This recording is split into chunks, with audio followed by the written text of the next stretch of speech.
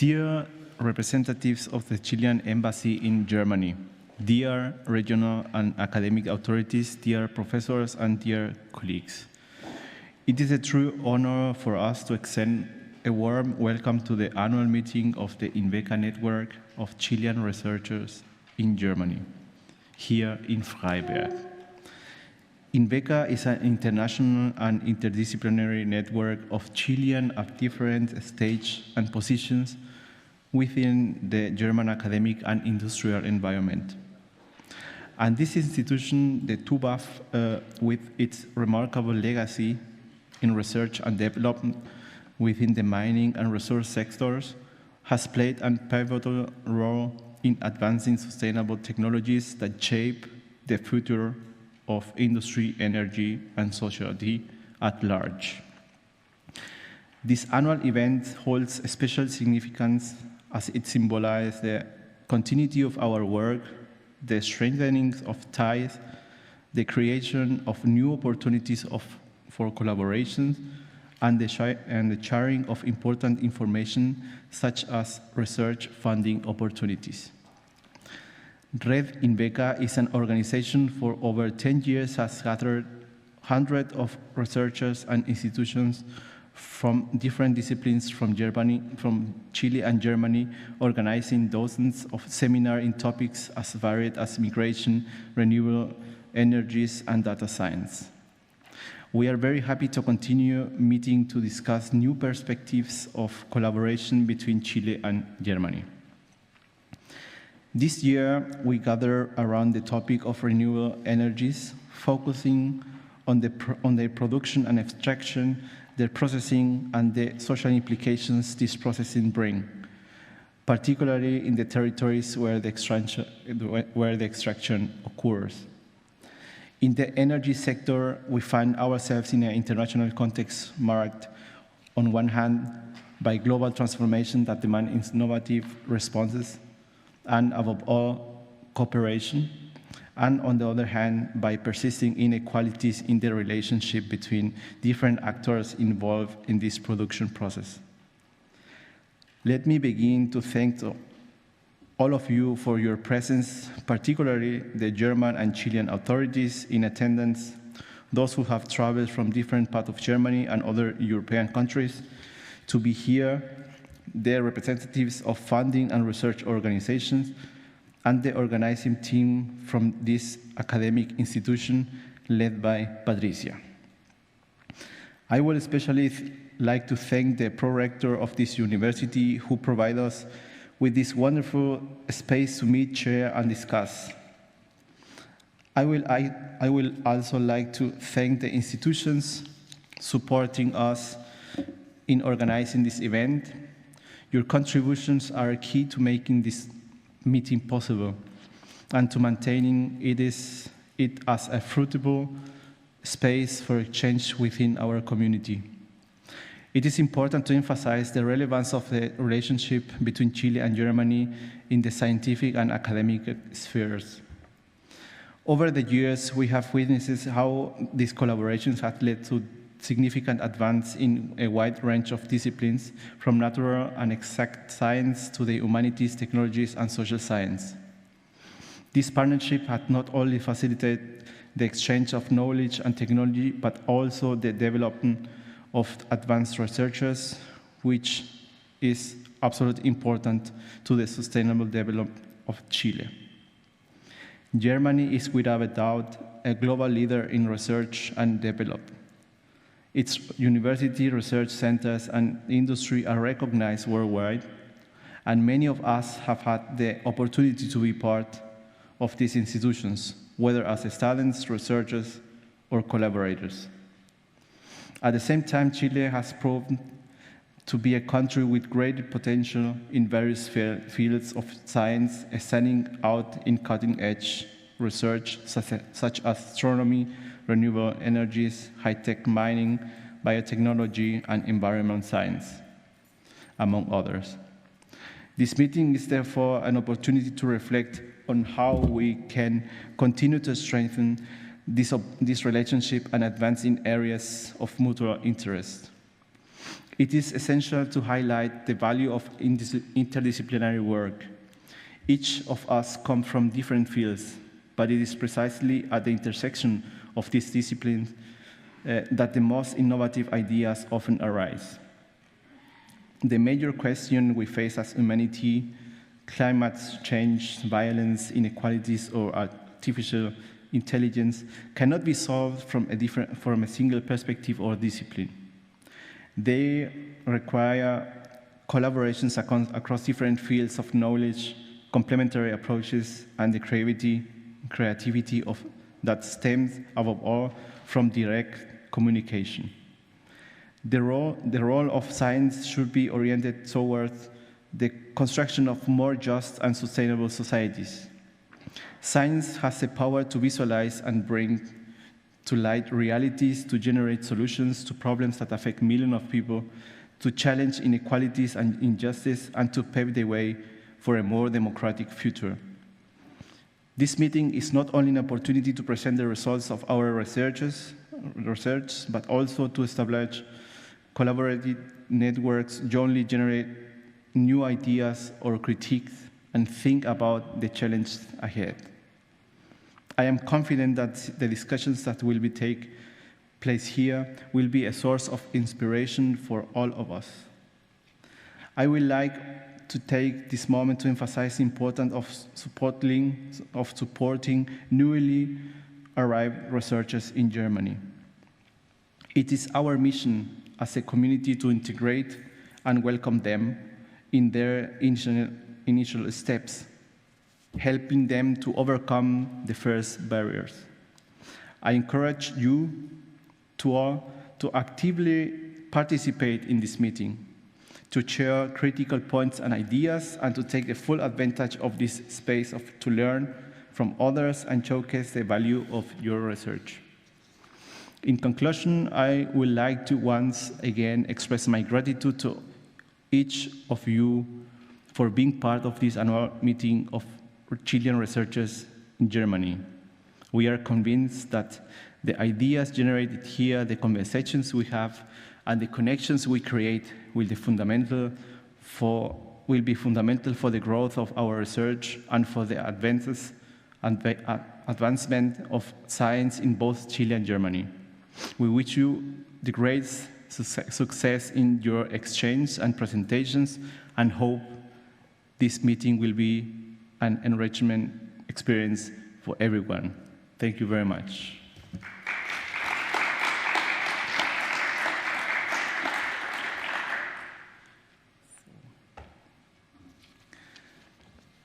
And I would like to invite to the podium our next guest.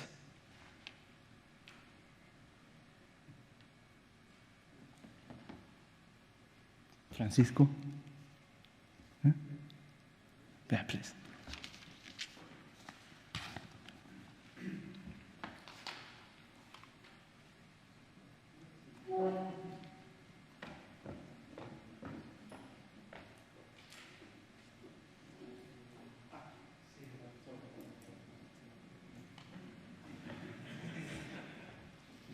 Sorry, it was a mistake. Please, the Prorector of the University.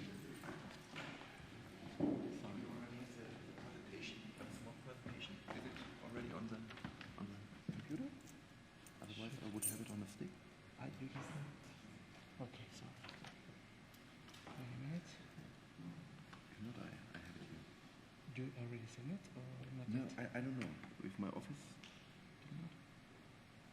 No, okay, then we take this one.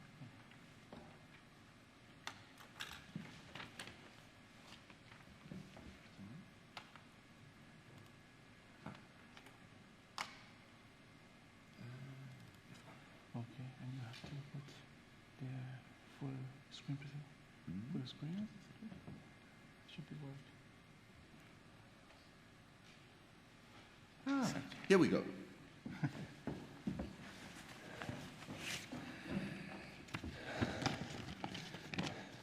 So, thanks to the kind and confusing introduction.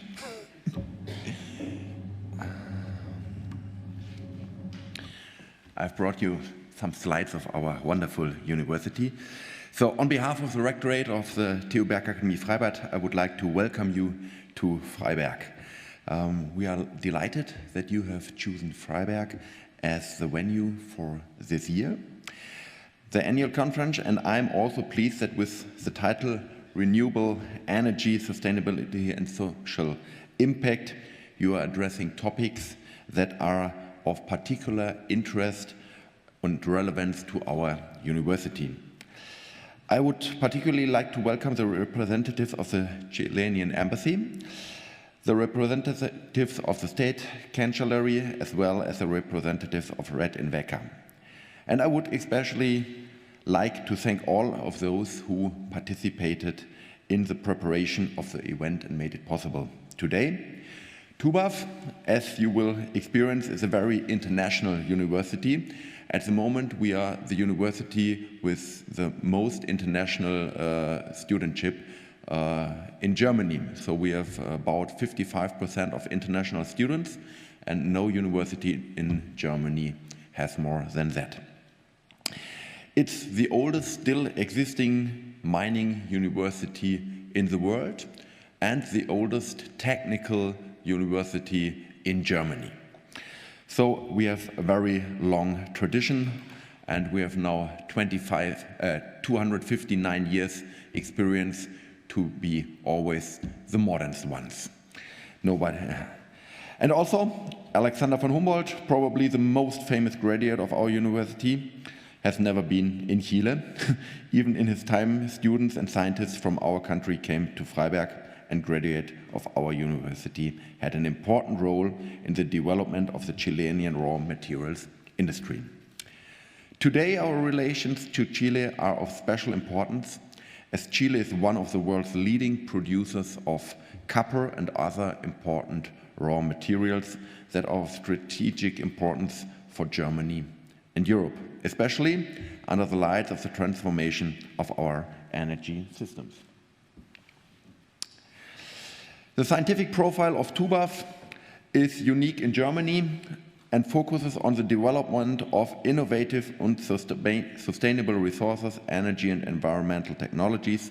Therefore, Chile is very much in our focus, and the TUBAF is the only university in Germany which takes focus to the complete chain of material, from exploration over mining, materializing materials, and after that to recycling and reuse. There's no other university in Germany who does the full chain of that.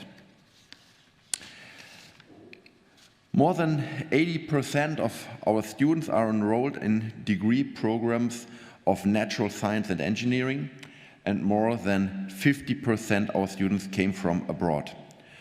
With just under 100 professors and about 1,000 people, academic staff, TUBAF is a rather small university, but a leader in its field and very successful, with around 67 million euros in third-party funding. This is in the range of the top 5 in Germany, if we count it per professor, and we are getting more third-party funding than we get money from our government, which is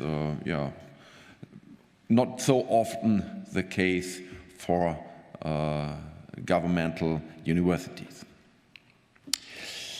Considering some of our main research topics in geoscience and geotechnics, we are intensively involved in the development of innovative methods of raw material exploration and extraction, as well as in research on mining remediation. In the field of resource technologies, material and energy efficiency, as well as the circular economy, are important drivers of innovation, and this is a continuously growing research field in Germany, as resources are getting rare every year. We are strong in the field of materials development and production, particularly in metallic and ceramic materials, but also semiconductors, and Freiberg is a very famous spot for semiconductors in the world.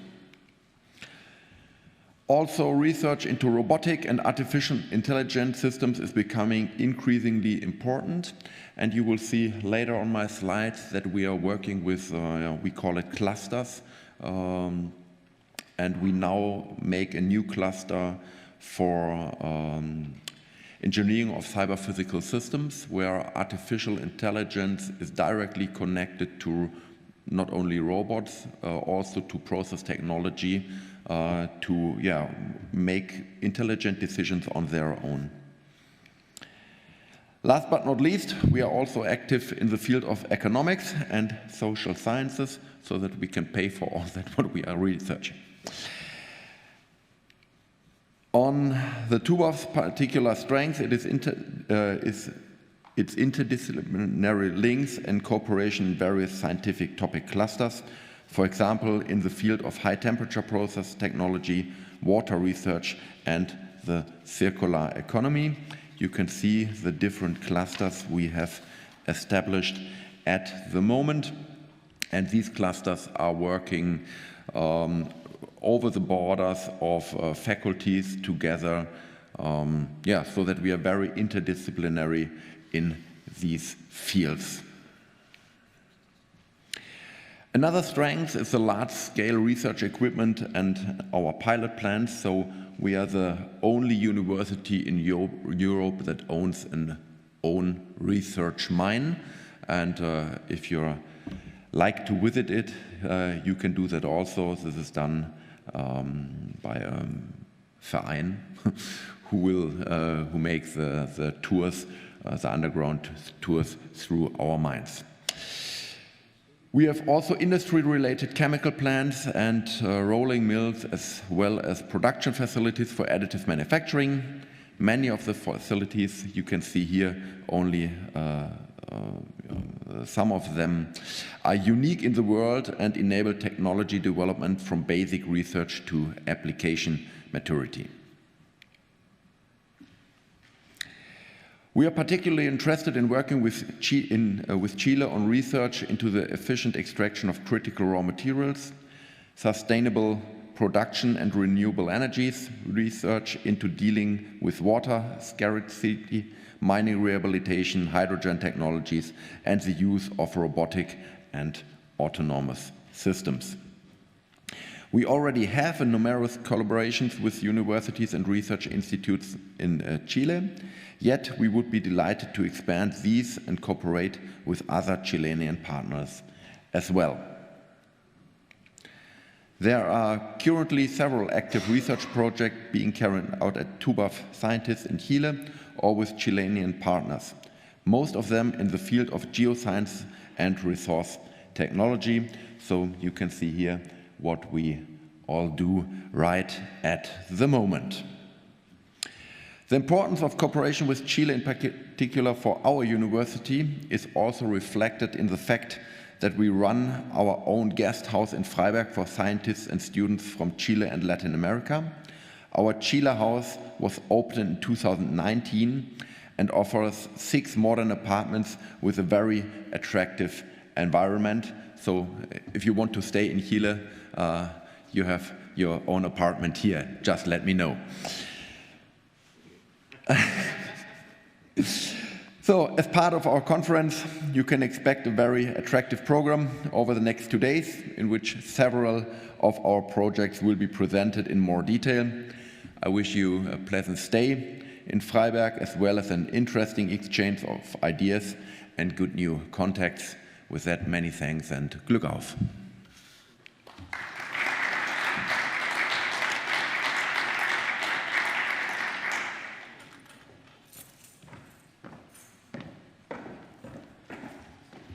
Thank you very much, Professor Dr. Tobias Freiberg. Thank you very much. Now I'm gonna invite our next guest, Mr. Francisco Ulloa, from the Deputy Head of the Embassy, and also from the political sector of this institution, to give him his inaugural greetings and to talk about the main axis of cooperation between Chile and Germany. Please.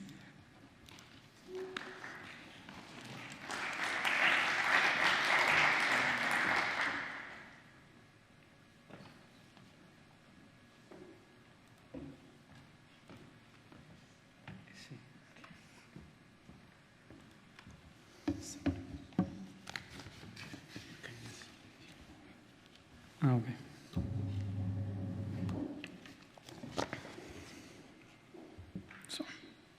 So good morning, everyone. My name is Francisco Ulloa. As it was mentioned, I am the Deputy Head of Mission of the Embassy of Chile here in Germany, representing today Ambassador Atria, who could not attend in this occasion because she's just coming back from the International Book Fair of Frankfurt, taking place these days, as you all know. I would like to thank firstly to Professor Wieback, Vice Chancellor of the Technical University of Freiberg, for hosting this annual meeting today in this place in Germany.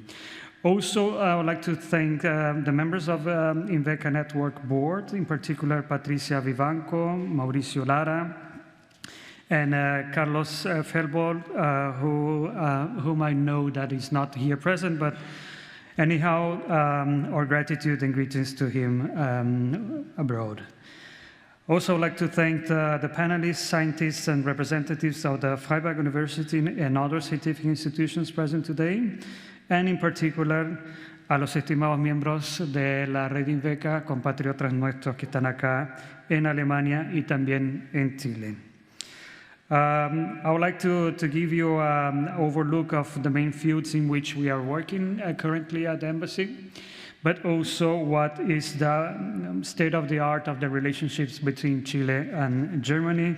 But of course, I would like to recognize also the extremely important commitment of Red INVECA and its members, because we do know that this all have been made in a voluntary basis with a very strong commitment of each of you.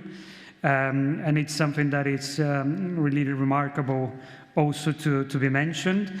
And also from our side to highlight the fact that we have been involved as an embassy with the very own creation of Red INVECA back in 2012. And since then, we have been supporting Red INVECA with serious actions, and even with funding when we got the possibility of having allocated funds for this purpose throughout these 12 years of existence of Red INVECA. So Red INVECA has been also for us really an important initiative, and throughout different governments that have passed, the continuation of our commitment is still there. So we are really also proud of what you have done so far and the continuation of these initiatives throughout the years. So now I'll start to give you an overview on what we do at the embassy. Of course, the work of the embassy is distributed in several areas, as you can see. Here is the structure of the embassy, where you can see different colleagues who are present today. The Second Secretary, Sebastian Estay, who will give you a presentation on energy partnership. Then we have the Industry and Technology Attaché, Mr. Francisco Orozco, also present with us today, and Astrid Lütke, who is the counterpart for all of you on the scientific and education topics. As you can see, we have a very broad range of different colleagues working at the embassy with extended, so to say, arms of the embassy with the consulates. We have 3 consulates in Germany, professional ones in Hamburg, Frankfurt, and München. But we also have honorary consulates in Bremen and in Cologne. So each of these colleagues, they're in charge of specific topics. In the case of, just to be mentioned here, ProChile, or Trade Attaché, he's also responsible for the offices of ProChile, located in Berlin, Hamburg, and Munich. In the case of our colleague in charge of investment matters, she's also covering from here the offices of investment promotion in Paris and Milan. And in the case of Francisco Orozco, he's based here in Berlin, but he's also dealing with those topics with other countries here in Europe. So I'm not going to go into every of these lines. Don't be panicked about this, but this is in a nutshell what we have been doing at the embassy. It's a lot of different topics, as you can see. I'm just going to highlight some of them. For instance, the case of the Climate Club. Climate Club is an initiative that was created by Federal Chancellor Olaf Scholz during the G7 presidency of Germany. When he visited Chile in January last year, he invited us, Chile, to take part in this initiative and moreover, to be leading the initiative together with Germany. So very long story short, nowadays Chile and Germany are the presidents of this initiative. It is started as a G7 initiative. Now we have 42 countries. And most of them now are coming from the emerging and developing countries. And the idea behind is that we have to be more ambitious towards the decarbonization of our countries, our economies, in order to fulfill in due time the Paris Agreement's goals. So we have 3 pillars for action in this purpose. I'm not going to get into every of those, but the idea is that we can, with these 3 pillars, make concrete actions. The idea is not to duplicate actions taken by the United Nations or other international fora. No, on the contrary, is to reinforce and to speed up what has already been agreed there in order to get the fulfillment of the Paris agreements. Because otherwise, as you know, the pace is too slow, and if we want to reach that goal, we have to be faster. So that's on one example. Then we have 3 other examples that most likely we'll discuss these topics during these 2 days of the conference, which are the energy partnership, the lithium partnership, and the raw material partnership. So this is kind of the trilogy that we have of cooperation on economic terms with Germany. And my colleagues will refer to the energy and lithium partnership. Raw material partnership was a partnership that was signed in 2010 when Angela Merkel visited Chile, and this was renewed back in 2023. It's a little bit similar to what we have with lithium, basically focusing on the whole work of promotion on sustainable mining, the reuse of mineral residues, new technologies also for efficiency in mining, etc. And for the other 2 cases, my colleagues will refer to that. Then we just signed a bilateral dialogue on Antarctic matters. I will refer a little bit on that later on. And something also that is quite particular, this was the co-presidency that Chile and Germany had in 2023 for the Group of Friends of Feminist Foreign Policy. As you know, this current government in Chile and the current government in Germany, they fulfill or they pursue to have a feminist foreign policy. And at the United Nations, you have informal groups that gather around a specific thematic that you have to push or you try to push at the UN agenda. And this group is called the Group of Friends of Feminist Foreign Policy. And as I said, Germany and Chile led this initiative, and now it's on the hands of Mexico and Spain. Then we have the Joint Commission on the Memorial and Documentation Center for the Colonia Dignidad. This was established in 2017. We're continuing working on that. We have been working in every year on this topic, which is a very complex topic, as I say. But we have some kind of new guidelines, which was the announce of expropriation of the premises of Colonia Dignidad that was mentioned by President Boric when he came here 2-3 months ago. And then we have several other different initiatives on defense. We have formal consultations with Germany. Only 3 countries in Latin America have permanent consultations: Brazil, Argentina, and Chile. And the last consultation round took place 2 months ago when we had our State Secretary for Defense visiting Berlin. Then we have a very important police cooperation with Germany in order to modernize our police forces, Carabineros de Chile.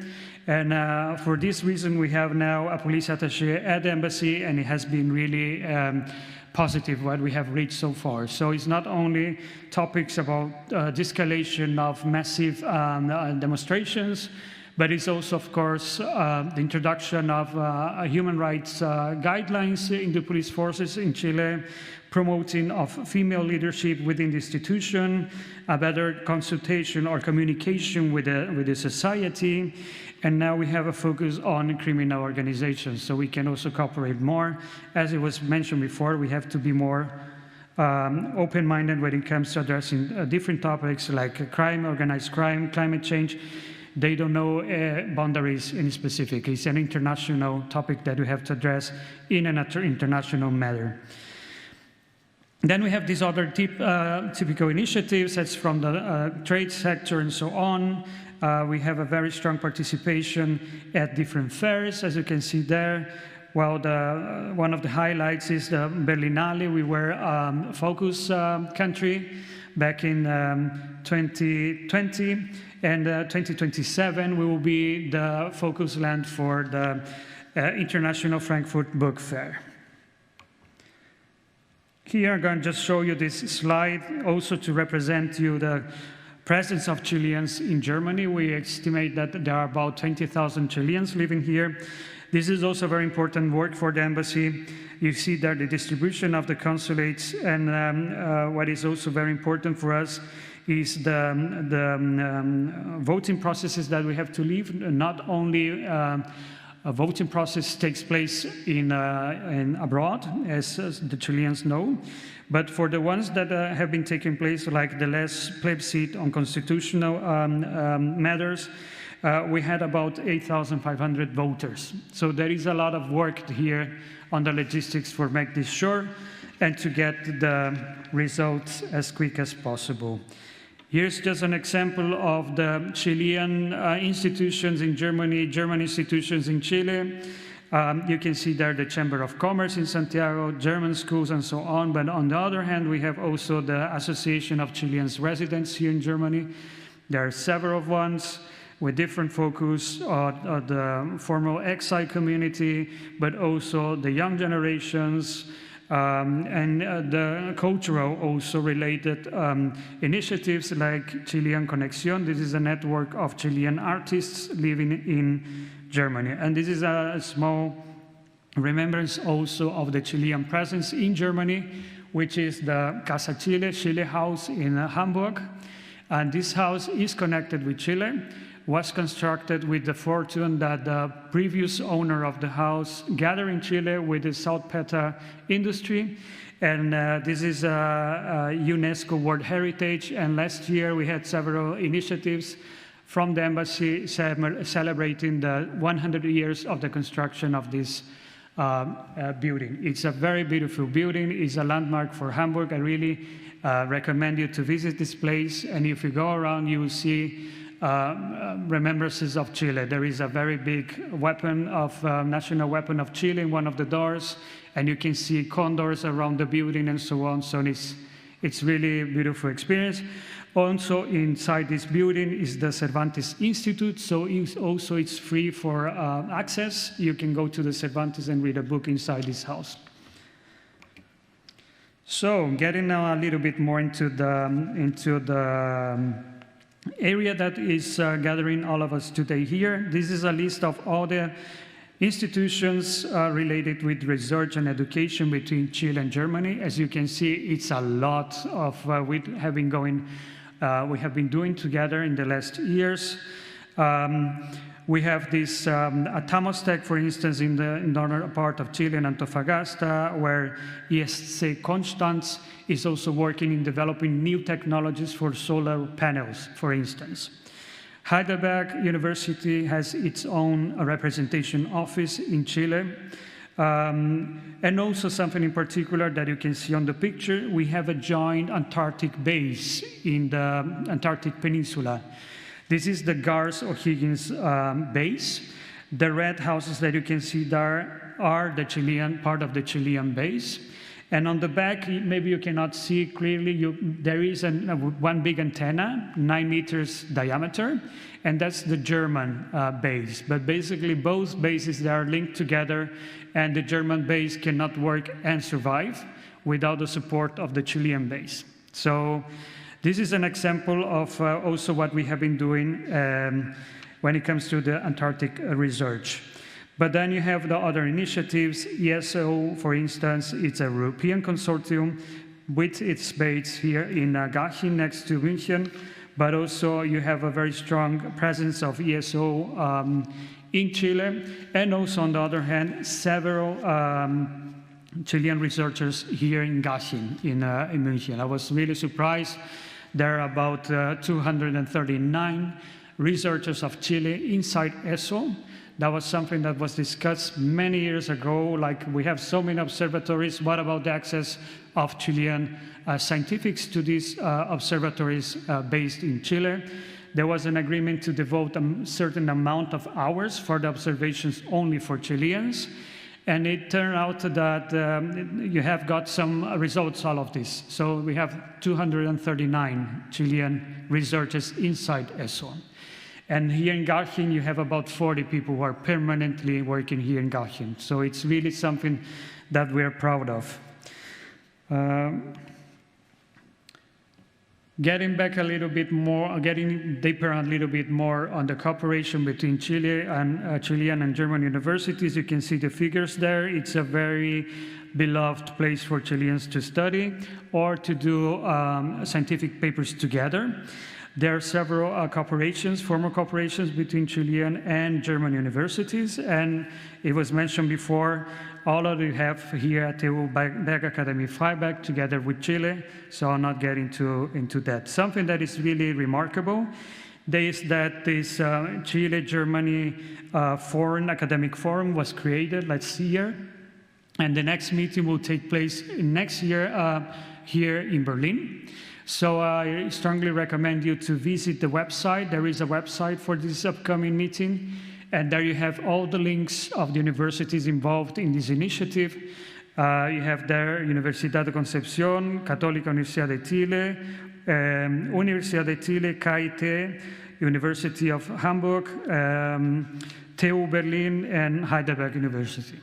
So if you need further information on that, I recommend you to visit the website. Here's just to be mentioned the different tools that we have currently in force for the promotion of, I would say, more innovation-related initiatives. There are some related with research as well and development. Partnering in business with Germany, it's ongoing. This is more like preparing Chilean companies to export, hopefully, innovative products and services to Germany, and Germany is funding this preparation, how to get into the German market and how to get partners in Germany. Then we have the program team. This is more focused, this was signed last year with the visit of Scholz in Santiago. And that team is focusing on small and medium-sized enterprises for the innovation development and innovation part of a given solution, so to say. The prerequisite is that what it has been to be presented should be above average, should not be something that is already existing on the market, and should provide a solution that is for a current problem in the societies in Germany and in Chile. So for the two elements, partnering in business with Germany and team, you have to have two counterparts, in Chile and in Germany, one each side. Then for Chile Global X, this is an accelerating program that is focusing on startups. Basically, there is one call per year through which if you get selected, you're gonna get mentoring from Munich. The program is based in Munich, in our office of ProChile there. And you have preferential access to the innovation missions from Chile that are funded by ProChile. And also taking part on that, you're gonna get to meet a lot of the German counterparts, but also take part in some very specific, specialized, and high-level events like Blitz and Bretzel, meeting in München, or the Web Summit in Lisbon. Yes, and then I'm not going to get there. You have the bilateral initiatives. You have seen there some bilateral programs of the University of Freiberg. For other universities, there are several other agreements. And EUREKA, which is an EU initiative. Last slide. I cannot conclude this, this presentation not mentioning the less high-level visit that we had of authority of Chile here in Germany, which was the visit, official visit of President Boric. That was in June this year. It was a full program in 2 cities, 3 days, basically in Berlin and in Munich. In Berlin, we had the classical schedule for meetings with the Federal President Steinmeier, with the Bundeskanzler Scholz, but also we had a meeting with large German companies, and also a meeting with representatives of the Chilean community. And we visited the Helmholtz Center in Berlin, where we signed an MOU between this center and Corfo for the development of solutions when it comes to batteries of lithium, renewable energies, hydrogen, and sustainable aviation fuels. We also signed a letter of intent for Antarctic cooperation. So this cooperation that I mentioned before now is going to be more and more further developed, and also for especially or both investigation institutions, INACH from the side of Chile, and Alfred Wegener Institute from the German side. Then we have signed the lithium partnership that my colleague will explain later on. And there was also a very specific memorandum of understanding between CERNAC-Min and BGR on the studies of geological sciences, economies, and water. So water is something that I would like to work further in the future together with the German government. Nonetheless, it has to be mentioned that on the lithium partnership and the CERNAC-Min BGR agreement, water is also included. So for the research on lithium resources and minerals, water is considered there. And finally, there was also visits to the headquarters of ESO in Munich. We also had a meeting with the Minister President from Bayern, Markus Söder, which was very, very fruitful. And we had the Innovation Summit, which was a very remarkable event. Basically, we gather startup innovative companies from Chile and from Germany. And some of the companies from Chile, they have been previously supported by ProChile Global X and by TIM program. So you can see also that from the tools, you have the outcomes. And to be honest, it was a very interesting event in which you could see from both sides, German and Chilean side, how young companies are really providing solutions to global challenges. So that's from my side. A very small remark on the status of the relationship between both governments is that it's really now in a very high level. And this is also because of the international situation, as you know, after the war of aggression of Russia against Ukraine that we have condemned in the strongest terms. There has been also a shift on the view of Europeans, and in particular of the German government, in looking for new partners. And they have discovered something that we always have told the Europeans, that we share values.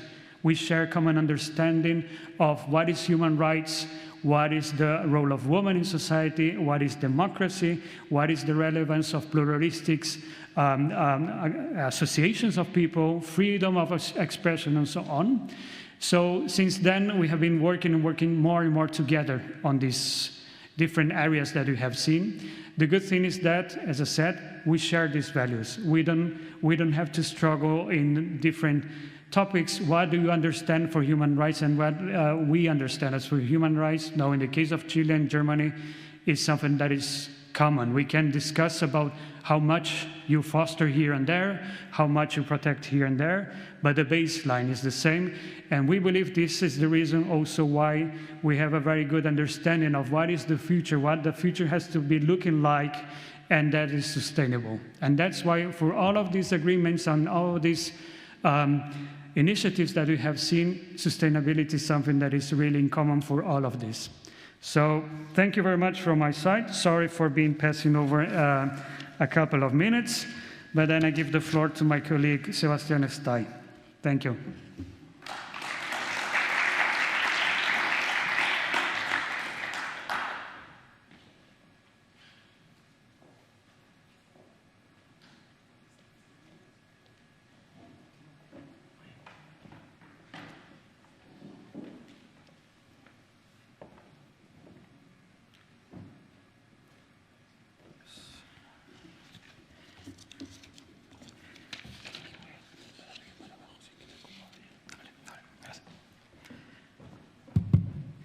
Okay, so thank you very much for the invitation. I'm very honored to be here. My name, as my colleague already said, is Sebastian XII. I'm the second secretary of the Embassy of Chile, and I've been taking care of the energy cooperation agenda for almost 5 years at the moment.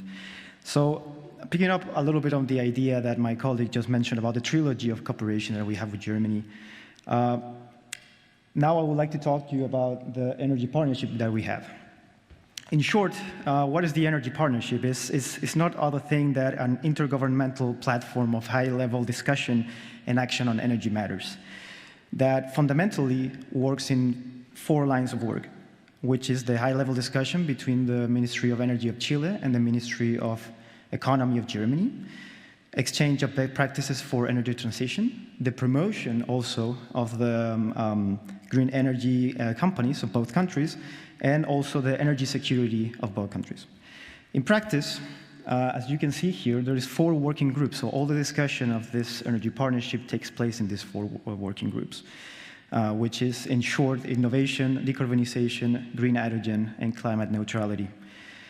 That's the partnership in a broad sense. Now, to understand a little bit better and why it's so important for us politically speaking, I would like to go to the history of the partnership, which, to be honest, is not something new. The energy partnership it's a concerted effort between Chile and Germany to try to rationalize all the already existing cooperation agreements that were already in place and try to put them in a single fixed framework of cooperation.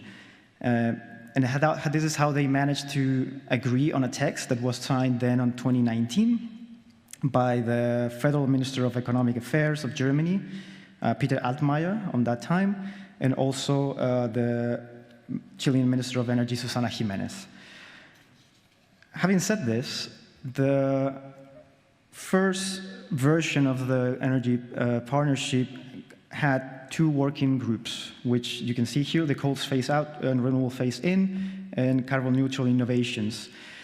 These 2 groups were expanded to 3 groups in 2021, with the visit of the Minister of Energy of Chile, Juan Carlos Llobet. This new agreement was signed, and I have to stress out in this moment that for us, politically speaking, was a perfect moment to sign this kind of agreement, precisely on green hydrogen.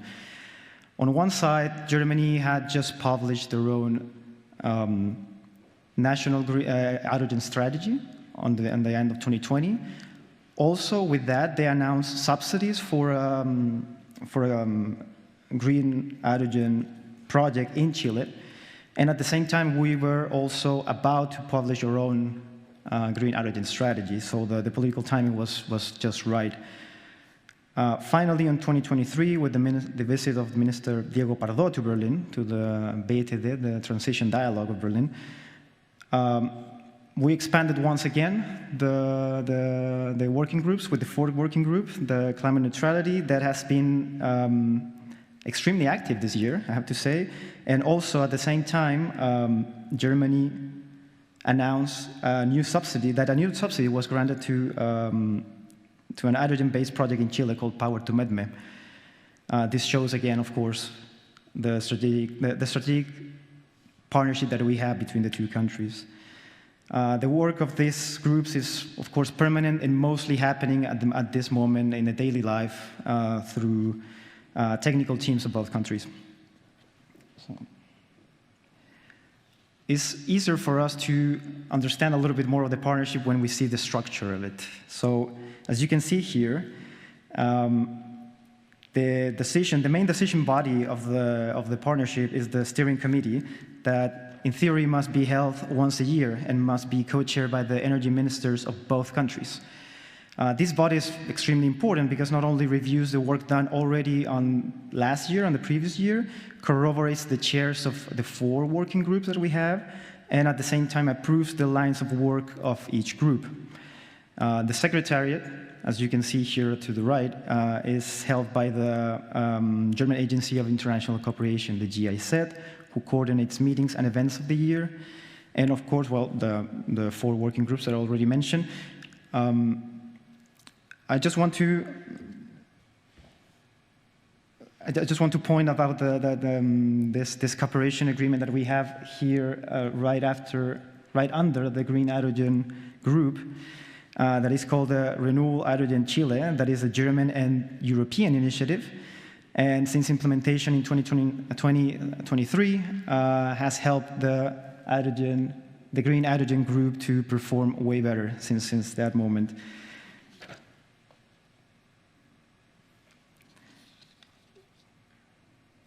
Okay, so these are other initiatives that the Energy Partnership has, and what I want to show with this slide is basically like the amount of, like the range of cooperation that we can reach with the Energy Partnership on one side, and also the flexibility of this instrument. I cannot highlight more, stress out more than the success of this initiative, especially, is the flexibility to it.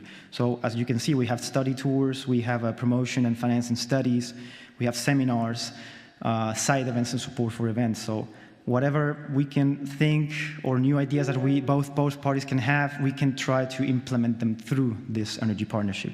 So it's not very restrictive in that sense. As broad and as flexible as the Energy Partnership is, I just also need to highlight that it's just one of the several other cooperation initiatives that we have with Germany. I will not go into details on all of this, but understand that most of them revolve around generating ideal conditions for the emergence of a hydrogen market in Chile. For example, you already hear me say that there's 2 projects that receive subsidies from Germany, and you can see them here. So through the funding guidelines in December of 2020, the project Haruoni, very, very well known in Patagonia in Chile, received some subsidies from the INVECA, from the Ministry of Economic Affairs and Climate Protection of Germany, and also more recently, also mentioned the Power to Medme, who receives also a subsidy in 2023.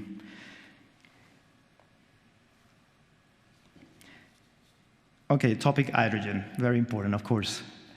I want to just show the main goals and the milestones that we have in terms of green hydrogen, in a way to demonstrate or to show you how the Energy Partnership has helped us to achieve these goals or to try to reach these goals. On one side, for example, we can see in this map that on 2025 we aspire to have 5 gigawatts of electrolysis capacity already operating or in development in Chile. Also in 2030, of course, 6 more years, we're expecting to have the cheapest, the most competitive price of green hydrogen in the world, and at the same time, 25 gigawatts of electrolysis capacity. Extremely ambitious goals. Just to compare it, for example, with the German case, on 2030, Germany is aspiring to have 10 gigawatts of electrolysis capacity in place. So we are more than doubling that.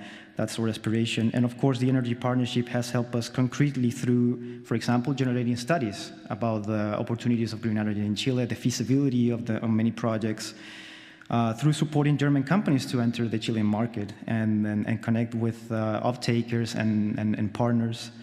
Through the study tours that I also mentioned, Chilean companies coming to Chile to find some partners and of course to financing and helping us to bring technical experts to Germany to participate in different events. And finally, of course, if you want to discuss more about the energy cooperation of Germany, I'm open to do it in the coffee break. But just to finish this presentation, to make it as short as possible, I would like to just highlight a few initiatives that we as embassy have cooperated with the Energy Partnership. The first and most traditional one, I have to say, is the BTD, the Berlin Energy Transition Dialogue. We have organized, along with the Energy Partnership, the GIZ, side events, for example. They have helped us to bring experts to the event more than one occasion. The second one that we can see here is the Chile's Green Hydrogen Day, already traditional for us, has been held already four times, and we are about to have the 5th event on this year in Berlin. And finally, we have received their support on participation on the Nuremberg Green Hydrogen Day. The Hydrogen Dialogue of Nuremberg, I'm sorry, which we have participated twice. And through the GIZ and the study tours, they have supported us with speakers for those events and, of course, dissemination of our own events. So, as I said, if you have any further questions, please feel free to approach us during the coffee break. We're happy to answer them all and try to engage in discussion. But for now, I'll leave you with my colleague, Francisco Orozco, who will explain more about the lithium cooperation that we have with Germany. Thank you very much.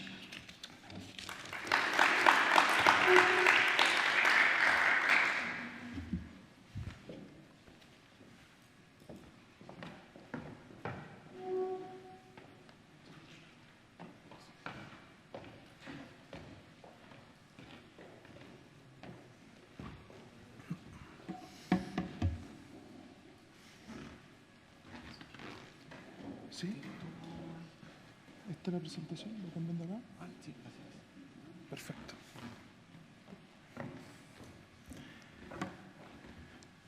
Okay. Good afternoon. My name is Francisco Orozco. I'm an industry and technology attaché. That means I'm working in cooperation with the Ministry of Economy in Chile and the German counterparts to enhance the cooperation between both countries and also other countries in Europe, especially in technology and in capacities and knowledge to enhance and promote new industries like green hydrogen, lithium batteries, and manufacturing. And today I'm gonna explain a little bit more about what we are doing in lithium here in cooperation with Germany, and also what we are doing in Chile. And then I'm going to explain briefly the industrial policy that the government is doing in this moment and how that is implementing in the country, and with some examples, especially in the lithium area. So, we have during the last year, we released the Lithium National Strategy, which is which define the different guidelines that we will do during the following years to create this industry and increase the production during the following years. And the context of how this strategy born is, first of all, Chile is one of the largest, we have one of the largest lithium reserves in the world. We are the second producer in the global market after Australia. We have two current companies that have been operating in the last 20 or 30 years in Chile. And also, we used to have a positive forecast about the production in the following years and how that is going to increase, especially with the demand of electromobility and all the energy transition that we're having. So the strategy itself has 7 objectives. The first of all is the sustainable lithium production. The strategy defines the importance to increase the production in the current salads like San Pedro, like the Manicunga and the other ones that we will do in a more sustainable way, trying to get and bring new technology that help us to manage better the water and also maintain or try to minimize the impact of the ecosystem in the north of the country. The second one is the social and environmental sustainability. We want to, the government and the state itself is working to renew the different regulation and update the environmental aspects when we produce lithium, and try to bring that to the different aspects that we are doing, that we have to mandatory during this time.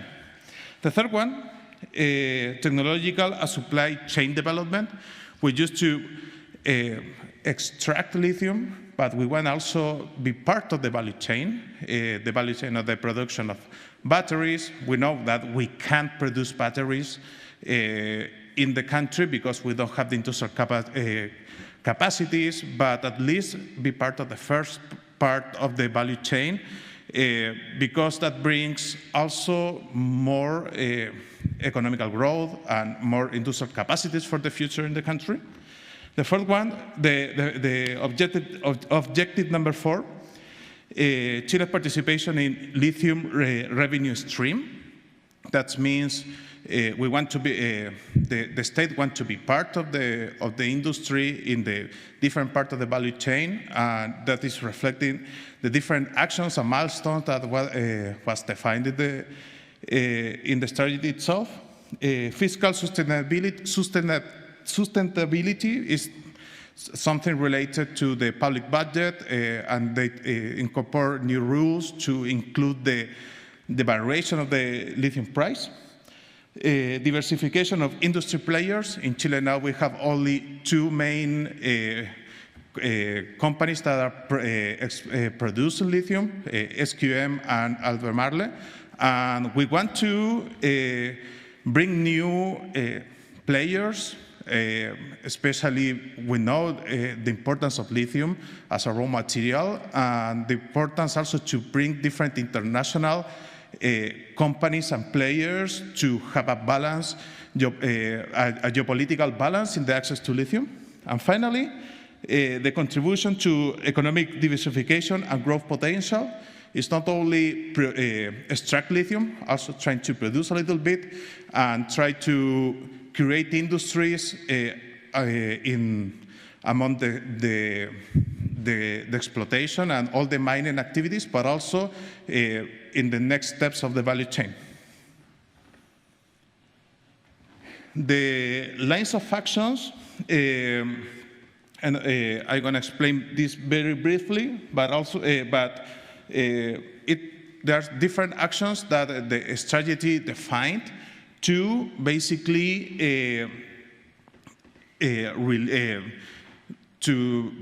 implement this strategy and shape and increase the industry during the years. The first one is the Lithium Strategic Committee.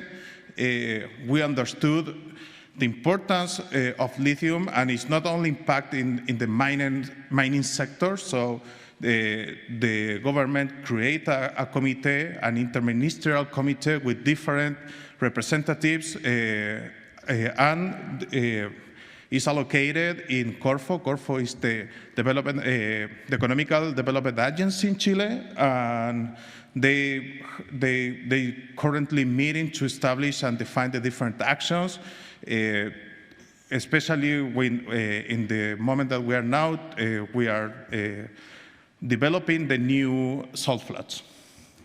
The stakeholder engagement, the strategy starts with trying to listen in all the actors of the industry, not only the companies. So there has been different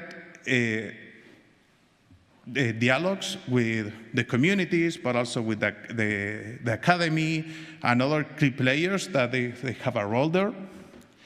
The creation of the National Lithium Company, was defined in the strategy like that, but the current political situation makes that the government is changing the strategy, and now it's like they're trying to allocate this National Lithium Company and all these activities in Corfo, which is the mining national company, basically. Protected salt flats. We have in Chile 45 salt flats, and currently there are only 2 or 3 in operation, and we're in the process to produce, to explode more of these salt flats, but at least the 30% of them is going to be protected and it's not be allowed to explode and produce lithium there. Institutional modernization, renew the institutions because the lithium industry is very old in Chile, it has 40 years, and it needs a new institutions and new rules to develop the industry itself. The Public Technology Research Institute is a public institute created and led by the Ministry of Science, and it's going to research different topics among the lithium industry, from the mining area, the production area, but also the impact, the economical impact, the social impact, the environmental impact, and it's going to be different topics to working on. Atacama Salt Flats Public-Private Partnership. Atacama Salt Flats is the most important salt flat in Chile, and now in this moment is explored by 2 companies, XII and Albemarle, that I said, and both they have contracts until 2030 and 2043, each one, and the government is negotiating with them to extend the contracts or find a solution to maintain the knowledge and all the capacities that they have in producing lithium, but also that the government want to be part of the operation of this salt flat. And finally, analysis of untapped salt flats. As I say, there are more than 40 salt flats in Chile, and in this moment, the government is reviewing the different proposals to explode different other salt flats that they have the potential to produce lithium. They defined 6 and a first stage, and as I understood, it's going to be more during the following month. In this context, during the visit of the Chilean president, we signed one joint declaration and a memorandum of understanding to enhance the cooperation between Chile and Germany in the lithium industry. The first one is between BMWK, the Ministry of Economy in Germany, and Corfo. It's called Lithium Research, Development, and Innovation Partnership. And basically, we are exchange best practice and mutual cooperation in the whole value chain of lithium, from extraction, processing and recycling, but also in potential industrial applications. Also, the groundwater monitoring is an important aspect that we want to explore in this partnership. We had just 2 or 3 meetings, and we have more in the future. So the implementation is just undergoing. And the second one is between CERN and the Federal Institute of Geoscience and Natural Resources. And this one is mainly about technical cooperation in geoscience between both institutions. This cooperation started more than 10 years ago, so it's just continue doing, exchanging different knowledge and practice in these topics.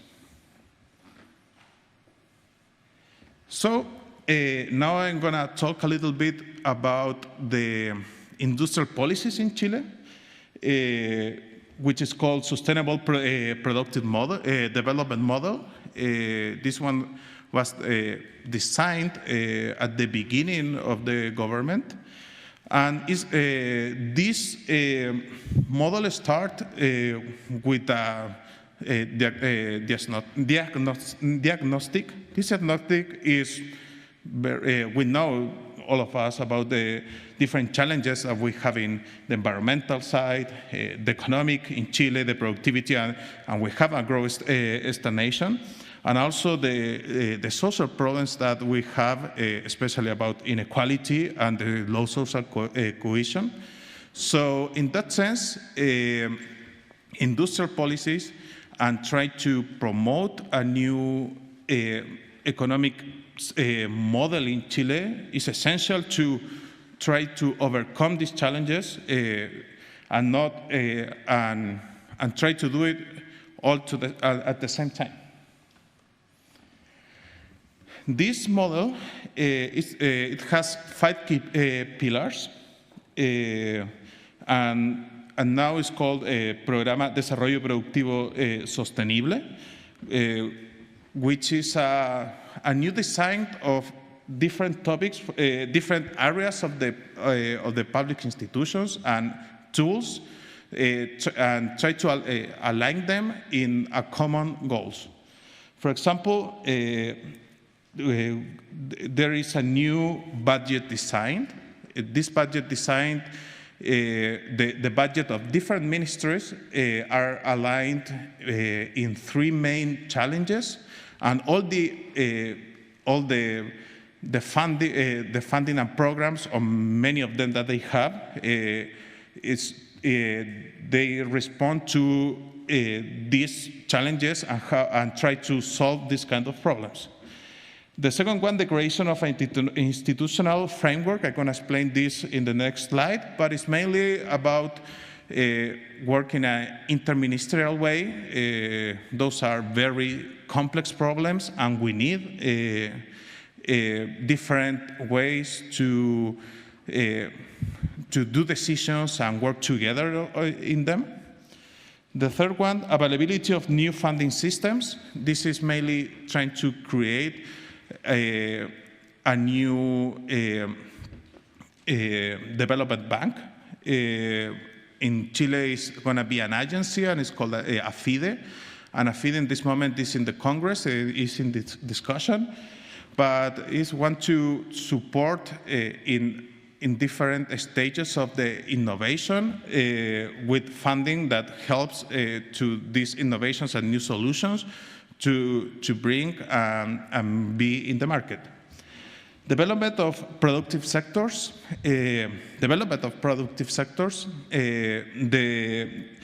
The Sustainable Productive Development Model defines 3 main sectors: green hydrogen, lithium, and manufacturing as the key industries for the future, and try to increase the productivity in the country, and increase the private spending in research and development by 1%. We have a very lot investment in research and development in the private sector, and with different tools, the state is trying to incentivize them to invest more in that.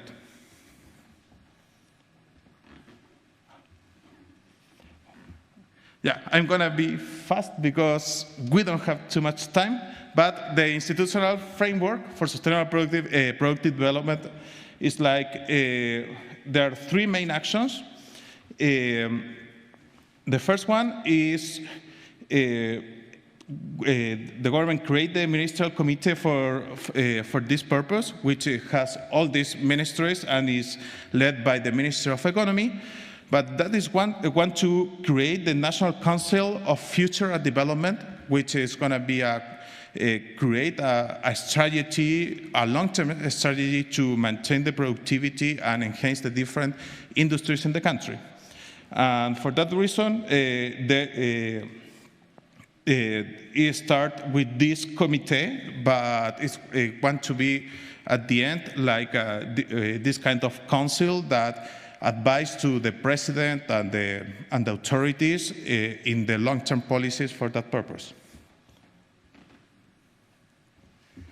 The new budget program, as I said, it was a redesign about that, and it's redesigned in basically three main challenges: further decarbonization, climate crisis resilience, and sophistication and diversification of country economies.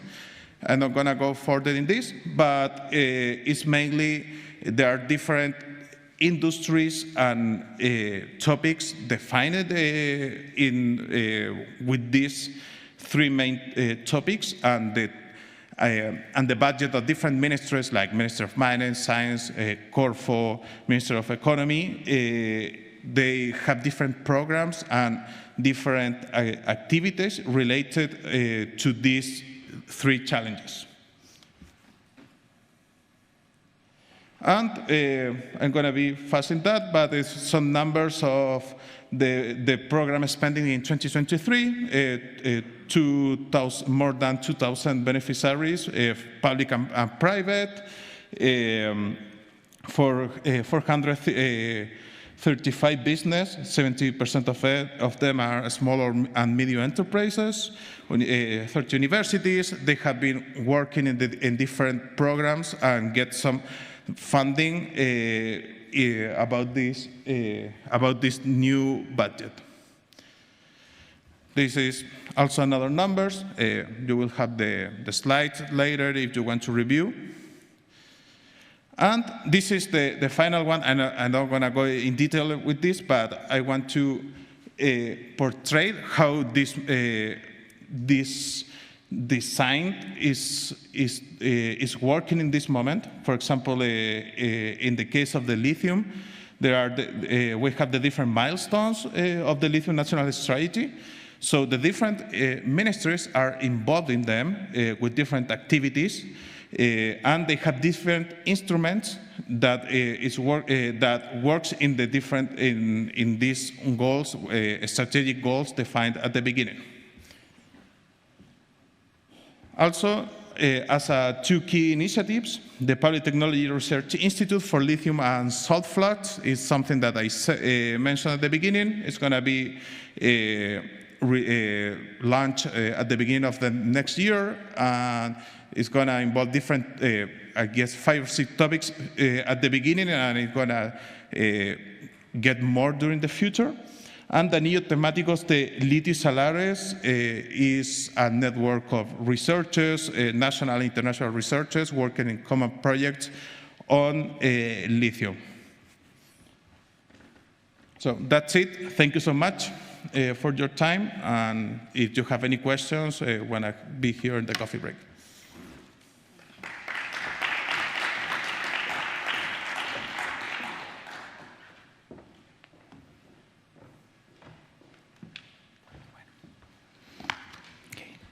Yeah. Thank you for your contributions. I'm Jose Brito. I'm here as a member of the research board of Red INVECA. Well, first of all, I want to thank especially to our guests from the Chilean embassy and for your contributions. I have to say that this has been a special occasion. Usually we have your visit, but this time we had this special possibility of having also your contributions about what's happening at the state level and also at the international relations level, which is for us very interesting, of course, in the framework of potential collaborations here at Freiberg, but not only. So thank you once more for your contributions. We have to apologize because there is a small difference in the program you've seen on the sides. We have one last contribution before going to the coffee break, which is from the Heidelberg Center for Ibero-American Studies. So we are trying to coordinate because this is going to be an online contribution. So please abide with me 1 minute.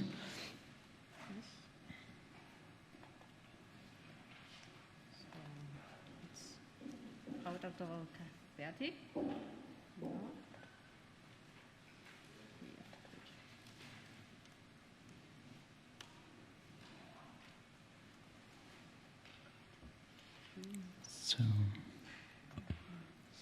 So maybe she can hear us too. So maybe you don't see her.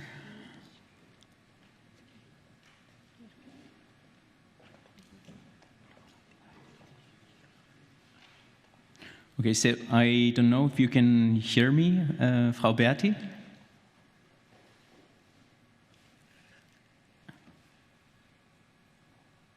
Can you hear us? Yes. Maybe now? Can you hear us? Okay. So maybe, I think we need her. Hear me? Yes, now we can hear you. Just allow me to introduce you quickly. Frau Berti, she's been involved for over 10 years in Heidelberg with this Center for Ibero-American Studies. We've been in contact for a while. We're very happy to have a contribution from the XII once more from Heidelberg. Of course, we'll be more glad to have you in presence maybe next year. But for now, we are very happy to welcome you here with an online contribution. Due to the program, just also for you to know, we have about 10 minutes for your presentation. Maybe we have time for a few questions at the end before we here in person, we move to the coffee break. But well, thank you once more for being with us. Right. Thank you very much for the kind words of introduction. I'm very glad to be there with you. I'm not so sure if you can hear me fine. I hear an echo of myself. I think. Okay. So yeah, thank you very much for your words of introduction, for the invitation to your annual conference, which took place in Heidelberg last year, I think, and I think I was in the audience that time. I also greet you very warmly from my dear colleague Ines Fernandez, the academic director of the Heidelberg Center in Santiago de Chile. And it is now my pleasure to give you an insight to Heidelberg University and its academic activities on, with, and in Ibero-America. Am I entitled to skip the slides? Can I move the slides? Oh yes, wonderful, thank you. So, as you know, Heidelberg University is located in the southwest of the country, in the state of Baden-Württemberg, and it's Germany's oldest university, founded in 1386.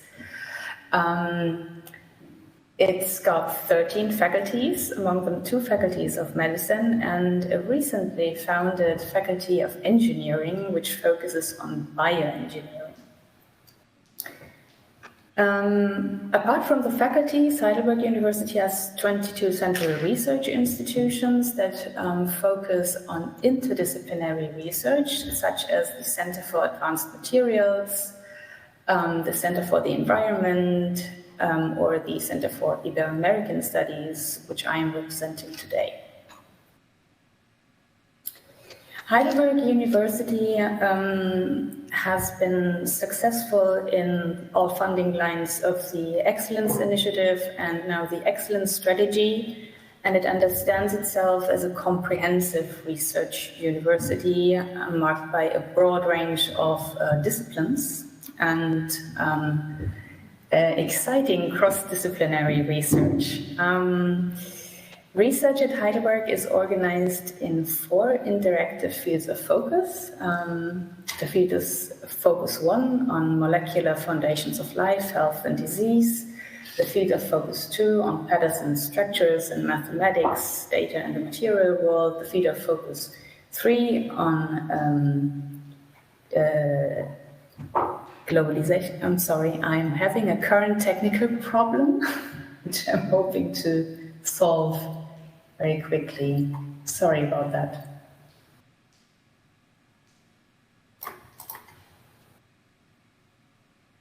Exactly, globalized dynamics in cultural dynamics in globalized worlds, and the field of Focus 4 that brings together the social sciences, the behavioral sciences, and law.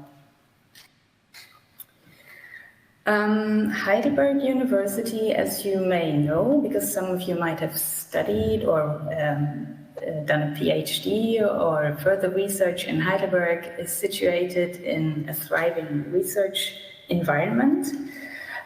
It is interconnected with many extra-university research institutions, such as the Max Planck Institute. There are 4 of them located in Heidelberg, among them the Max Planck Institute for Nuclear Physics and International Law, or the European Molecular Biology Laboratory, or the DKFZ, the German Cancer Research Center. Transfer of knowledge is promoted by our transfer agency, High Innovation, that in the dimensions of knowledge transfer, communication, consulting, and application is organizing startup schools, innovation labs, and initiates industry on campus projects. Heidelberg University is research-oriented. I've listed here a few of our research performance indicators, and we do have a strong focus on early career researchers, which is why we're particularly excited that we have and are hosting 39 ERC starting grants in total, and 27 NUNITA junior research groups funded by the TFG. Heidelberg University is also a highly international institution. It's got a very broad research alumni network, as you can see, and we try to stay connected to our research alumni, and you find in this presentation a link to our alumni organization. Heidelberg University is continuously expanding its network. It's got approximately 800 Erasmus agreements with European universities, 180 exchange programs with non-European universities, and 27 university-wide partnerships with foreign universities. And apart from that, there's of course a huge number of international cooperation agreements on all levels. And then Heidelberg University has 4 foreign branch offices. There's the Heidelberg Center South Asia, located in New Delhi, which was established in 2009. The Heidelberg office East Asia, located in Kyoto, in Japan, established in 2015. The Heidelberg office North America in New York, which was established in 2008. And the Heidelberg Center Latin America in Santiago de Chile, which was already established in 2002. And all these 4 foreign branch offices have their related institutes in Heidelberg, namely the South Asia Institute, the Center for East Asian Studies, the Heidelberg Center for American Studies, and the Heidelberg Center for Ibero-American Studies. And I will now zoom in a bit on the university's commitment to research and teaching with and in Ibero-America. So the Heidelberg Center Latin America, the HCLA, was founded as early as 2002 as the first postgraduate center for German university in Latin America. It is located in Santiago de Chile, and it's been funded by the DAAD, the German Academic Exchange Service, as a center of excellence in research and teaching since 2009. And the center has a clear mission to promote early career research. The Heidelberg Center for Ibero-American Studies was founded as a central research institution in 2019.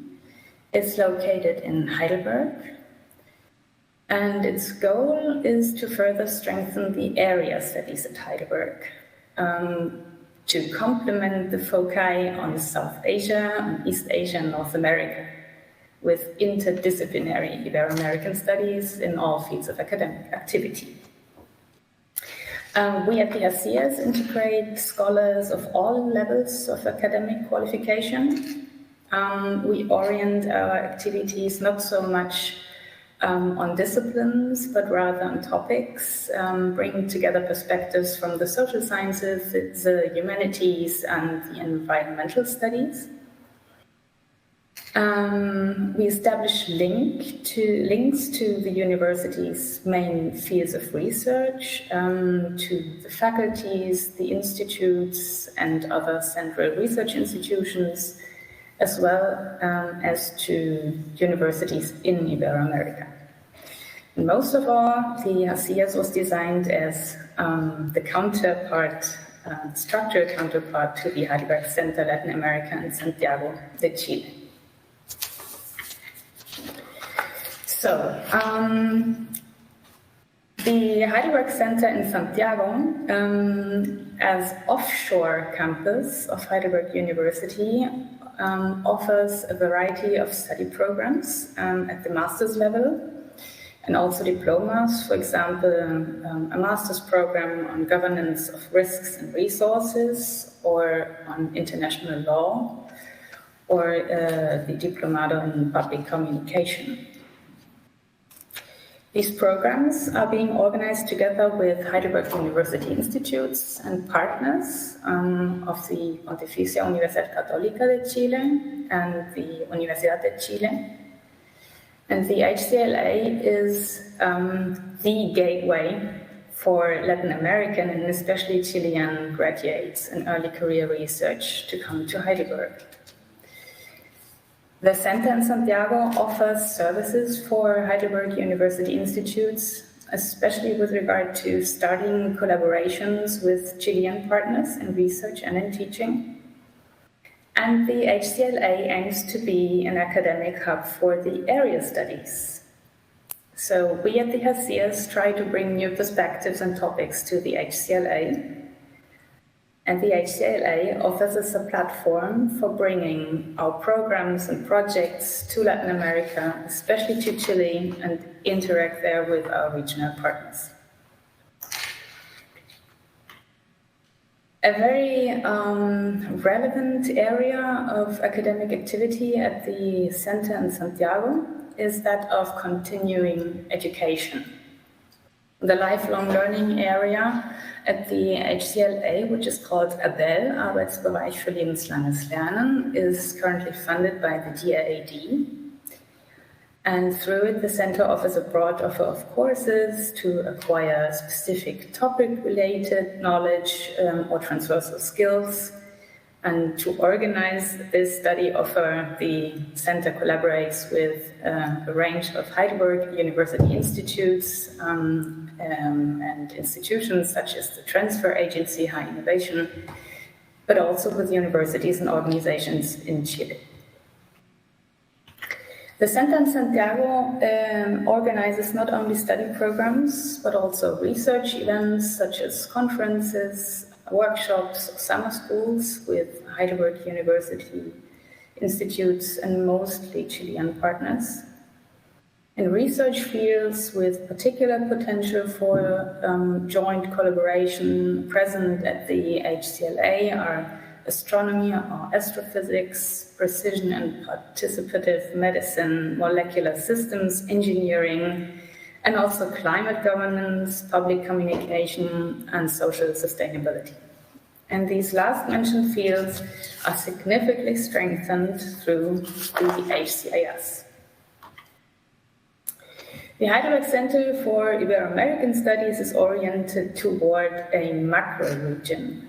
We place Latin America and the Iberian Peninsula at the core of our research and teaching, but we integrate perspectives on and from areas that are closely linked to this core for historical, cultural, political, or socioeconomic reasons, such as Europe, the US, the Caribbean, but also Asia.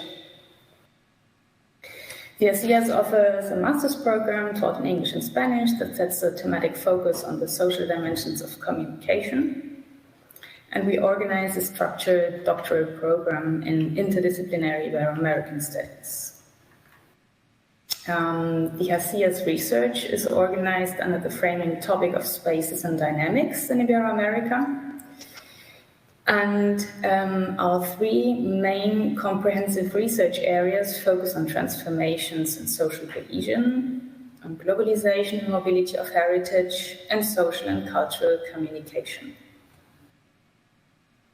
Our research lines are being developed on inequalities in the food system, or in sustainability, transition and discourse, on hate speech and disinformation, but also on cross-border mobility in the Americas and the sociology of language.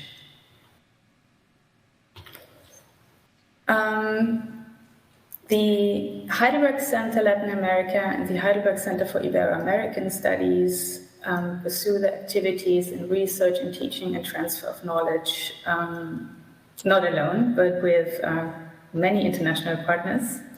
Some of them you can see on the slide, and together with them we design and carry out our research projects, our study programs, and a great variety of academic events. And our joint work is oriented toward creating sustainable networks for research, for teaching, for transfer of knowledge on, with, and in Ibero-America. Finally, I would like to give you some examples for the collaboration between the HCIS, the HCLA, and partners in Chile.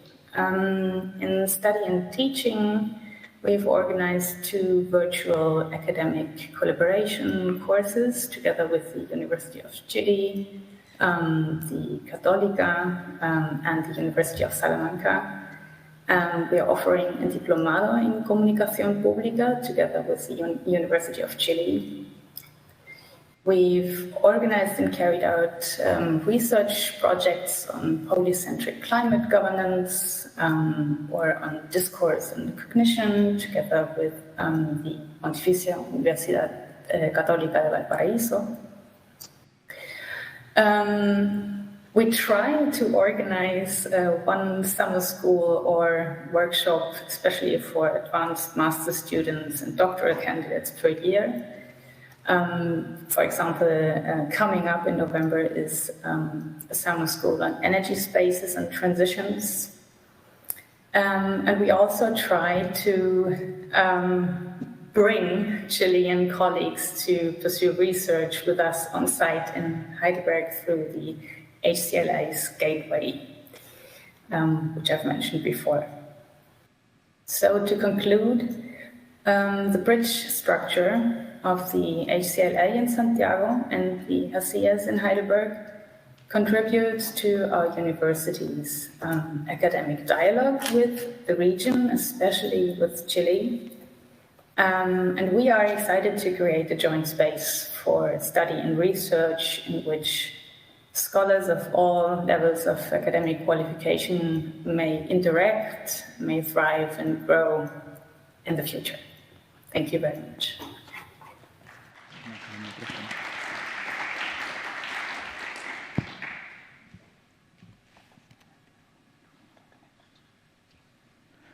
Okay, so I hope you can still hear me.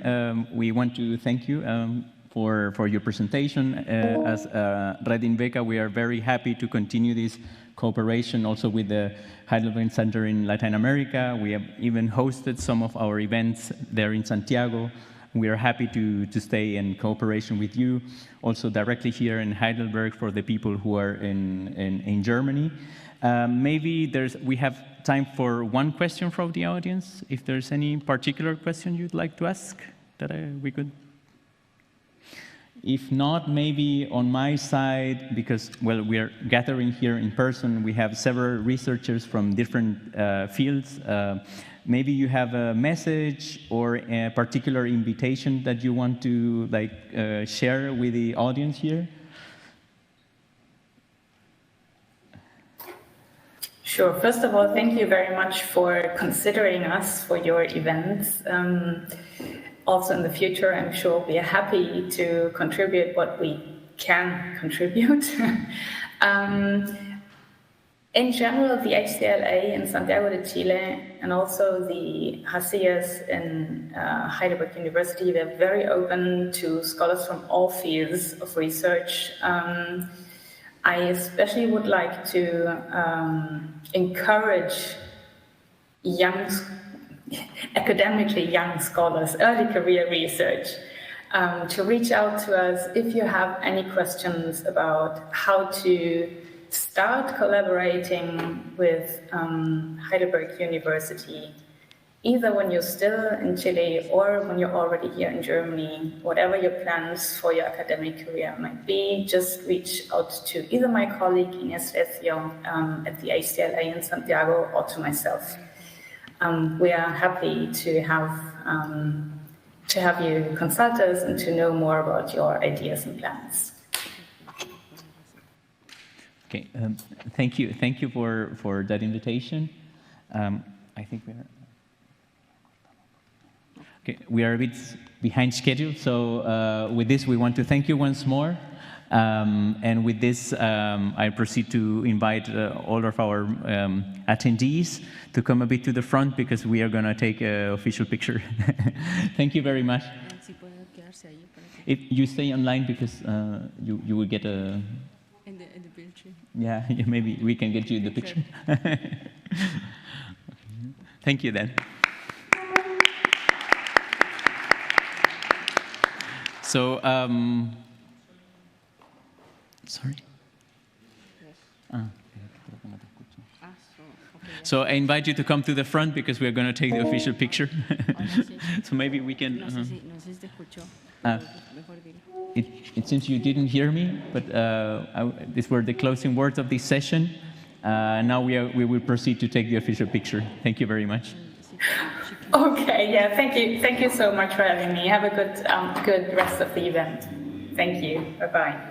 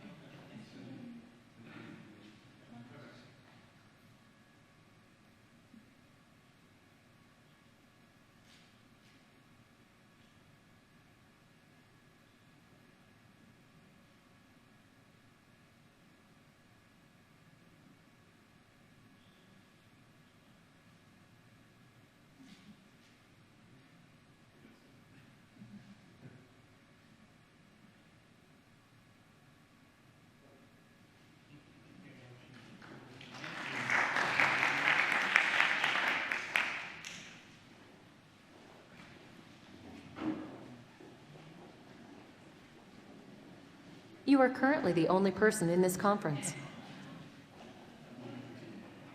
We have about 25 minutes for the coffee break.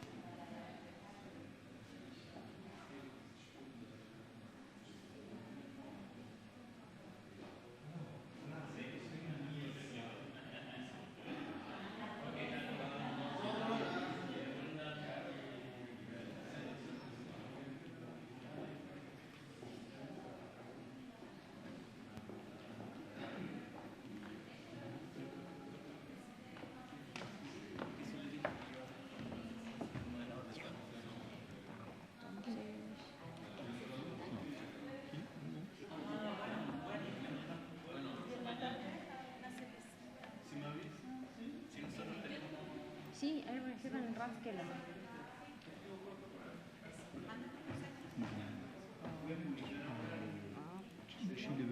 Chile-Workshop, das ist zwar groß, aber ich zeige nicht alles.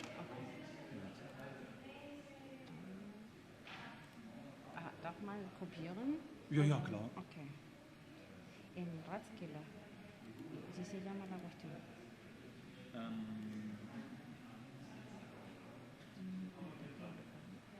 ¿Tienes tu acceso al correo ahí? Sí, sí. Entonces te mando las dos presentaciones. ¿Las tienes? No te preocupes, yo las descargo porque tengo el mail abierto. Okay. Así que me las descargo y me las abro. Wollen wir es mal öffnen, dass wir sehen, dass es auch geht? Ja. Sicher zu sein. Sicher ist sicher. Sicher ist sicher. Ja. Typisch deutsch, ja.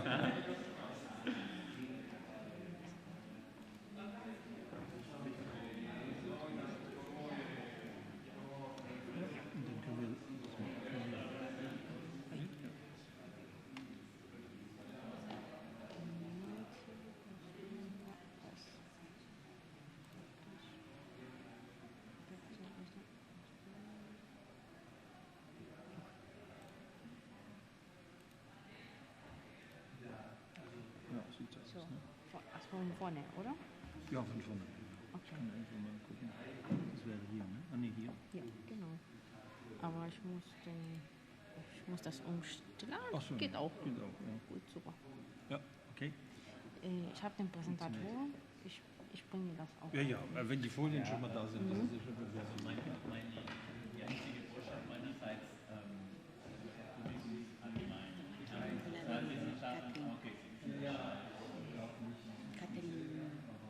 Que viene ahora de Astra. Porque aquí ya era la primera.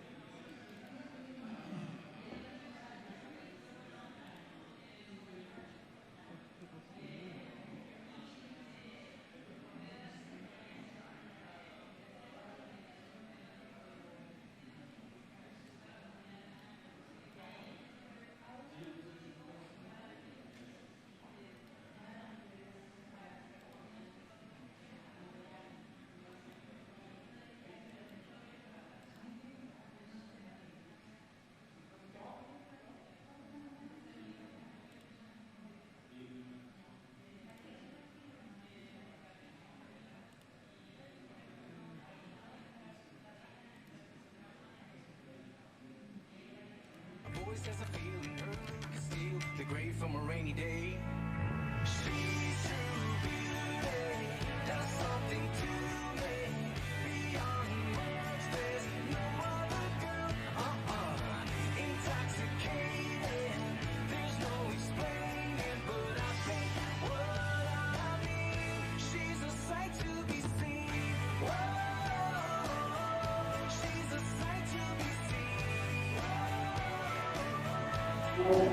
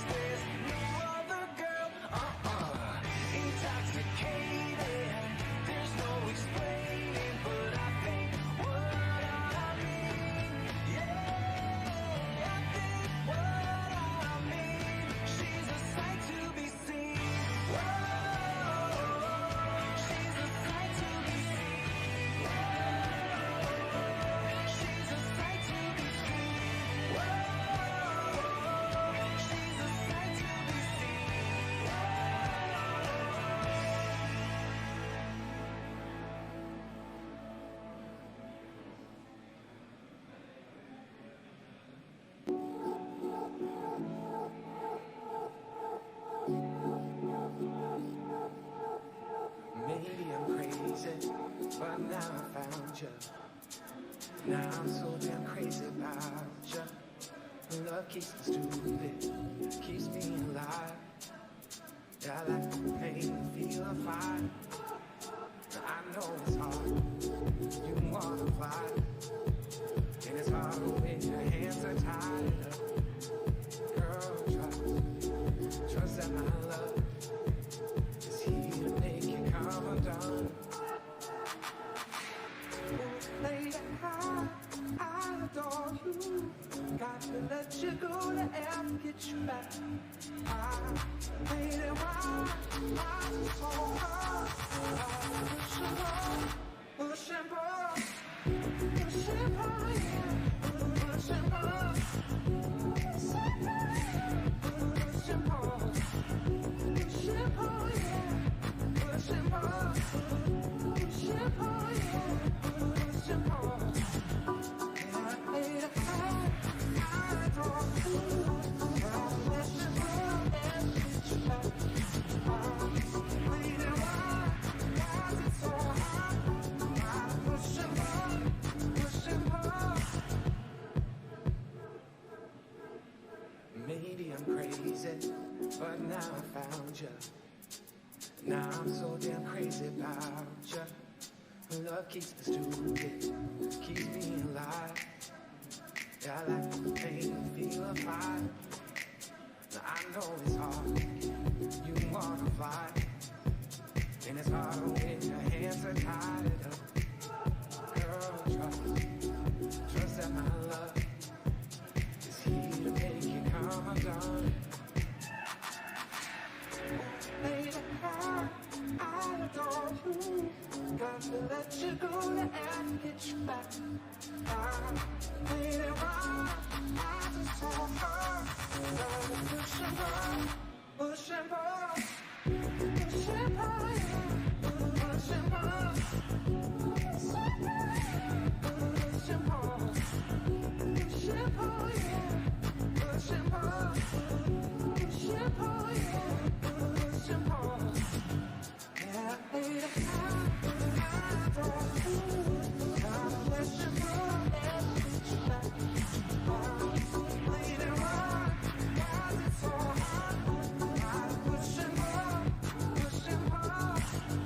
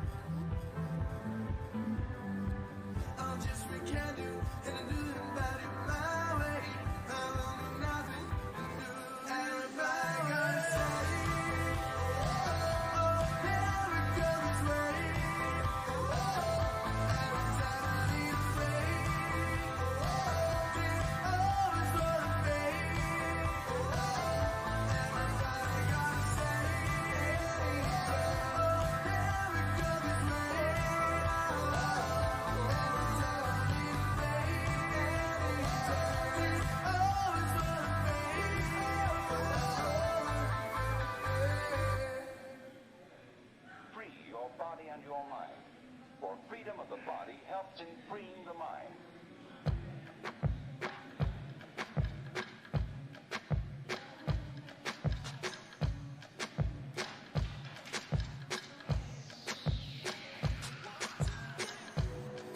Let me get that for you. I'll take it from here. Leave your bad thoughts behind. They got no business here. Release all your worries, girl. Dismiss all your fears. Just be present with me, please. Just be here right here. Get out of your head and into your body. Your body.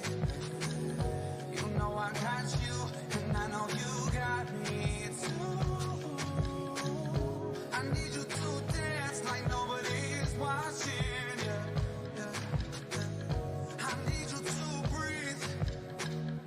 I need you to breathe, breathe, breathe, breathe. It's as easy as 1, 2, 3. Breathe, breathe, breathe, breathe. It's as easy as 1, 2, 3. Breathe, breathe, breathe, breathe, breathe. Not as easy as it could be. Breathe, breathe, breathe. It's as easy as 1, 2, 3. I need you to focus, all eyes on you.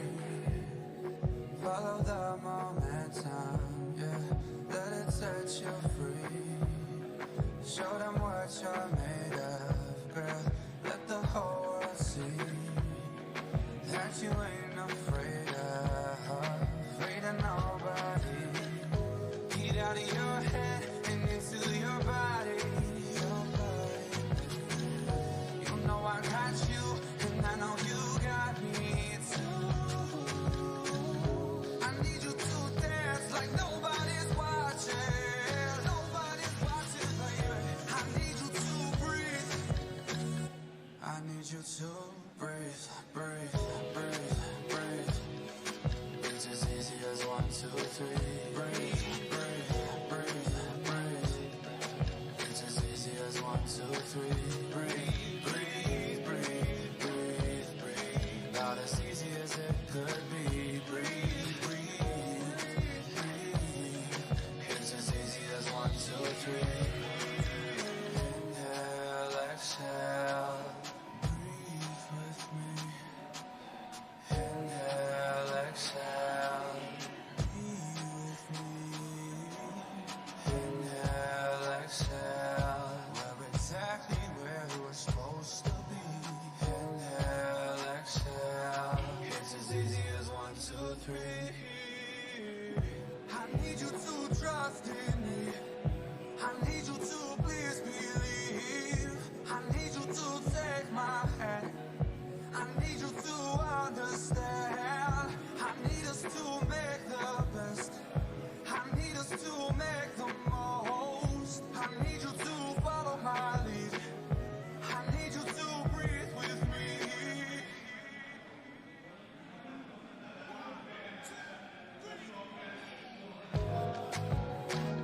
I need you right now. I need you right now.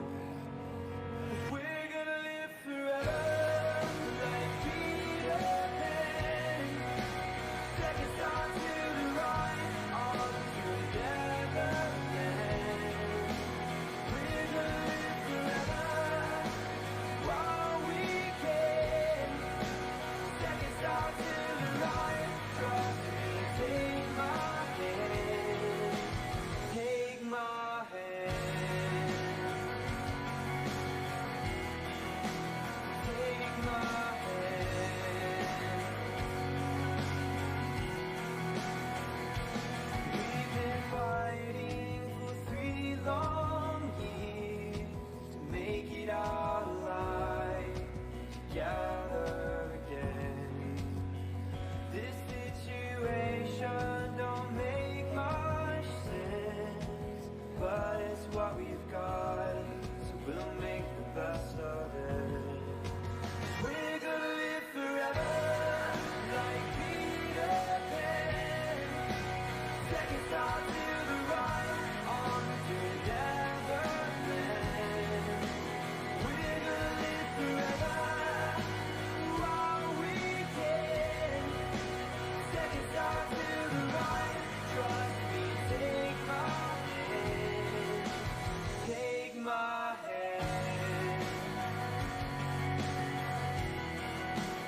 Take my hand.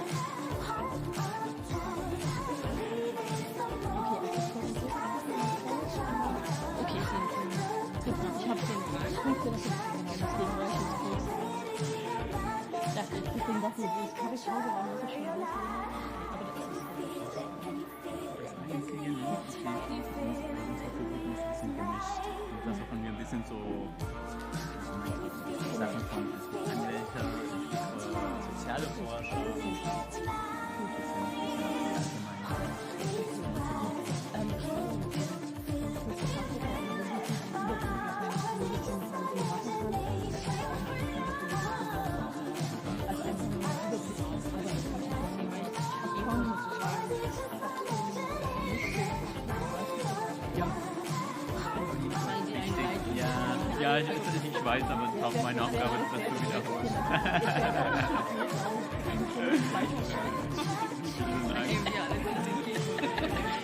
Okay, so welcome to our afternoon session. So I'd ask all our guests to join us at the beginning of this session.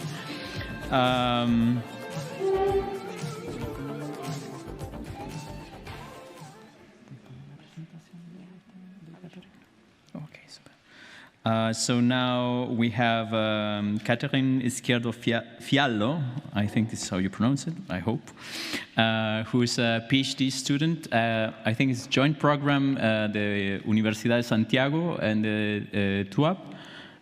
So we are happy to have a member contribution in our session. And with this, I welcome Catherine.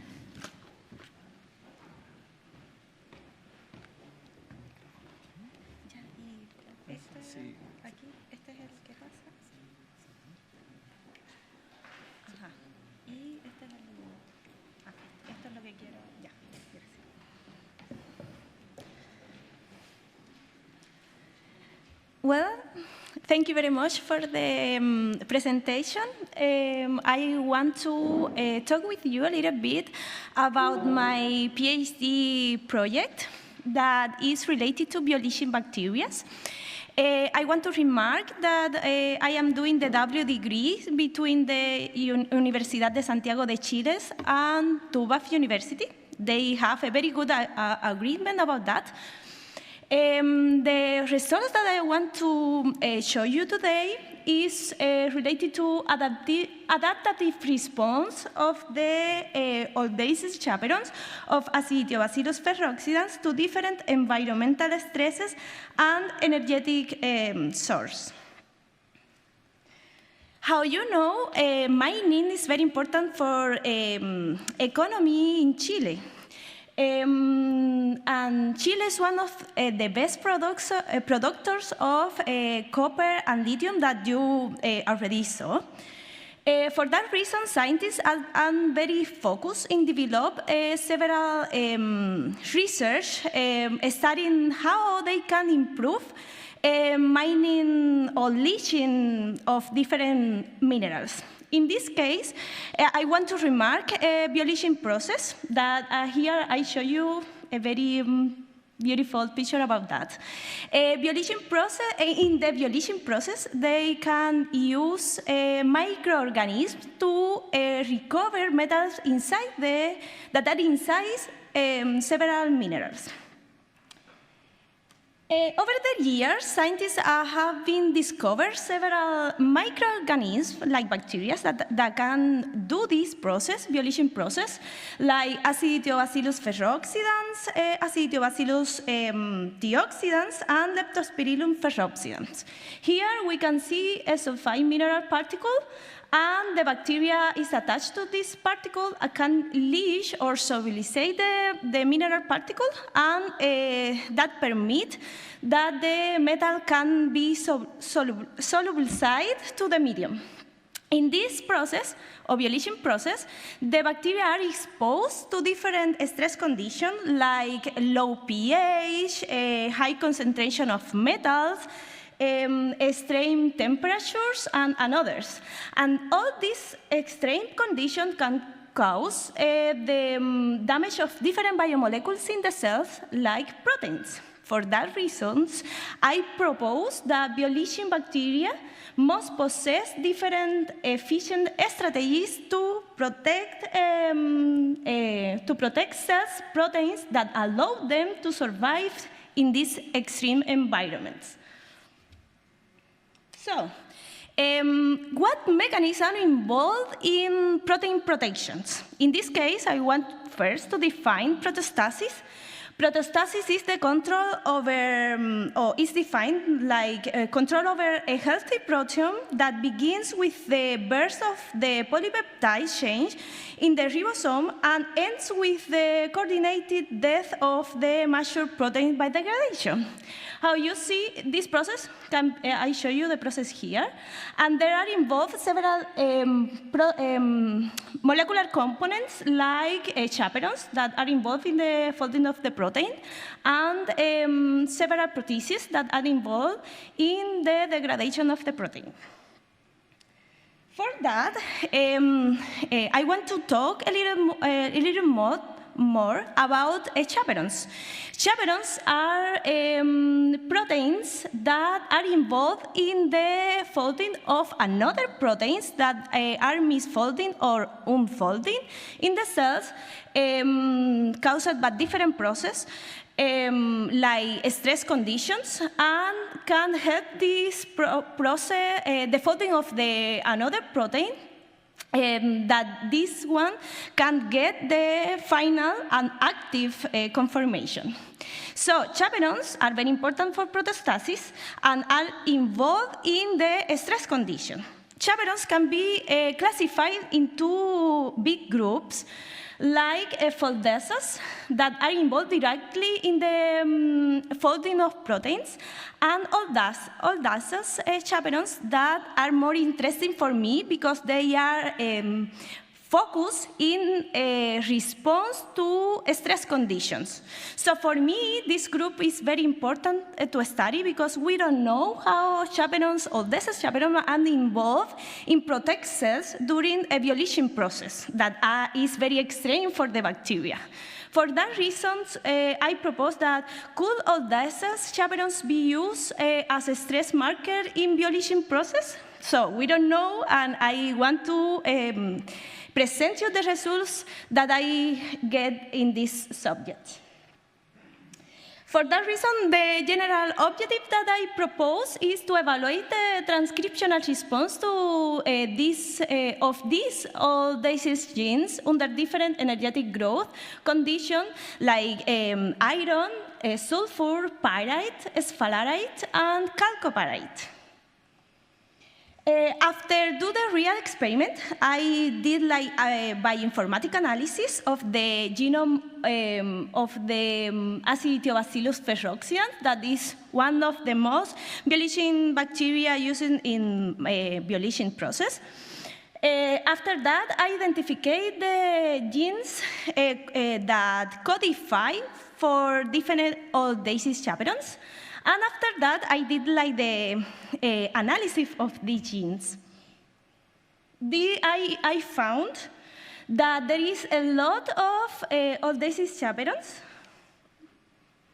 Here you can see a list that is very different than the genes that we can found in another bacteria, like pathogenic bacteria, for example, E. coli. And after that, I did an experiment related to determine the levels of RNA of holding chaperones in response to different energetic substrates. For that, I grew the bacteria in the control using only ferrous iron, and I also used different another growth conditions like sphalerite, pyrite, chalcopyrite, and the bacteria use these minerals to obtain the energy to growth. And in this process, the bleaching is happening. After that, I did the RNA extraction, the retrotranscription, and I evaluate the real-time amplification of these genes. And here I show you the main results that I obtained in this experiment. That, how you can see, there is a very good pattern related to heat-shot protein 20, Cinox, and heat-shot protein 31. These three chaperones are overexpressed in all conditions, so that means that they are very involved in bleaching process, protecting the cells, and also I saw that it's the same pattern that I obtained in oxidative stress. That means that the response that I am seeing is related or very good related to oxidative stress. Also, I saw that another chaperones were overexpressed in chalcopyrite, so that means that copper also contributes to the stress conditions. And with this data, I can get the conclusions that the transcriptional profile of the pyrite and sphalerite cultures seems to be related to oxidative stress, and there are a specificity in the response. And also, the bacteria growing with chalcopyrite seems to be very stressed by released copper and shows an increased activation of the chaperone audaces. With all this information, we can say that audacious chaperones network can play a relevant role in protein protection and maintain the ATP levels, allow them to better cope with severe environmental challenge. After to end, before end, I want to say thank you to my universities and my fundings. And also, I want to remark the participation of my supervisors here in Freiberg, to Professor Schloman. And I also want to say thank you to my Chilean supervisor, Gloria Levican-Jaque. Thank you very much.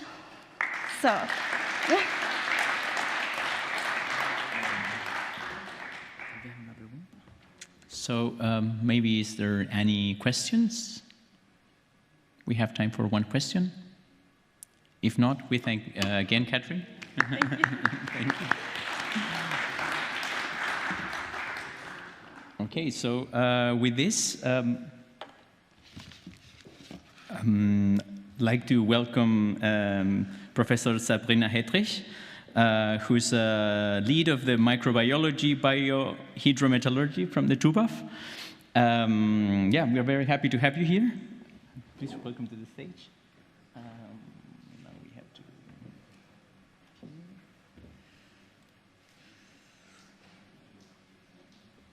Das ist nicht. Das hier und dann so. Und dann rüber.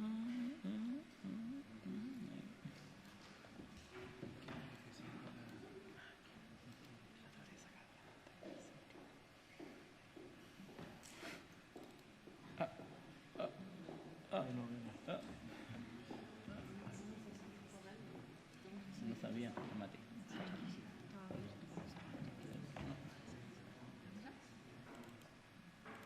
Meine Schuld. Meine Schuld. Ja,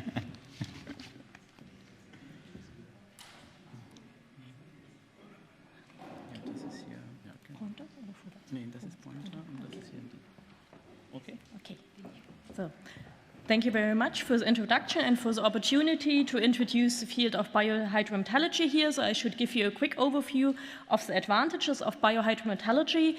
So with growing metal demand due to rising industrialization, urbanization, requests for renewable energy resources, electronic devices, and growth in population, and obviously changing lifestyle, we demand more metals than ever, and therefore we are also looking for advanced technologies or other resources where we can achieve the metals from.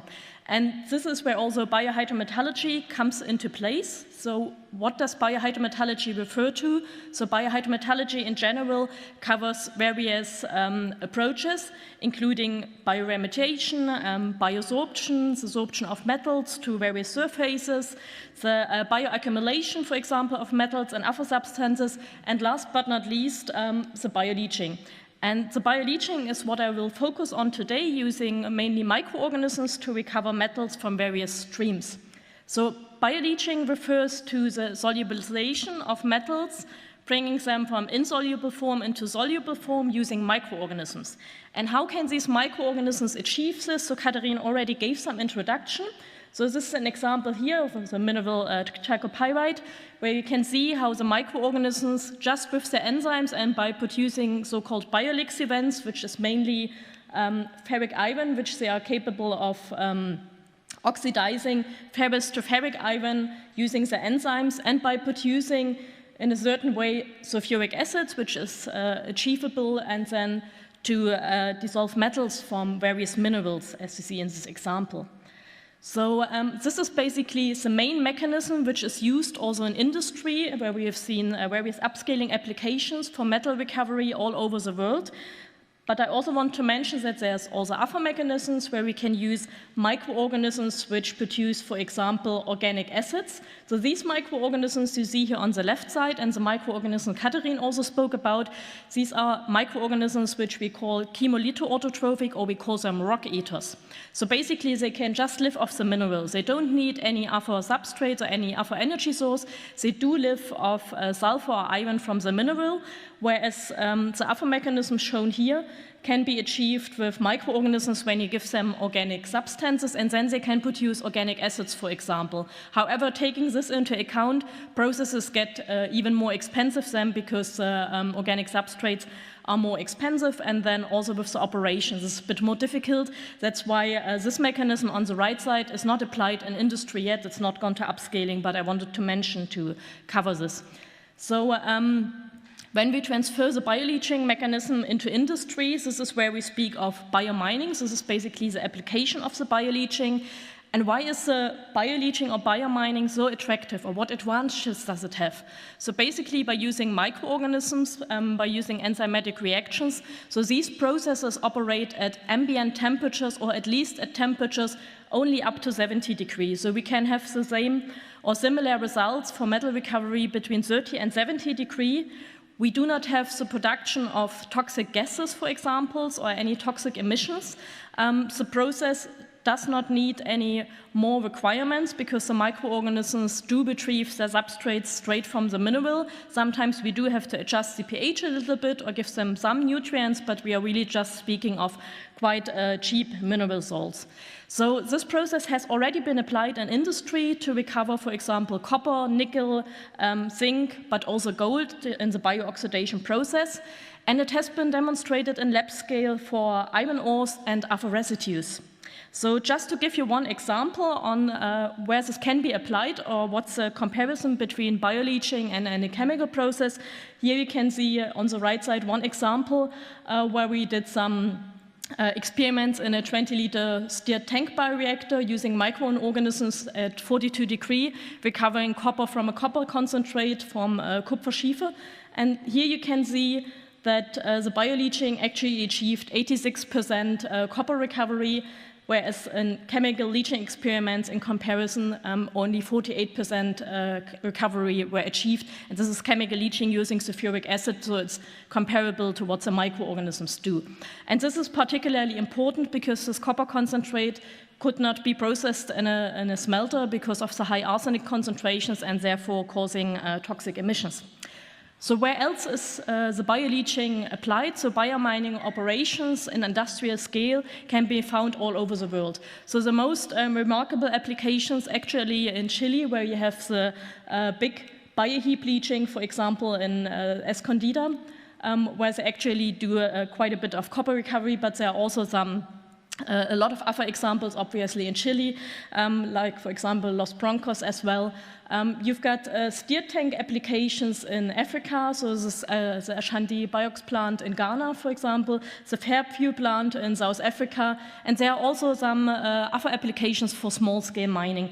So there has been quite some applications. So in 2018 report, there was more than 15% of the world copper produced by bioleaching and more than 5% of the world gold production achieved by the biomining itself. So where else can this be applied, or what other technologies, what other advantages can we have? There are, for example, also approaches where we use bioleaching underground as an in situ operation. So first description, for example, in one of the EU projects, Biomore, about 5 years ago, where we basically use a bioreactor to leach the ore underground in situ without basically bringing the ore to the top and further processing steps. And this has been a concept which has been approved in lab scale in large tank. Apparently this technology in the Biomore process has never been applied underground. It was thought to be installed in a mine in Poland. However, here also at Bergakademie in Freiberg, we do have a pilot plant for in situ bioleaching in the XII mine, where it has successfully been applied.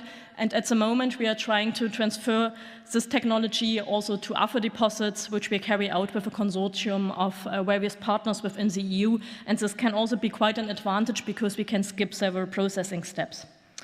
In the past years, there have also been other applications advanced in the lab for bioleaching, whereas the processes I've just described now mainly focus on so-called sulfidic ores, where the microorganisms can use the sulfides to run the process. It has also been described, at least in lab scale and in one pilot operation, that we can use bioleaching also for iron oxides or iron hydroxide ores to recover valuable metals. And this has been demonstrated, for example, for nickel laterites, for a deposit in Brazil, for example. And from these laterites, so mainly the achievement was to recover nickel and cobalt, but also manganese. And this approach uses the same microorganisms which we know so far and which are also applied in large-scale application and can also lead to some advantage in the processing industry. Coming from this and looking at the various metal demands and looking at declining primary resources, now in the past years, the bioleaching is also thought to be applied for side streams and mine waste and also for the recycling as well. As you all know, obviously, during mining, there are a lot of also side streams being produced and a lot of waste products being produced, which in most of the cases are being deposited because in the past decades, suitable technologies for processing these side streams and waste products were not available. And this is where we also try to tackle this with bioleaching approaches. Because apparently these side streams or residues can have quite significant metal content as well. And we also have to look at environmental protection, where we can use, for example, bioleaching as a technology to reduce also acid mine drainage formation, contamination of the environment by various metals and metalloids, and try to process this and apply the same technologies which we already use in industry. However, with most of the residues, we have to be very careful because most of them do not contain sulfides, except when we speak about tailings. A lot of these residues or industrial waste products might be oxides, phosphates, or mainly silicates, so we have to adapt our technologies. However, they can also come with advantages. For example, when we try to process tailings, so the tailings already have a suitable grain size, and however, other wastes might be too small, so we might have to look at accumulation as well. But we also have to look at several processing steps, so these approaches always come together with other chemical or hydrometallurgical approaches as joint technologies.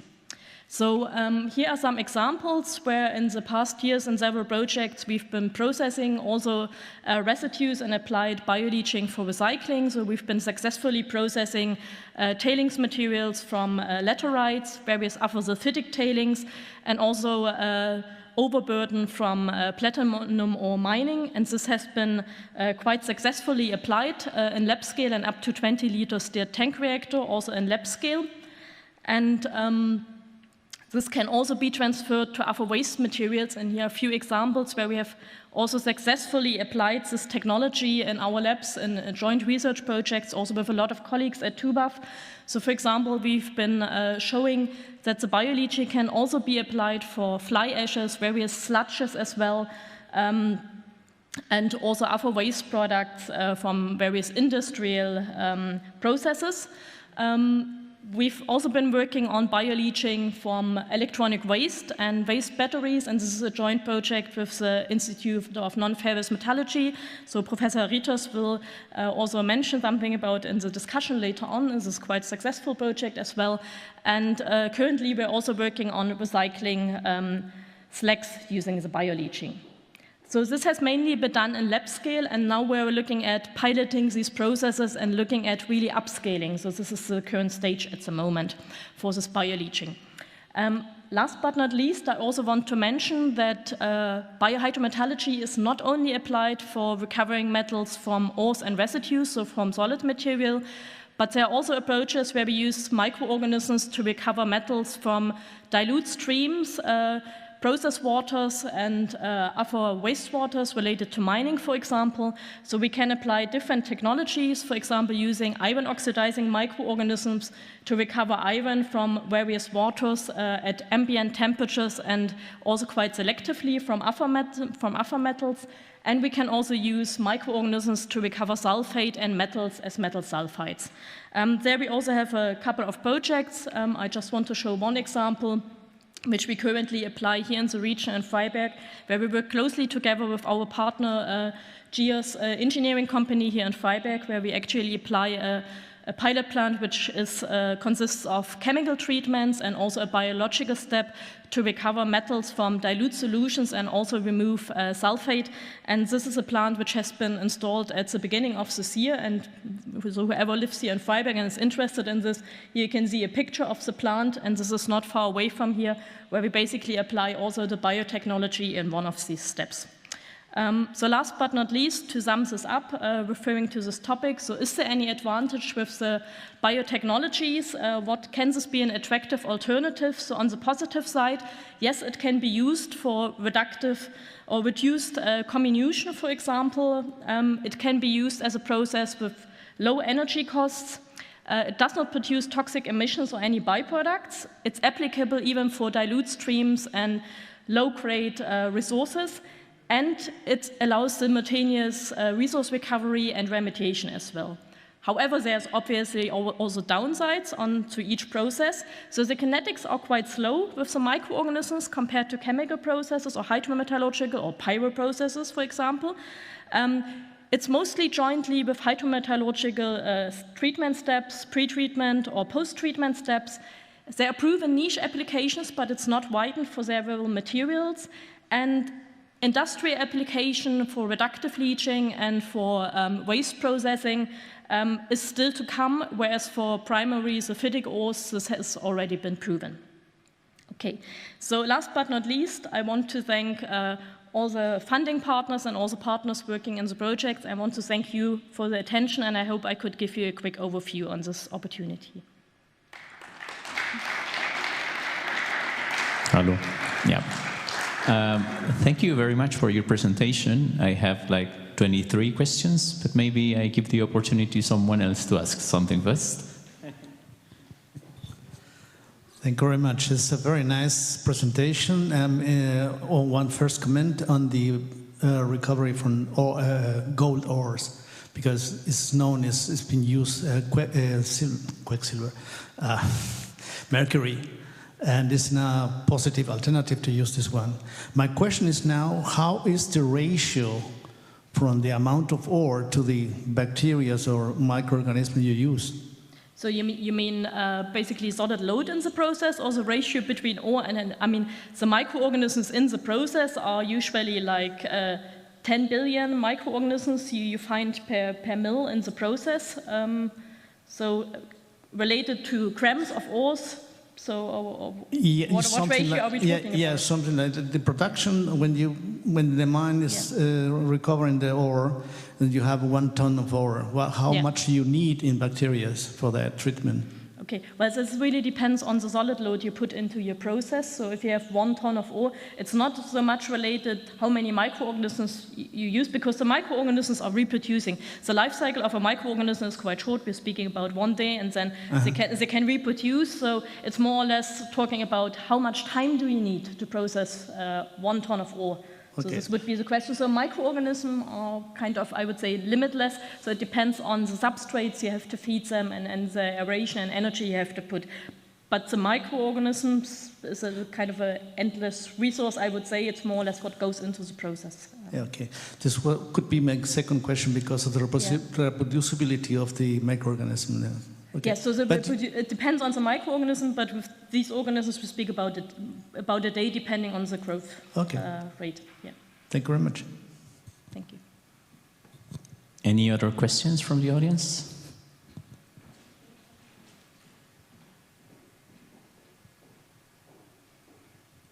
Sabrina, just one more question. You discuss also in situ leaching, and I haven't really taken the time to look a lot into that, and I always wonder how safe it is, how really can you contain the solution in that place, how susceptible is this to pollution? Just your take on it would be of interest. Yes, so this is a very good question actually, because a lot of people are worried about this. What's happening if you do the in situ leaching? Is this really safe? How can you keep control of this? And what's very important, what you can see here in this picture, is basically when you do the in situ leaching, you have to do it in a place where you basically have impermeable rock surrounding the area you want to leach. And this is basically the way you protect that the liquor you trickle through the ore body does not escape to somewhere where you don't want it. So basically you find a space where you have impermeable rock all around this area, and then basically you circulate your leach solution, so you pump it in and then you pump it out at the other end, and just surrounding that you have to make sure it's impermeable rock. If you don't have the impermeable rock in place in the first place, so there are also technologies where you can basically inject some impermeable material into the rocks or impermeable barriers that the leach solution does not get out at some place where you really don't want it. So. I have another question. I find this very impressive, I must say. But one of my questions was, because I don't know so much about this, is how effective your microorganisms are. Because Catherine was just talking about sequencing the bacteria and so on. I thought, do you need to do any improvement on the microorganisms? Any improvement in the sense of you might create bacteria or genetically modify organisms to make them more efficient or maybe easier to get rid of or faster. I don't know if you have any comment on that. Yes, I have comment on that. So especially what we use as this example for the in situ leaching, we use indigenous microorganisms. So we use the microorganisms which are there originally, basically. We use native microorganisms, so what we call wild-type strains. We don't do genetic modifications. It is possible in general to genetically modify microorganisms, whereas with this leaching microorganisms it's very difficult. But what's even more important, a genetically modified microorganisms cannot be used in any open process or in a mine, because by law, we are not allowed to use genetically modified microorganisms in this place, apparently, and so far we haven't required using genetically modified microorganisms for these processes, so we can easily use the native microorganisms occurring there. We don't change the genetic information in the microorganisms. Basically what we do, we try to make them feel very well, basically, so we feed them with nutrients, where we speak about sodium or magnesium or ammonium, which is not toxic for the environment, or we stimulate them by maybe a bit increasing the temperature, and this is basically what we do in this bioreactor here. That's why it's very important we have a bioreactor where the microorganisms produce basically the lixiviant, and we can maybe increase the temperature slightly, because maybe outside or in the mine we have temperatures between 10 and 15 degrees, and we can, for the tank, increase the temperature. So we don't do genetically modified microorganisms in these processes, because it's actually not allowed. So. I think with this, we thank once more.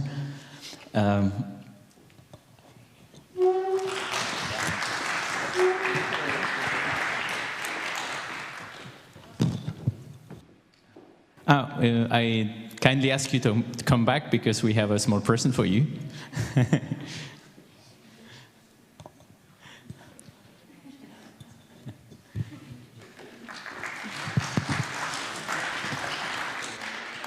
Okay, so I'm talking from the second microphone. So with this, I'd like to invite to the stage Professor Niels Hoth.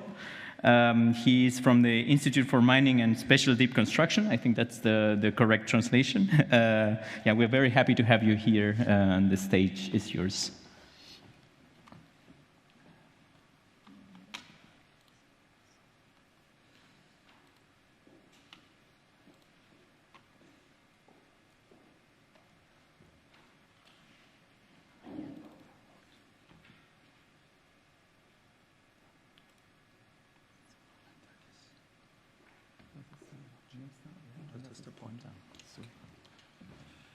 Yeah, okay, thank you for the introduction, and thank you to Sabrina that we touched already the mining topic, and I will further go on.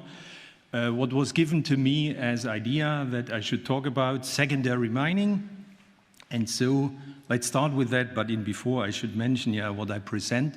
That is in relation to two different, or when we say it correctly, three different projects. Two of them was funded by the Ministry of Research from Germany, and the third is ongoing and is funded by the Environmental Ministry. Okay, let's take the general view to what means mining when we mainly think also about ore mining in relation to sulfides. We as miners have to be clear that the materials we are interested in, and that are ore and coal, is always in deposites which was formed under reduced conditions. So by a general view, that means when we want to dig it, when we want to come near to that, we go in the direction of oxidation. And that's why we end so often by the AMRD phenomena. Here, a little bit special, this pointer, that we end up with waters higher acidity or really huge acidity, high content in sulfate, etc., etc. That means we have mobilization, transport in such secondary bodies, but from the other point of view, we have to take into account there's a question where we get immobilization, and that there arises the question, do we have enrichment zones in these secondary bodies? Yeah, it's a little bit special with this acid mine drainage. If we talk about carbonatic deposits, and it can be different because our good friend is around, a buffer potential. It's the same for alkaline processing. And nevertheless, we should have a process understanding about these bodies, and that is, we need understanding of this network of hydro-biogeochemical processes. Further on, 2 slides only, left side, sulfidic tailings here really in the Freiberg region. We have typically these well-known iron hydroxide layers, and they are typically also enriched in some valuable metals. On the right side, we see that for a slag waste mining heap. There are questions around, no time to go in detail about which reactive minerals plays a role, etc., etc. Next short general view about, and there a small story about, in 2012, I think I was the first time in Chile and had discussions about strategic elements, what should be another view of the Chileans, and then I learned very fast that I should not use the word strategic elements by self. I should at least talk about industrial strategic, because since the Pinochet time, strategic elements means always it's in relation to military, and of course that was not our scope. Okay, but forward, you all know, and we got slides about that, this drastic demand, high-tech industry, different valuable elements, control China, etc. We could discuss on the panel more later on about that. The Chilean industry is known, of course, they have the view about copper, molybdenum, uranium, also a bit, let's say in general, gold and silver. But there's a question of more elements, and I think, and we started with that, we need a wide view. Why a wide view? That is a picture of the European Union, what they defined as critical raw materials in 2010. I will not explain in detail, but you see economic importance plays a role versus supply risk. And they defined all, or we can say, defined all here inside as critical elements, raw materials. When we look further on, we get a change, 2015. I will mention only we had a split of the raw earths in the heavy raw and the light ones. We had a shift of cobalt. Before it was here, something down. Now we are here. And tungsten is defined as very important.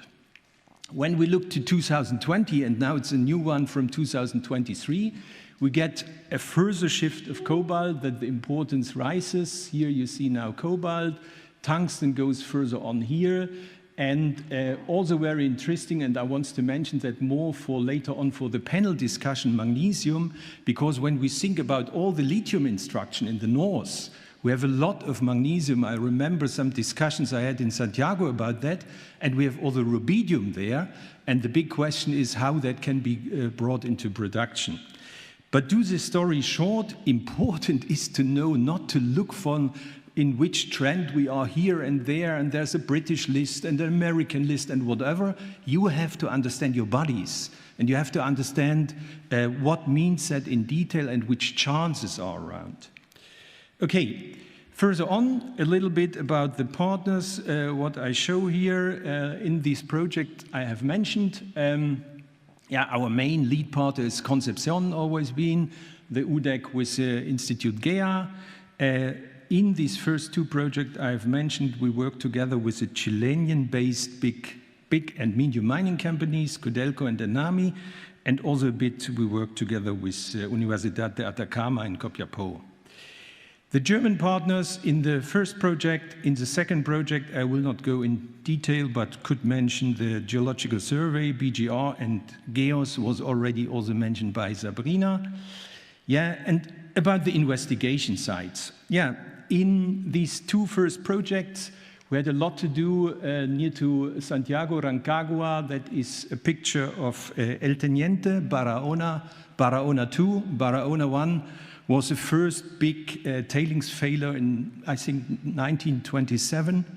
Very harsh disaster. And we have done a lot of work with all these colleagues on this body.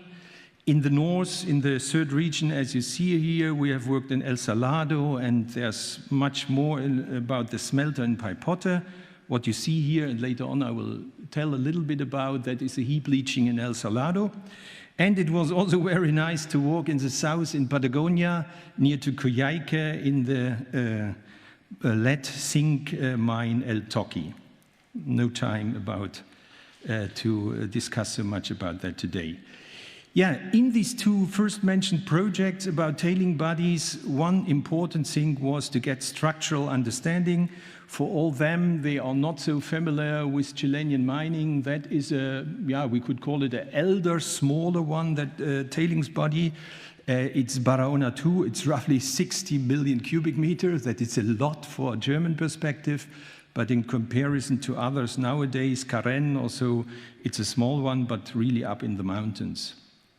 Yeah, this layered structure you can really find, and that is an important aspect for discussion of selective mining. Means not to think about this body as one part you have to remine, but to get a deeper understanding where are, let's call them, artificial seams inside.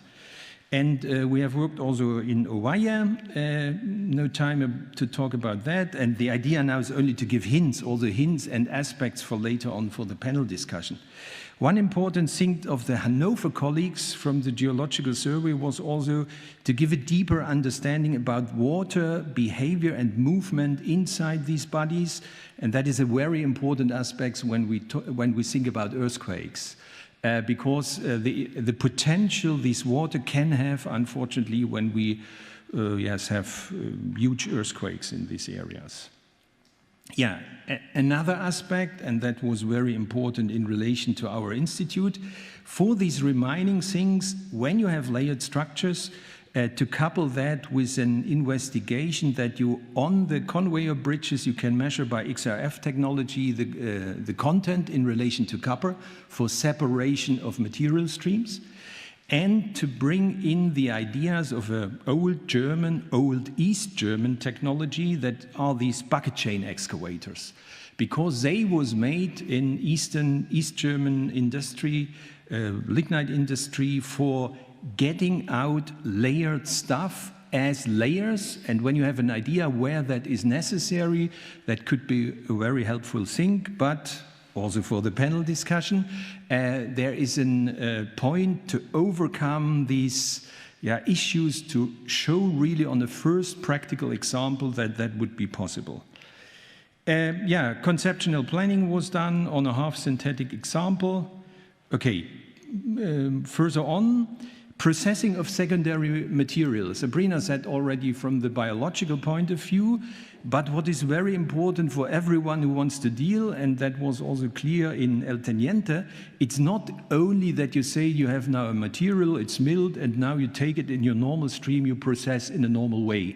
Because of, when you have oxidation processes, then you see, for instance, that you end up with some rims around your sulfide material, means it has not any longer the same behavior as it has as primary material. For instance, could be you have non-liberated stuff inside that is also takes also or plays also a role.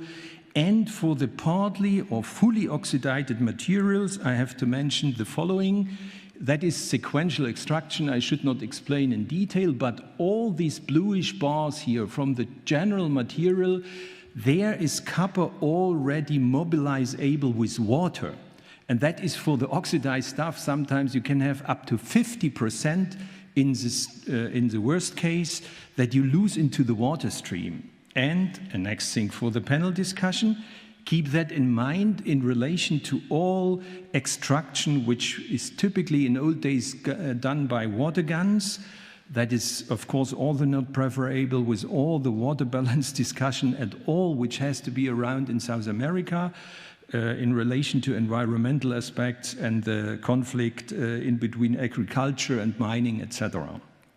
Further on, in these tailings bodies, the water which comes out, what I've seen that we have up to 1 gram per liter, exactly I have to say 880 milligrams per liter of copper inside these waters. As long as it is on the sides of the companies, it is not called that is an environmental issue. Nevertheless, it is dealt sometimes with ionic separation, but I could tell many stories around that. Should not hear the case. But you see really here in the picture that is below Barahona 2 how copper-rich these waters are. And of course, it cries for that you should use it. High mobility, the characterization of raw earths, we can discuss on the panel. Now I come with a little bit a longer story, and that is El Salado, the Rio Salado. I remember exactly this day when this picture was done, because that is Rio Salado really. As a German guy comes around and thinks in the beginning why we cannot go through, and then we have heard that the young people do a bath inside, and then I've done measurements in relation to electric conductivity. When I remember correctly, we talked about somewhat 120 millisiemens or something like that. I've never seen such a thing. I was also not really sure any longer what these measurement results how I should deal with that. But the story is that is really a brine is flowing there. And I should say before now. Oh, let's start. I come back in 30 seconds to this. Now to what Sabrina said, heap leaching. Of course, from the first point of view, this heap leaching sounds like an easy, fine thing, very easy to handle. And of course, when we are in the desert of Atacama, we have often not so much the view, what means that when we get really sinking waters through and the mobilization, because we have not so often rain. But nevertheless, we should take into account, we operate that material roughly 60 days, for instance. We produce, let's say, 80% of copper. But then when we dump this material, it's still a started reactor in relation to other mineral phases, and that we get out elements from other mineral phases. And so we have done washwater investigations, and we understood there's a lot of cobalt in and also raw earths. And so I should stay a little bit longer of this table. Looks crazy, but I will explain. At first, I want to generally explain.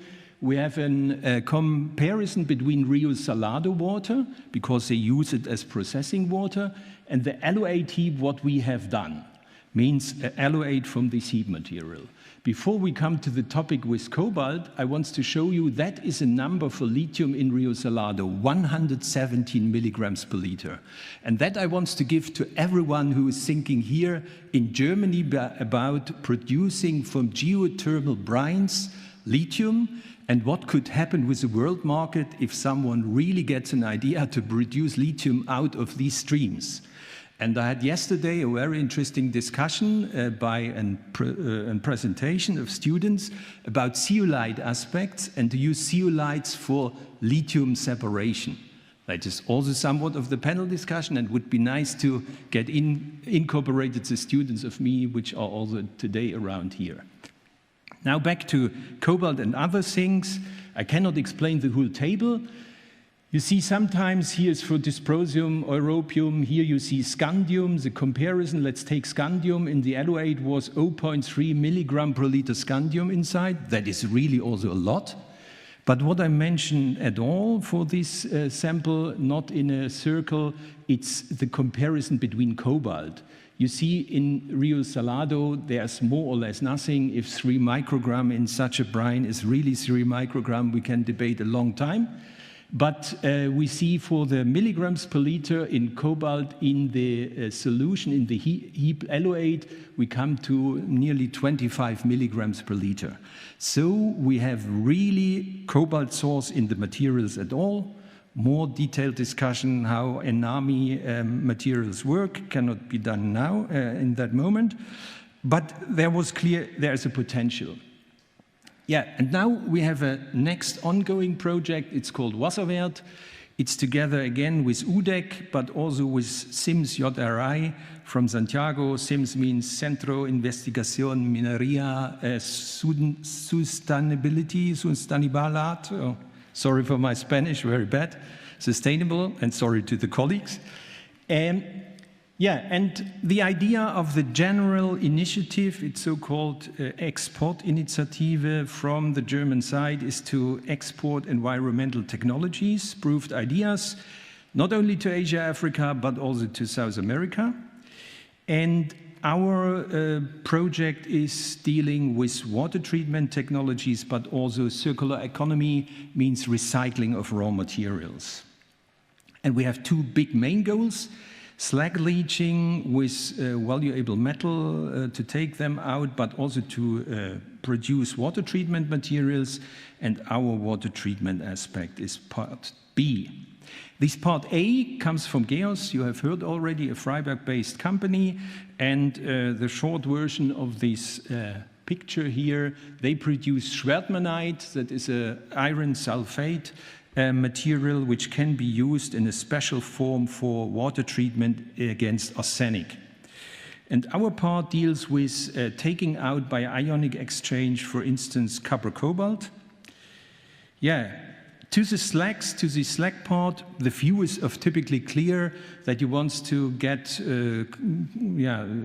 copper or molybdenum if it is inside, but also gallium, indium, etc. But if you leach a slag, the main part you get back is iron and sulfate and silica.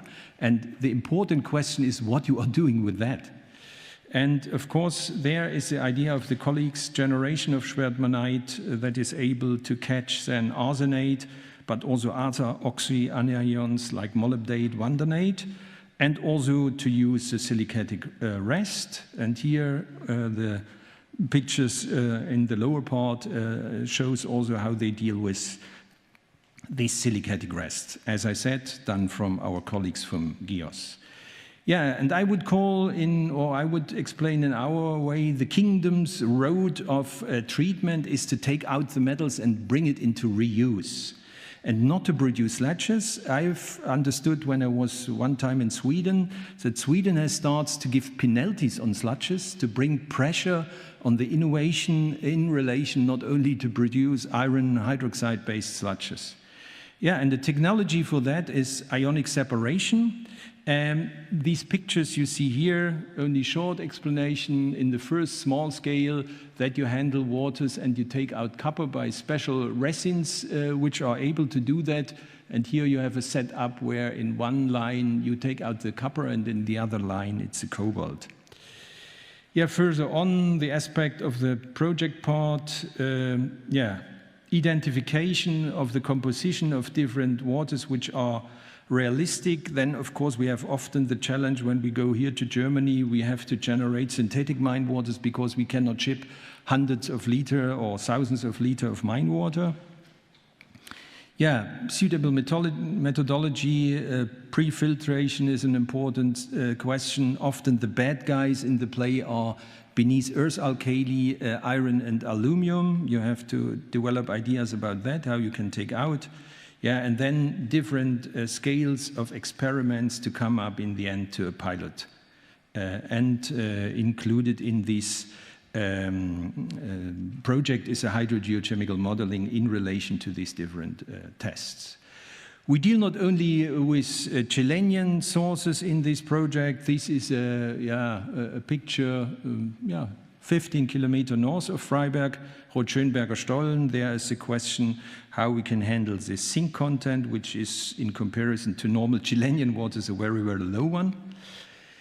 I've already talked about that. Ionic exchange, not a lecture here, but the general idea. You have specified cationic exchangers, resins, could be also zeolites, but we deal mainly with real commercial resins. In the initial status, they are covered by alkali and also alkali ions, and then you come with your solution, for instance, a copper rich, and you change over. Oh yeah, I have to hurry up.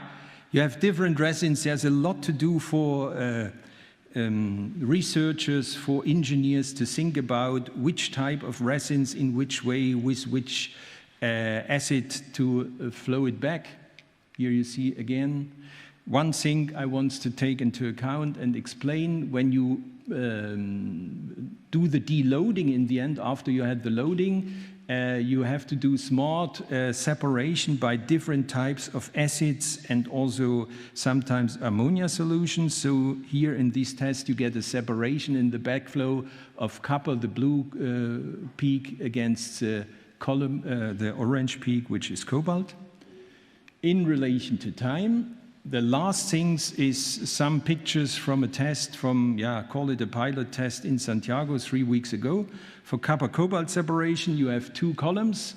The water here from this larger equipment, it flows via the pump into column 1, and then from column 1 back into column 2. And what you see after a while, how you take out the copper, I think that is very good to see.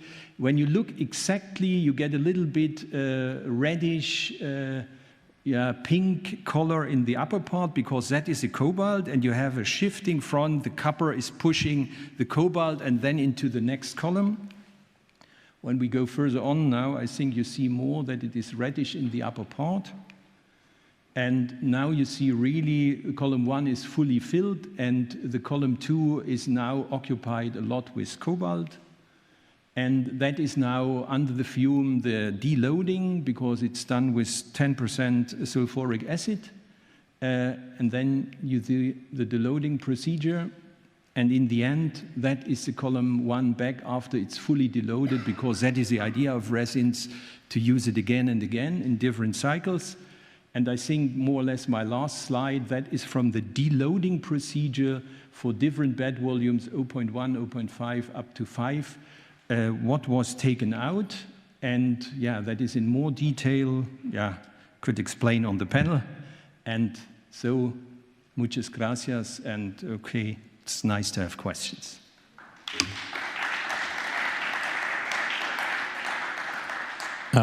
Thank you. Maybe we have time for one question, because then we proceed to the panel and we continue the discussion. But if there is an acute question, this might be your chance. Yes, no, no, yes, no. Okay, then thank you. We will continue with the panel discussion then.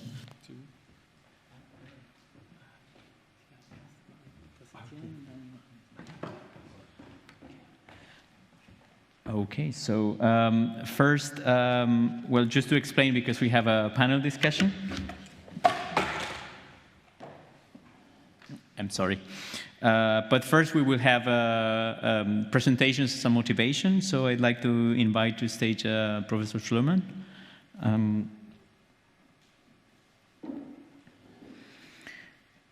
Who is from the, if I can translate it properly, environmental microbiology from the TUBAF. We are very happy to have you here.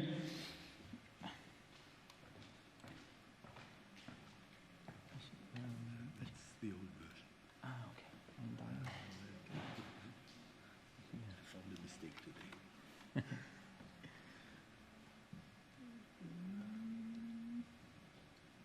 Should be a full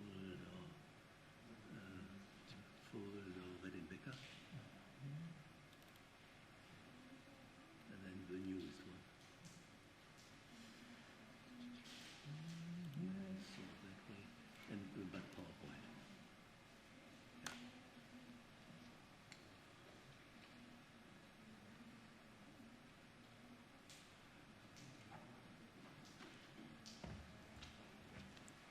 The pointer. The pointer is this one, and this is to change the slide.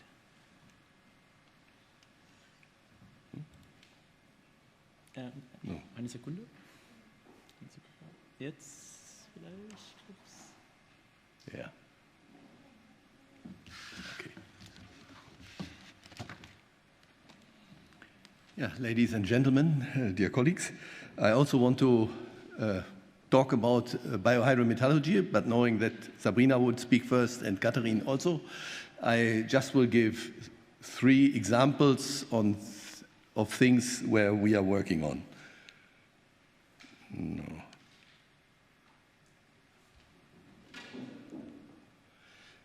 I omit this because we already learned that for the energy transition we need more metals, especially, for example, cobalt, lithium, copper, nickel, and so on. The largest part of the world's copper reserves is in chalcopyrite. The grades of the ores have a trend to get worse, and that basically is good for bioleaching. However, chalcopyrite does not leach well, usually, and there are examples and experiments that in the presence of chloride that can be improved. To have bacteria leaching, bioleaching in the presence of chloride would also have other advantages. For example, one could use, I have a problem. One could use seawater, and for example in Chile there are certain deposits which have a lot of atacamite, which is a copper hydroxide chloride, and if one has some carbonate, one could also acidify with hydrochloric rather than sulfuric acid and avoid gypsum formation.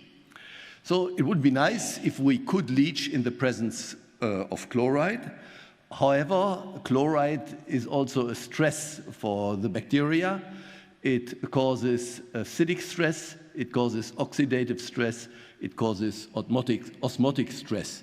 And this is from a cooperation with a group of Gloria Levican, from the group where Catherine also comes from, with whom we cooperate since 10 years or so. So we have been working on that topic since I returned from Chile, from a sabbatical like 10 years ago. And in that context, we also isolated a new bacterium from a contaminated site on the Mediterranean coast. And it turns out that this strain represents a new species, and it actually needs chloride to be active at all. Maybe it's more easy with this.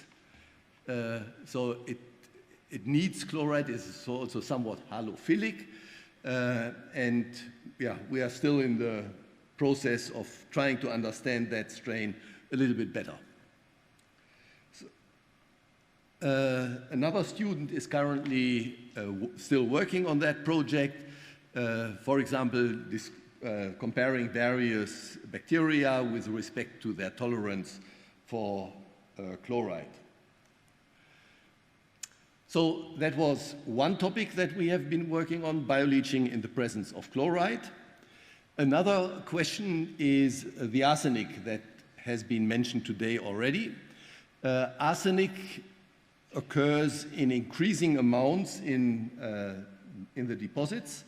In Chile, it's mainly enriched and to some extent tennantite. Arsenic, as you know, is toxic. And for arsenic-containing concentrates, fines have to be paid, so the value of the ore goes down. Here in Germany, we also have so-called Biconi ores, here in the Ore Mountain region, which contain bismuth, cobalt, nickel, and we already heard about cobalt and nickel as being important. And so also for us, not only in Chile, this is an interesting topic. Here is a picture of such, actually this is a different version of PowerPoint, obviously, which creates problems, but still you can see enriched is a beautiful mineral, but it contains the copper bound to some arsenic, and here in the Biconi ores we have scutterudite, which is COAS3, so for one ion of cobalt you get 3 arsenic. And nickeline is 1-to-1. So if we want to make use of these ores, we need to solve a problem. If you put them into smelters, you get a gas containing arsenic oxide, and that goes out of the chimney, or you need some gas purification to avoid that, but then you still need to deal with the arsenic. So the question is there a chance for bioleaching concerning the arsenic? Some years ago, we tried to leach the Biconi ores, and basically it immediately worked with a certain consortium. So we could show that scutterudite and nickeline leach fairly well. However, at higher solid load, Sabrina already mentioned that point as an important parameter. At 2%, we got some inhibition, but for technical processes, you need maybe 10% or so. If it's too toxic, the bacteria will die. So we were interested in finding bacteria that transform the toxic or the more toxic arsenic 3 to the less toxic arsenic 5. And Christian Jorquera from Chile, who is sitting over there, he isolated a corresponding strain. Before telling that, he also prepared this slide. There are bacteria known that oxidize arsenic 3. Some of these bacteria, these autotrophic ones, oxidize, they live from oxidizing arsenic. I already told some people in the break, they eat arsenic as we eat noodles or bread. We produce CO2 from that, and these guys produce arsenic 5 from the arsenic 3. So they live from doing that job, and that's the reason why they like to do it. There are some others, so-called heterotrophic arsenic oxidizers. They live from something else, but they oxidize the arsenic to avoid the toxification. And there are processes that have been described using such bacteria, or archaea in this case, Acidianus brilli or Bacterium acidiphilium multivorum. And there are some others that are autotrophic, but they are moderate acidophiles. So they like to live pH 3.5, pH 4 or so, but not at really acidic conditions. So the idea was to isolate a bacterium that oxidizes arsenic at really low pH, and that means pH 2 or below, and that live from doing so. And this is what Christian Jorquera did. He took a sample from our mine, Reiche Zeche, here in Freiberg. We have an arsenic problem since hundreds of years in our region. And he isolated a strain of Acidiphilium acidophilum, and then we investigated that. And this basically shows it can oxidize arsenic up to 2 grams per liter. If it gets really these high concentrations, the oxidation speed gets lower, but still, it works. These are experiments at pH 2, and this bacterium really lives from that.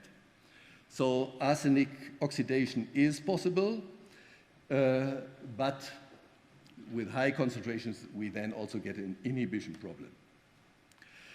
Although this is autotrophic, it still likes to have some yeast extract. So if you feed it some organic compounds, it's more happy. And this graph shows that even at pH 1.5, we still can get some arsenic oxidation. Again, with yeast extract is better than without. But so far, it's the only bacterium or only microorganism that has been described or is being described. We did not yet publish that. That oxidizes arsenic 3. That oxidizes arsenic 3 under autotrophic conditions at pH 2. Yeah, and the idea is to use that for practical things, but as microbiologists, we also want to investigate it. We did a genome sequence, we found various plasmids, and several of these plasmids and the genome have arsenic tolerance genes, and as microbiologists, we then can go into any detail, and Christian is now analyzing which genes are expressed under which conditions. But I will not talk further on that. What are the plans? We would like to use these bacteria in 2 types of processes. A main focus is on the ores that we have here in the region, in East German times, the Nickelhütte Aue has put it into the smelter. They don't do that now since various years, but the ores are not being used because there is no decent process to use the ores. We can show that they are leached fairly well, so the idea is to develop that process for the use with skutterudite and nickeline, for example. The other thing is I'm in contact with the company Ecometales, which is a Chilean company. They have tailings which contain a lot of arsenic, and they have acid mine drainage containing high loads of arsenic-3. And the question is whether we can use these bacteria to treat those waters. The third example I want to shortly mention is electronic waste. Electronic waste is a problem worldwide. We get more and more waste. Some years ago, Benjamin Monneron showed that printed circuit boards like these here can be biodismantled. When he came with that idea, I told him it's too complex to forget it, but he insisted and pursued that, and he could show that if we take the original printed circuit board, puts it into the solution that our bacteria produce from iron, then basically this is the positive result. The iron gets oxidized, all the electronic components fall off, and yeah, then basically you can separate them and win the metals from these electronic components. As you can see here, that basically works with iron-3. If we take a chemical solution of iron-3 and the right amount, we get the same results. We also get all the components off. The solder is dissolved. If you have just iron-2, nothing happens. When Benjamin did that the first time and we published that, it took like 20 days to get all the components off. That was sufficient for a paper, but too slow for an industrial process. Benjamin then improved the pH value, the iron concentration, the redox potential, and came down for this biodismantling to like 11 hours or so. What does it say there? Something like that. But then we also put in some ultrasound, and then we get all the dismantling within 1 to 2 hours. If you have ultrasound without the iron-3, nothing happens. So we now have an improved chemistry for the process, and we combine it with ultrasound, and if you get all the components off within 1 to 2 hours, then it gets interesting.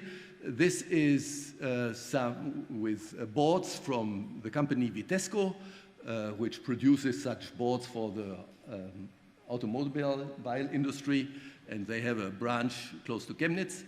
And here you can see that I think that was after 2 hours, basically all the components had fallen off, except for some very big ones. This is the backside. This was at high redox potential. In that case, also the copper is being dissolved, whereas at low potential, you can also have a selective leaching of the solder and not the copper. We produce from the solder some precipitate, which is shown here in the middle, and that can be filtered from the liquid. So basically, we want to run the liquid in a circle and win the metals from the solder also, and this is some composition of that, where we have, for example, an enrichment of silver and also of the tin. And here are the components. They need to be sorted, and if you hand sort them, certain elements can be very highly enriched. For example, dysprosium in the corresponding fraction is more than 100-fold enriched as compared to the original printed circuit board. Yeah, and that basically is the idea that we have patented. So we want to run a bioreactor for the iron oxidation, then use the biologically produced iron solution to dissolve the solder of the printed circuit boards. Then the printed circuit boards will be one fraction. The solder basically gets precipitates in the form of tin oxides or tin sulfates, but it precipitates, goes out of the solution, and we have the components. And the liquid then is pumped, the liquid basically is pumped back. So we are thinking of a closed loop for the liquid and the acid, where we basically produce these three fractions of the empty printed circuit boards, the components, and the precipitate, which contains valuable metals. Is not in here, but would replace the stirrer here. So this is, that's the bath where we now would use ultrasound. And the question is, can that also be applied in Chile? Okay, these are the things, which is now even more screwed up than some of the other pictures. But I presented short parts of various PhD students that have been working on that, and with various partners, for example, Gloria Levican and Mario Vera from Chile, and various funding organizations. Thank you very much for your attention.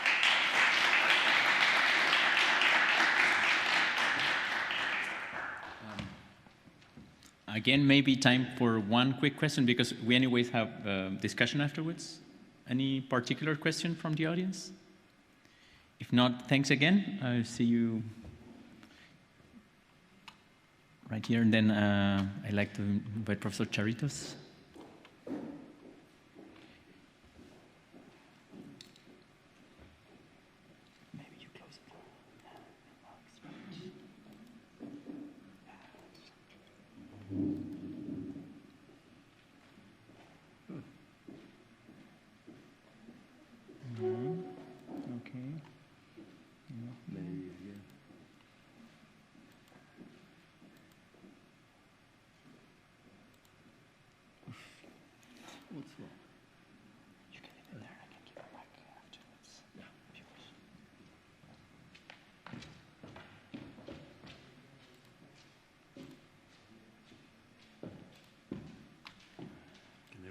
Through to see if there are any hiccups.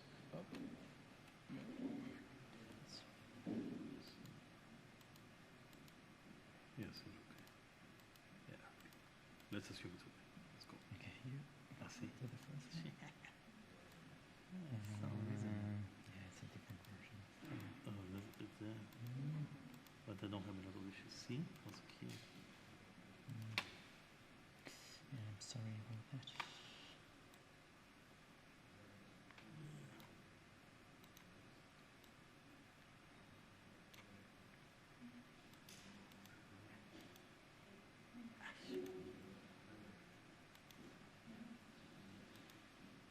Yeah.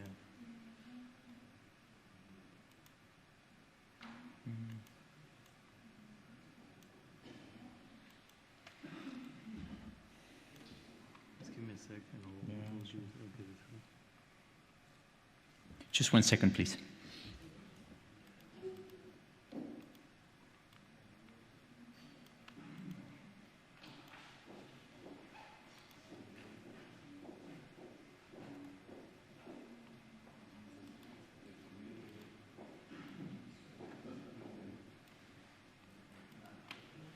How you learn from the previous. I thought if it's doing it to one, it's going to do it to me as well. I had a hint, that it's going to do it. That's okay. I'm very happy that I got the idea. So. All right. So see how it shows there. 1, 2, 3, 4, 5, 6, 7, 8. We are a bit behind schedule. I know, but I still want my presentation to be correct. I know. This is okay. The control. That's it. This is the pointer. How is the good.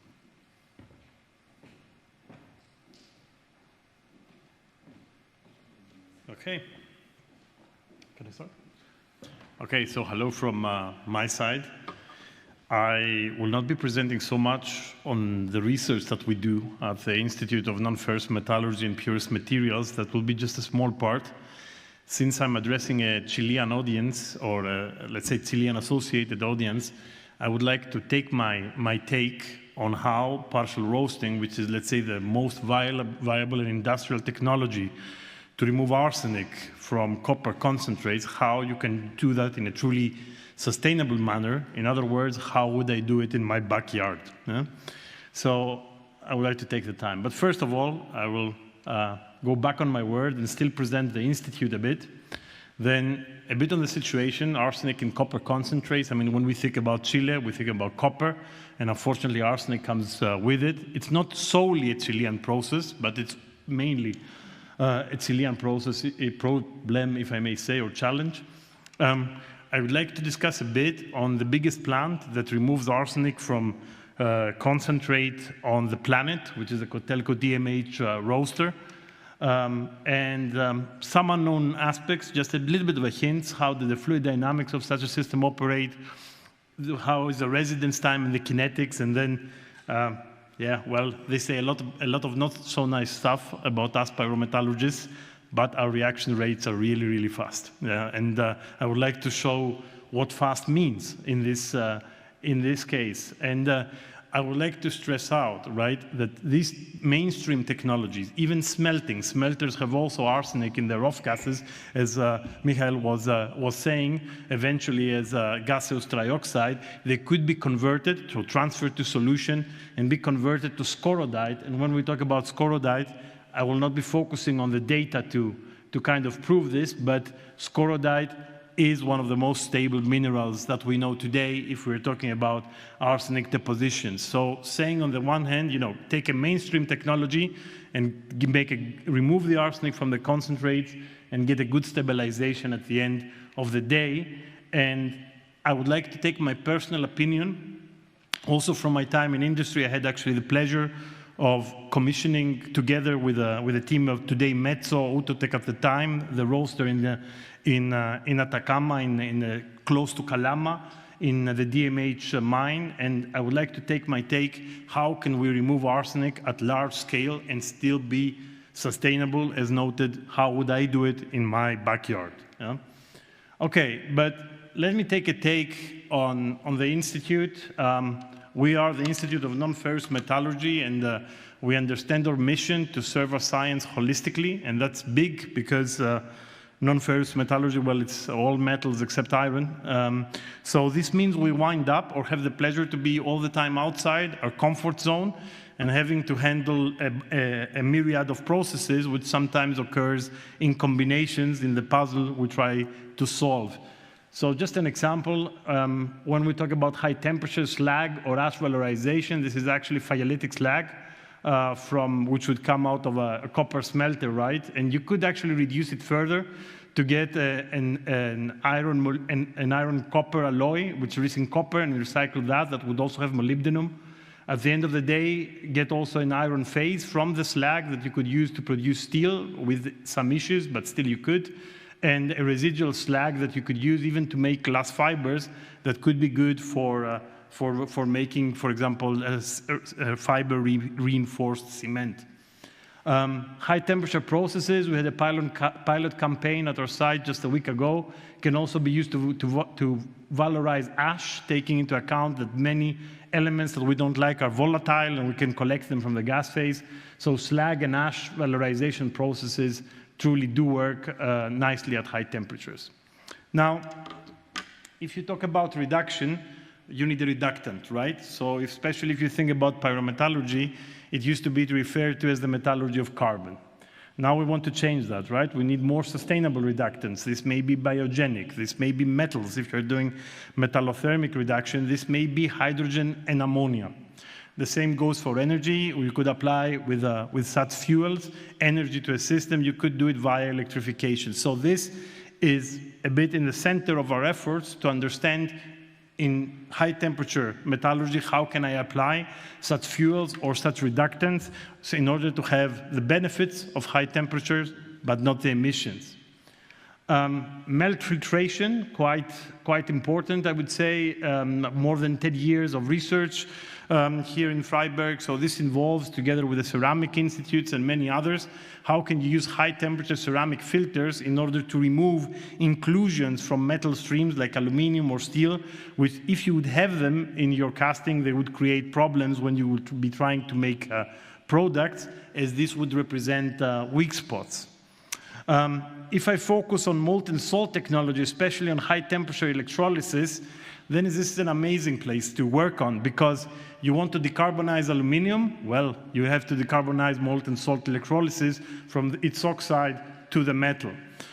Many approaches there, using inert anodes instead of carbon, kind of the holy grail of material science and metallurgy combined together. The same goes for rare earths. Everybody talks about magnet recycling, right? Which involves rare earth recycling or primary rare earth production. Well, your last step, doesn't matter what you do, will be to go from the oxide to the metal. And then again, how do you do it without a carbon anode, not making CO2? So all of these are sustainability points to consider. Of course, as a non-ferrous metallurgist, I must admit I'm a bit of a pyrometallurgist, if you haven't noticed. But I must admit that metallurgy or metal production, you have to focus on the same. You have to see it holistically. You must not be biased just from your preference, saying that, well, I will go pyrometallurgically this way or hydrometallurgically that way just because you're more comfortable in that. It may be that you need a pyro step followed by a hydro one, or vice versa. Take, for example, aluminum production. You have the Bayer process first, then you make alumina out of bauxite, and then you need to go on and make aluminum with the Hol-Héroult process at more than 1,000 degrees. Modeling in pyro and in hydro is very important, so we should be working with state-of-the-art tools. So in high temperature, it's FactSage. In aqueous, I would say it's OLI systems. Make your flow sheets. So thermochemical modeling and flow sheet modeling has to be in the center of effort. So just a bit of how we think and what we do. Obviously, in order to do that, you need some infrastructure, and we are quite well equipped here. Using from lab scale furnaces, some that can go up to 2,500 degrees, really fancy thermochemistry that you could do on these, up to having semi or pilot scale reactors that can handle 300 kilograms of material or more than 100 kilograms per hour when you use it continuously. So what I want to say, it's all about scale up also. So it's not about just a small experiment, it's about scaling it up, and pilot scale experimentation, you cannot avoid it one way or another. When you think of pyro, you kind of think of smelting processes, nonetheless, gas-solid processes and rotary kilns or fluidized beds like calcination, roasting, and etc. Also quite a bit important. And at the end of the day, and even before doing experiments, I would always suggest somebody to check the thermochemistry, to get the equilibrium, the phase diagrams, the way of working, try to conceive flow sheets, put them down on a model and see if they make sense. Sometimes you save time even for experimentation when your modeling is proper. Of course, hydro, the same with us. So we work with our leaching reactors, with our mixer settlers or ion exchange units. Sometimes we go to membrane processes like dialysis and electrodialysis, and the Institute has a bit of a tradition on aqueous electrolysis as well. All right, now going to the topic, arsenic. Okay, so already in 2016, 30% of the concentrates had above 0.1%. As Michael was saying, this results to penalties, and even 10% above 0.2, right? So which is the first penalty limit. There was also the case that China does not import concentrates that have above 0.5% arsenic. If you take our rubies or Atlantic copper, they will not take above 0.1% in their feed. Yeah? So if we look at what certain mines in the world produce, like in Peru, Extreme, right, 8%, DMH around 4%, Celopech in Bulgaria around 6%. So it's not only a Chilean problem, but it is certainly a Chilean problem. So McKinsey and company predict that 30% of concentrate supply by 2028, that's not so far, will be arsenic rich. So arsenic you have to handle, and you have to handle it now and in a safe manner, obviously, right? Okay, history of the process. Also, I get a bit of a problem with the formatting. So it has been applied at industrial scale. Actually, it had been applied in the 80s, and then it was 40 years until the next plant was built. And if you see what these units do, well, you make the concentrate hot by oxidizing some of its sulfur to make heat, and you volatilize arsenic to the gas phase. Obviously, you don't send it out of the chimney.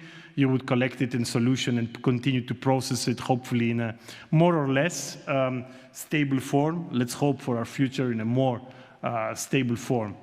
So partial roasting is certainly a reliable technology. I mean, the Codelco plant is working without problems since 2015. The question is it also a sustainable one? So just to make the point of how does just such a thing work, so you will get your concentrate that would be energite rich, so your copper 3, arsenic, sulfur 4. So imagine in, let's say, 70 tons per hour of that, being fed with another 8 tons per hour of sand up out of the top of a reactor. Imagine that. And then it just drops down. Imagine that you're putting air here inside, and that the sand that is actually very, very coarse, it would look almost like let's say, very, very coarse sugar, even coarser than that, it would start, let's say, to form here like a bubbling pot of water because of the airflow coming from the bottom. So we are here at 700 degrees. The concentrate is much finer. It would dive into this swimming pool of sand and then dry and then fly up and go out of the system along with the gas. The solids would be separated by the cyclones, and your product, what is your product, is a arsenic-free, sulfidic material that can be then sent to a smelter, would be removed from the exits of the cyclones, or to an extent from the sides of the reactor.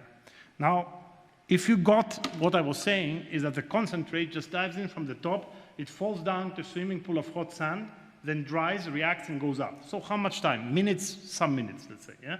Now, look at the effect of kinetics to underline the kinetics of pyrometallurgy. So your feed, this is over a month. This is actually data from the Codelco operation, from the commissioning times. So if you have around 2 to 3% arsenic in the feed, varying, what you get in the product is constantly below 0.3%. So in the residence time of minutes, you get a dearsenification. And if you ask what is the reaction, actually, let's say, thermodynamically speaking, the arsenic would, the decomposition of energite would actually give you arsenic trisulfide, would then be oxidized to trioxide, as Michael was mentioning previously in his talk. So the kinetics of these reactions are insanely fast. And you can even use this for other residues like dust. It doesn't matter what you throw in there. More or less, your arsenic will be volatilized in minutes. Now, perhaps it's too technical, but the question is that the residence time that we actually have for this material that just drops in, let's say, a dancing reactor of sand due to the air motion, and then all this material is carried up and out from the sides. The residence time seems to be very low, and sometimes we have problem to reconcile that versus TG studies that would tell us we need here something like tens of minutes, but that's perhaps a detailed discussion for another time. So to prove the point that actually these units operate with just the sand here moving around because of the air motion, it's a fluidized bed reactor for those who know. But to prove that the material just falls down and then flies out, if you take a sample just over here from the side of the reactor, you would see that the sand content is very, very high. So something like, well, a bit scattered, so industrial data over a month of operation, but you would agree with me that we are above 80% most of the times in sand content within the bed. So in other words, the calcine, or your treated ore, your dearsenified concentrate, if you like, it leaves actually more from the top. A calculation would tell you that, let's say, if we are producing out of 70 tons of concentrate, let's say 50, 55 tons of calcine, only 4 are not being entrained. Entrained mean only 4 are not being carried upwards towards the cyclone separators, but are going to the sides. So this is truly a very, very fast reactor in terms of kinetic. And this is why I say, despite being state-of-the-art, I believe in it, right? Okay, then if we would see a bit on the chemical transformations, this is how your concentrate compositions look like. So you have your arsenic at 3 to 4%, quite a bit of sulfur. When you do your roasting, what you do is your arsenic reduces to below 0.3%. What is crazy is new minerals are formed, which we know from copper concentrates and ore that were not there before. So we get from a mineral that was not before rich in bornite or chalcopyrite, we get then a mineral that is actually rich in these minerals. But that's perhaps a side note. The important stuff is that we reduce arsenic quickly. Yeah? The mechanism by, let's say, giants of pyrometallurgy like Wilkomirski or Roberto Parra from the University of Concepcion has been really well established, and I would say that that industrial operation with pilot plant operation are good in agreement. It's a technology that works. Now, we were talking about the whole chain of it, so let me go to that. If you're feeding in an industrial system, let's say something like Codelco, if you're feeding 80 tons per hour of material, just to get a dimension, you are feeding in 2.5 tons per hour of arsenic. So because in the roaster it goes to the gas phase, then it leaves and it actually becomes arsenic trisulfide. In the gas phase, we would oxidize it to arsenic trioxide, and this is gaseous arsenic trioxide, so it would not be separated by any dust removal equipment. It would proceed further, right? It would proceed further. And this is the gas cleaning that Michael was talking about. You would have an array of scrubbers, right? An array of scrubbers that would transfer your arsenic from the gas phase to arsenic acid. This is actually called, the whole stream is called the weak acid, and it would contain something like 15 grams per liter of arsenic. Today, in Chile, we are making something like a calcium arsenite, which is not stable, and unfortunately it rains today in the Atacama Desert, perhaps not like the past, but it rains still sometimes. So it's, in my view, if I can take a bit of a how do you say, of a position to it, I mean, in my view, it is not acceptable. What should be acceptable is that you transfer arsenic acid contained in the weak acid via an effluent treatment plant to scorodite, and that would be sustainability. Yeah? So the transformation I already discussed, you start with energite or tentanite in the concentrate, you go to arsenic trisulfide in the gas. The product that would go to the smelter has still some arsenic, but let's say we can live with it. From the 2.4 tons coming in, only 0.18 go with the calcine. The gaseous component that goes to the cast cleaning is arsenic trioxide. You can give this a very good shower in the scrubbers, get arsenic acid, and this arsenic acid you could, it's not what we're doing today, you could, and this applies for any smelter. There is a smelter in China that is applying the technology to make scorodite at the end of the day. And just to get an idea, from 2.4 tons per hour, you would produce 7 tons per hour of scorodite. If you're producing clean scorodite, this means without gypsum. The initial technology that existed has been applied on another plant in Chile, would be able to make scorodite, but mixed with gypsum. And this would mean for 2 tons of arsenic, you would be making 21 tons of this scorodite residue. Why? Because you would be co-precipitating gypsum, which is an issue. So according to my friend at McGill University, George Dimopoulos, we need a new generation of scorodite processes that would allow us to go, let's say, to the predicted maximum, close to that, which would be like 30% of arsenic inside the scorodite waste, so inside this mineral. And then we would be close to the 7 tons per hour of scorodite production for 2 tons of arsenic. I will not go into that, but some people say that scorodite production is very expensive.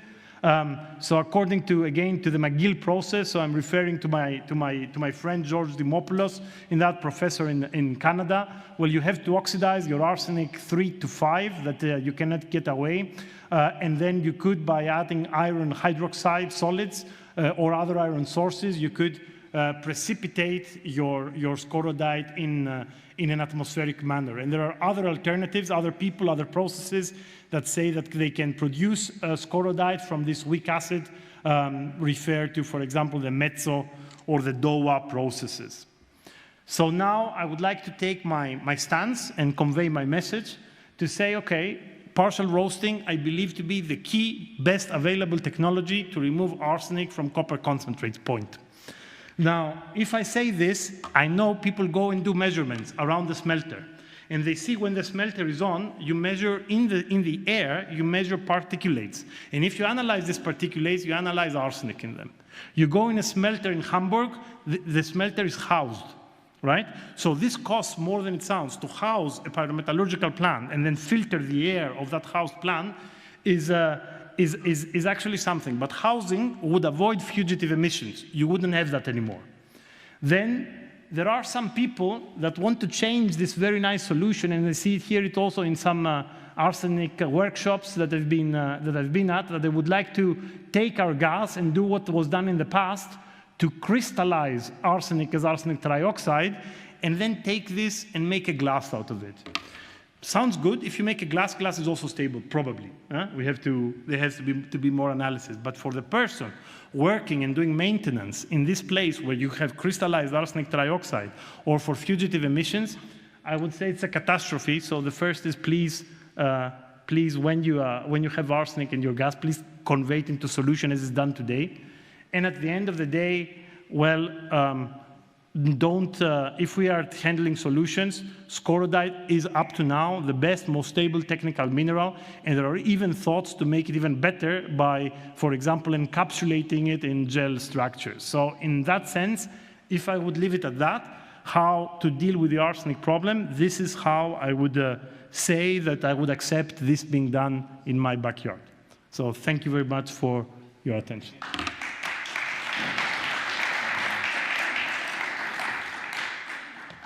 So maybe one question, because we have to proceed with the panel, and we are a bit behind schedule.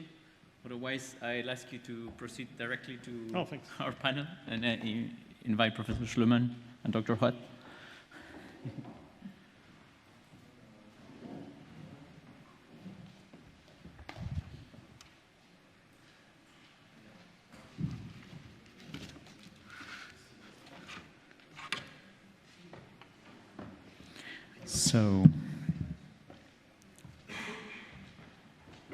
So now we will continue with a relatively brief panel discussion.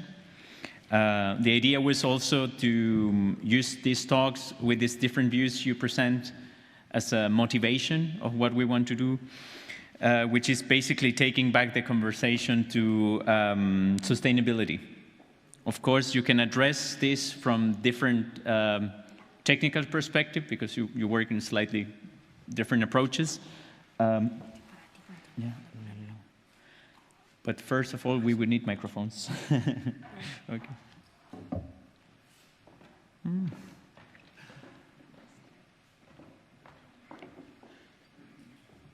Just give me a second, please.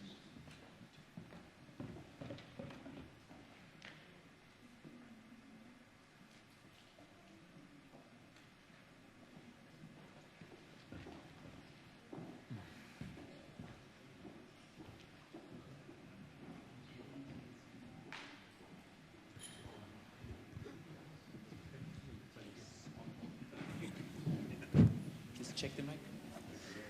Hello, yeah.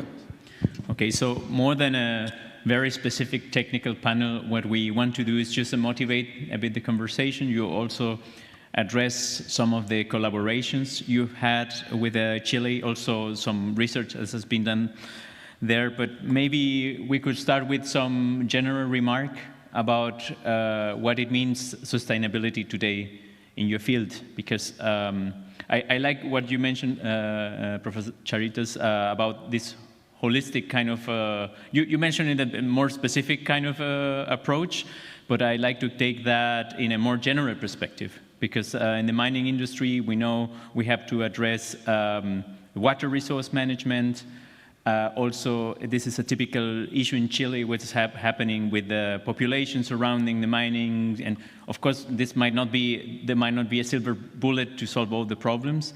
But in general, I'd like to ask as a specialist, your opinion on how sustainability is affecting the mining industry, and maybe to give some perspective on how you see this advancing in the next years. I don't know if you maybe we start. With Dr. Okay, Hott. so, yeah. As I said to you in the coffee break, I've written down some points to bring in the discussion or to put it on the table so later on we have the chance to discuss about. But before, as I was prepared, to Alexandros, at first, of course, thank you for the talk. And immediately came things in my mind what we should discuss. And let's take this scorodite stuff you have said, because I showed a little bit, and that should be my starting point in the end fully, that it's more done by the colleagues of GEOS, but producing slags, reproduce slags. And with reproducing of slags, and that means a typical Chilean way it should be, we come with a lot of this iron and sulfate back. And in the end, in the best case, we come back with this schwertmannite, which is an iron hydroxyl sulfate, which is able to handle arsenic. And so that could be, and I will do my general point in 30 seconds, to think about on the different disciplines how we can couple that. And my first big point is often we have not enough discussed about, in different disciplines about smart engineering brings things together. And from the industrial point, that is often not easy, because always the guys ask at first, have you shown that it is proven? What about the money? We wants to have it in, I don't know, 30 days that it happens, etc., etc. That makes it difficult. Before I hand over to Michael, I want to point out aspects which are very important, mainly with a South American perspective, and in general also. My first point, I said it in the break also to you, Alessandros, when we talk about ore mining, we talk often about that we handle material, and in the end, we use 2 to 5% of that material. And all the other stuff we have processed, we have milled, we have invested a lot of energy, and then we flush valleys. And that has to be changed, at least. And there's an easy story. It's not green in relation that we can overcome that fully. That is impossible. But we have to think about ideas, and I thought that should be typically for a doctorate school of University of Freiberg or so, to rethink that, how we have a chance to come partly to products with all these other stuff. That is not easy, my first point. Second point, in your agenda in general for your meeting, you address renewables. When I think about Chile, renewables are on the table when we look to Atacama, also in relation all the shortage you have with sources like, yeah, of course, coal and atomic. Fortunately, you went not in this nuclear way after Fukushima, etc., etc. But renewables have one big problem, and that is this fluctuation. Look to photovoltaics. And there comes my next point. Storage term in water pumpage plants in relation to the Andes. You have to bring the water up into the mountains. There is needed smart ideas about how you use water, also for storage of energy. It's the second point. The water point you have already addressed. Yeah, and yeah, I think my last point, because I mentioned also in relation to the students, lithium, byproducts, magnesium, rubidium, how you can come in a better way by these brine streams to produce lithium, although in this way, what I have shown from Rio Salado. That was a lot. Now, Michael. Yeah, obviously, to have a sustainable process, we, on the one hand, should get as much metal out of the material as possible. That means we get a lot of value, but also the remaining things can be used for other purposes. So I agree to that point of Niels. Then water should be run in a cycle. so that we use as little new water, especially drinking water, as possible. And my first example today was maybe in some cases use seawater to save drinking water resources. With respect to the energy usage, obviously it makes sense to use as little energy as possible. And in some cases, biological processes have an advantage there. But it may also be that using like water, pumping water up at some point, to use that as an energy supply can help, but maybe also develop processes which can be turned off and on and off. With some processes that will not be possible, but maybe some other processes can be run when the sun is shining and do not run when the sun is not shining. That is not necessarily a problem in all processes. And so also the development of such processes can make sense. Of course, I agree with both.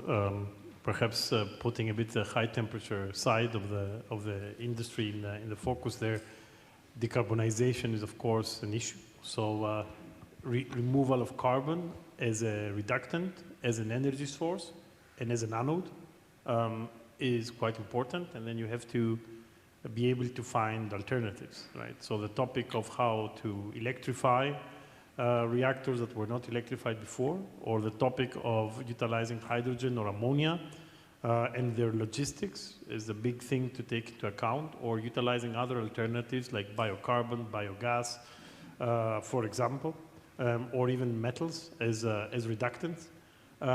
So CO2-free alternatives will play a role. In the aqua side of things, I also agree, minimization of reagents, zero waste when possible, and when not, I guess, safe disposal. This is how I would put sustainability. Interdisciplinary is very important because in this business of metal extraction, it is just so many different chemistries that come into play. So it's very difficult to be on top of them all. So for that reason, we need to collaborate. For example, we've seen that in the REACT project together, or in the Real Life project with Sabrina Hedrich. It was a very good experience to see it from different views. Thank you. One discussion we also had with some of the participants here just a few minutes ago was related also to the market motivation. Because in the sustainability discussion in general, and of course protection of the environment, for the big industry or the big mining companies, what's happening with the market competitivity is a big issue. Some of these solutions seem not to be always the most profitable ones. And very often, one of the typical behavior, which is understandable to a certain degree, is that the industrial players will keep on using the solutions they know until they are somehow forced, either by regulations or new standards in the industry, to new solutions that are more, let's say, environmental friendly.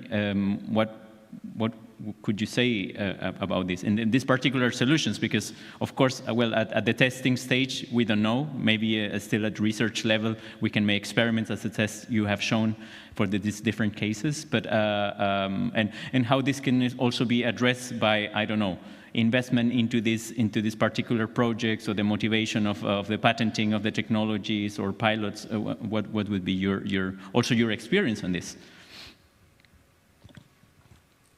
Okay, I believe that regulation is necessary, and obviously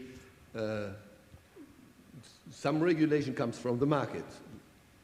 Alexandros mentioned the fines that China put, or certain limits above no concentration can be exported to China above 0.5%, but below there are fines, so that creates an incentive to do something about the arsenic.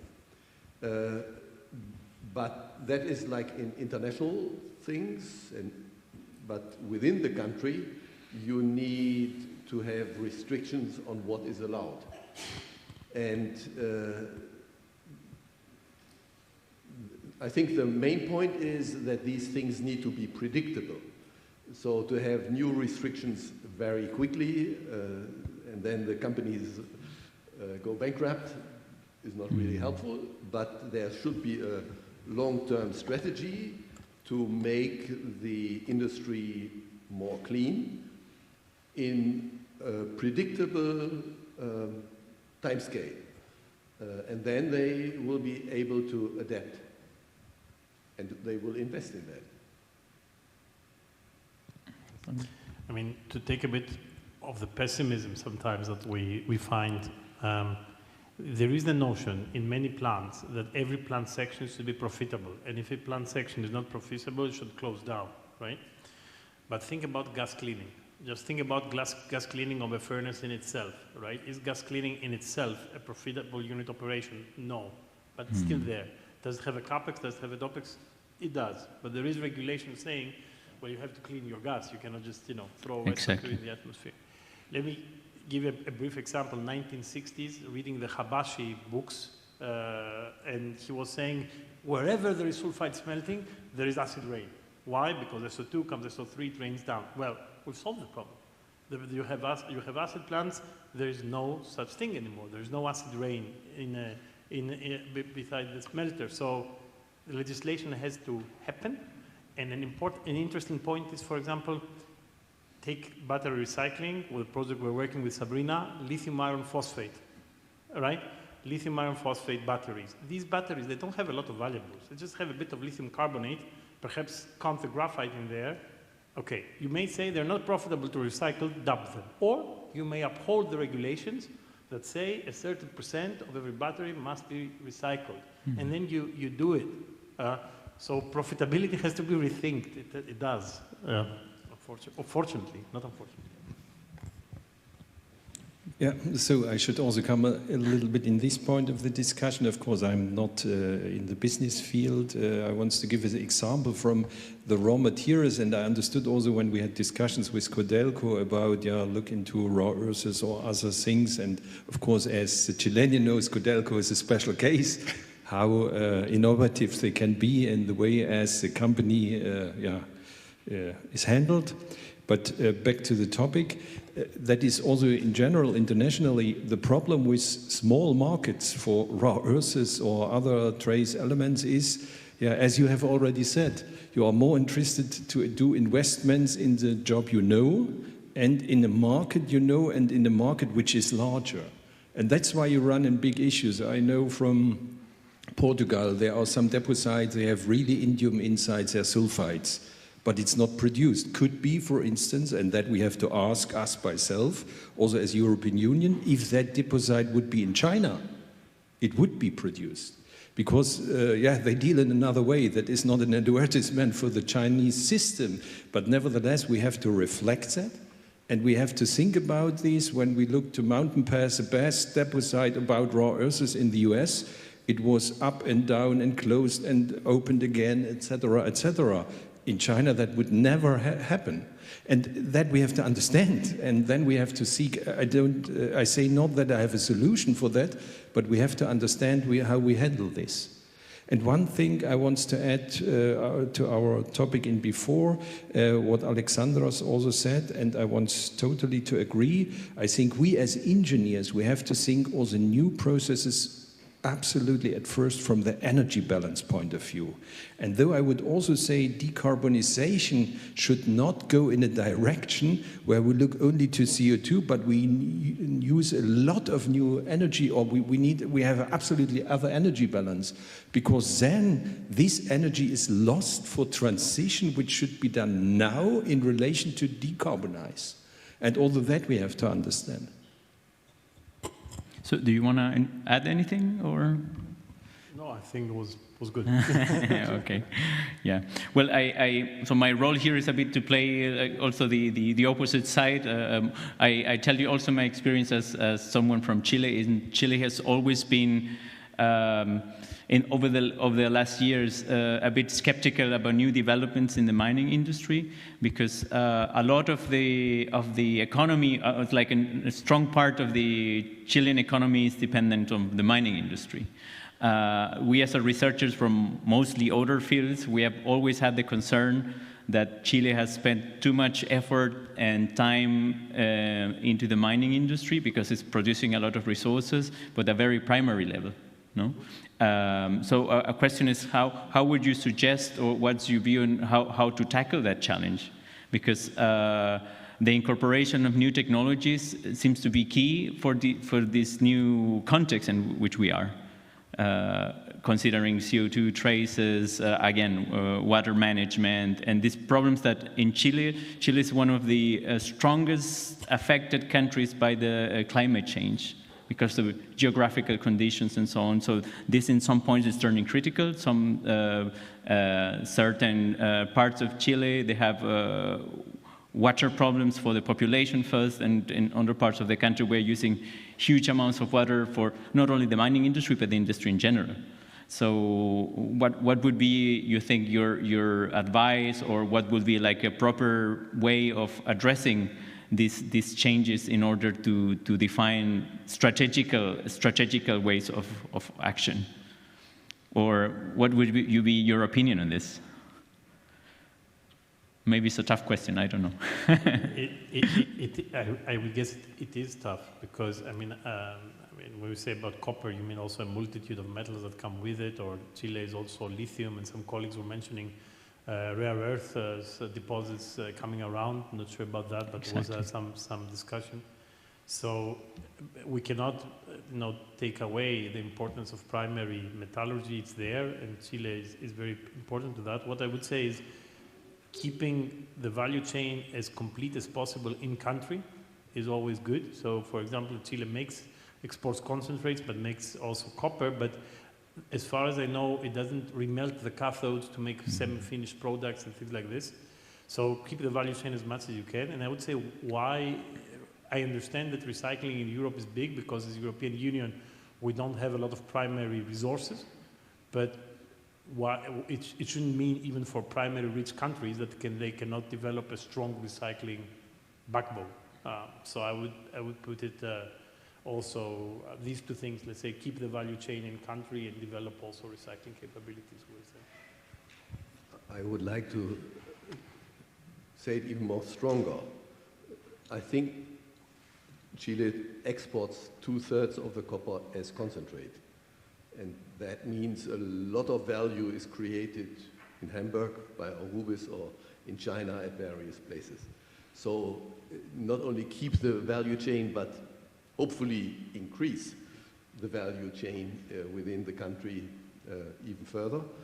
And we heard today, and I think Corfu is aware of that problem and would like to have also battery production and stuff like that within Chile. So that is one aspect, even increase that.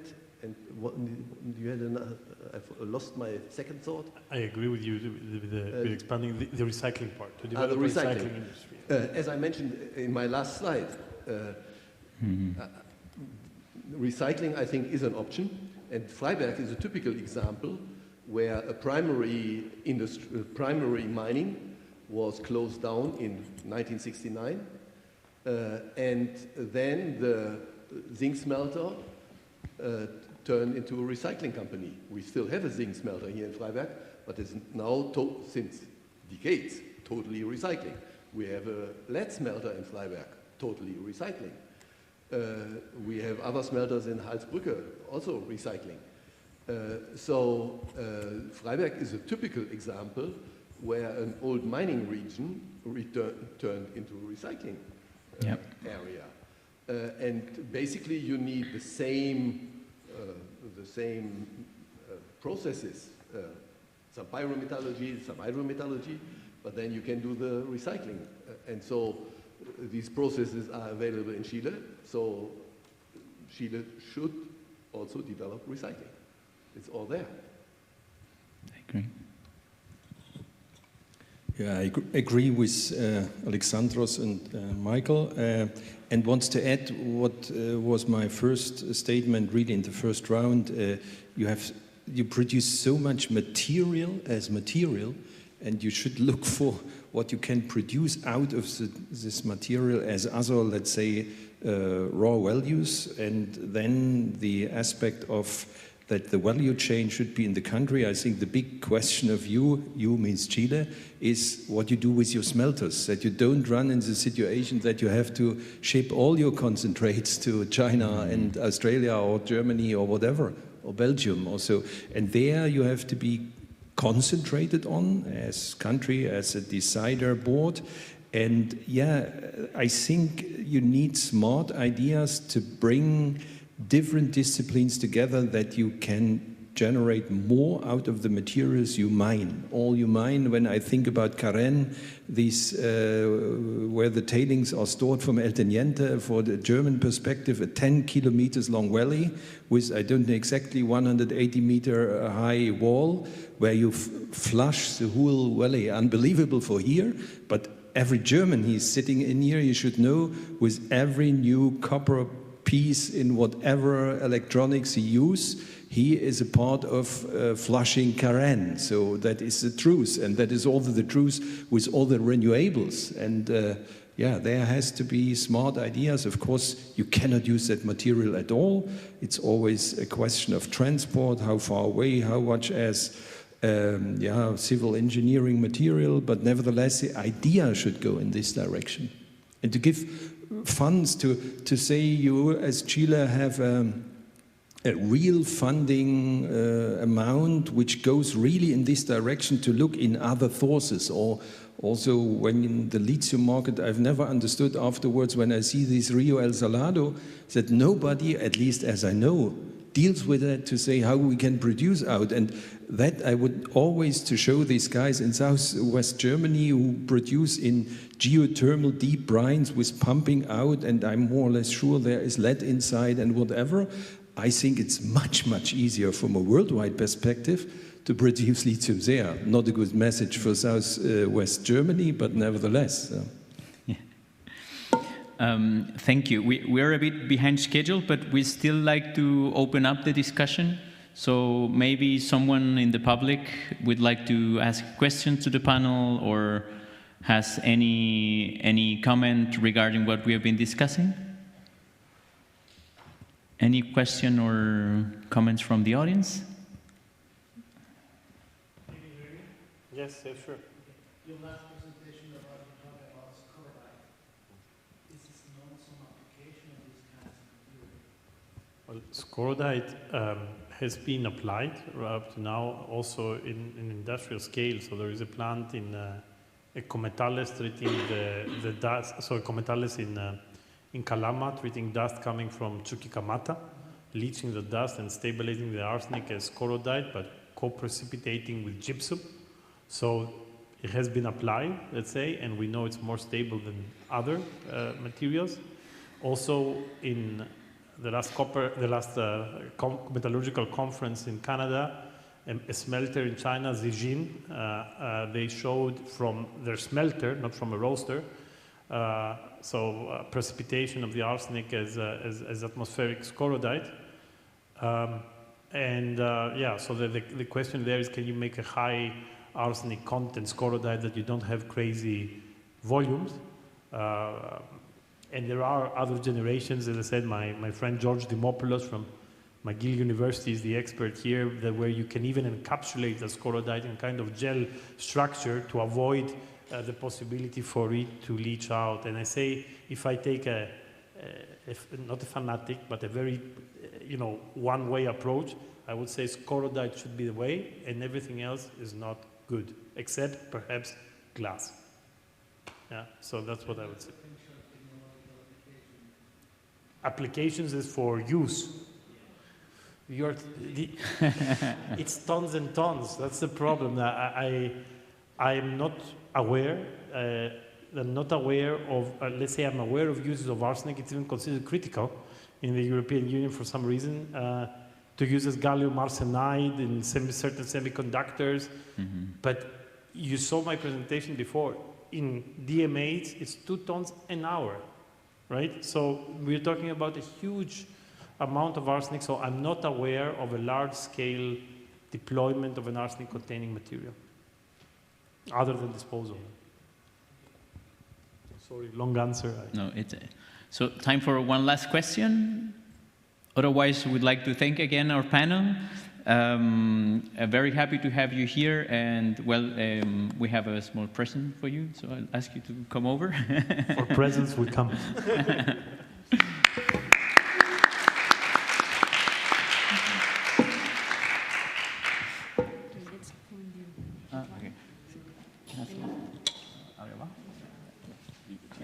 I think we do it down there.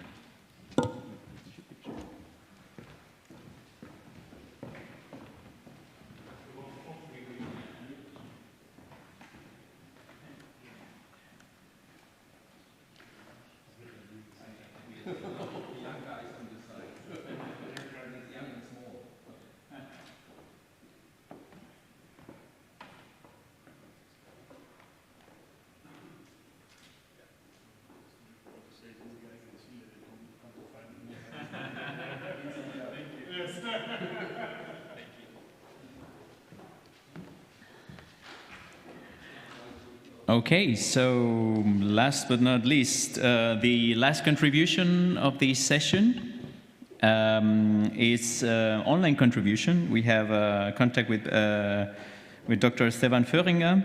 The topic is changing slightly to CO2. So maybe, where is technical support? Okay.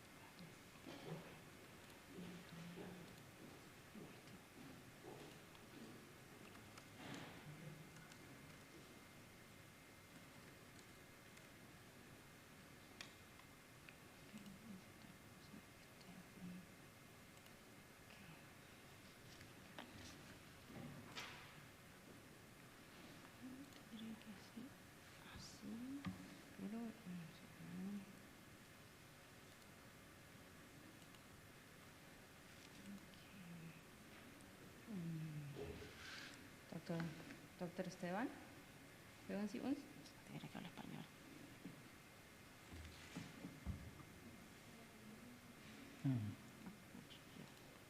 Yes? Hello? Yes.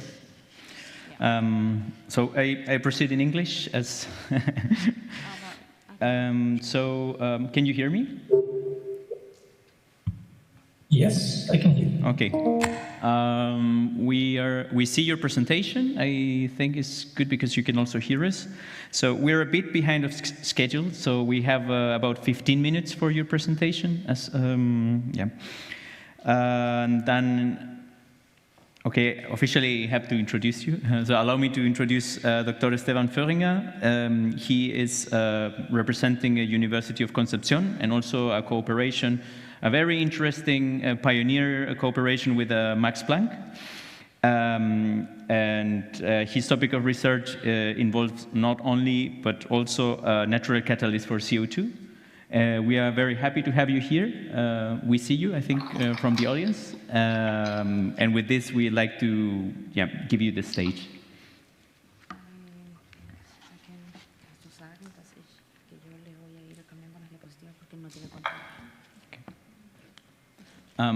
One thing is, you should let us know when the slides are changing, because I think you don't have direct control of the slides.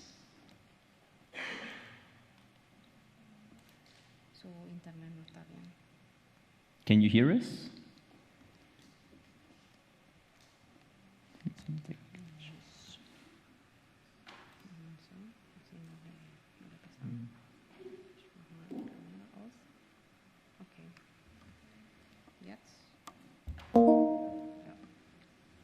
Can you hear us? Yes, I can hear you. Okay, so you can proceed with your presentation, please.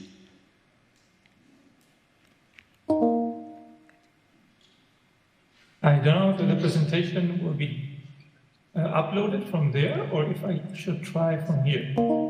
We are sharing your presentation already. So maybe we are on the cover slide. Please let us know when we have to jump to the next slide.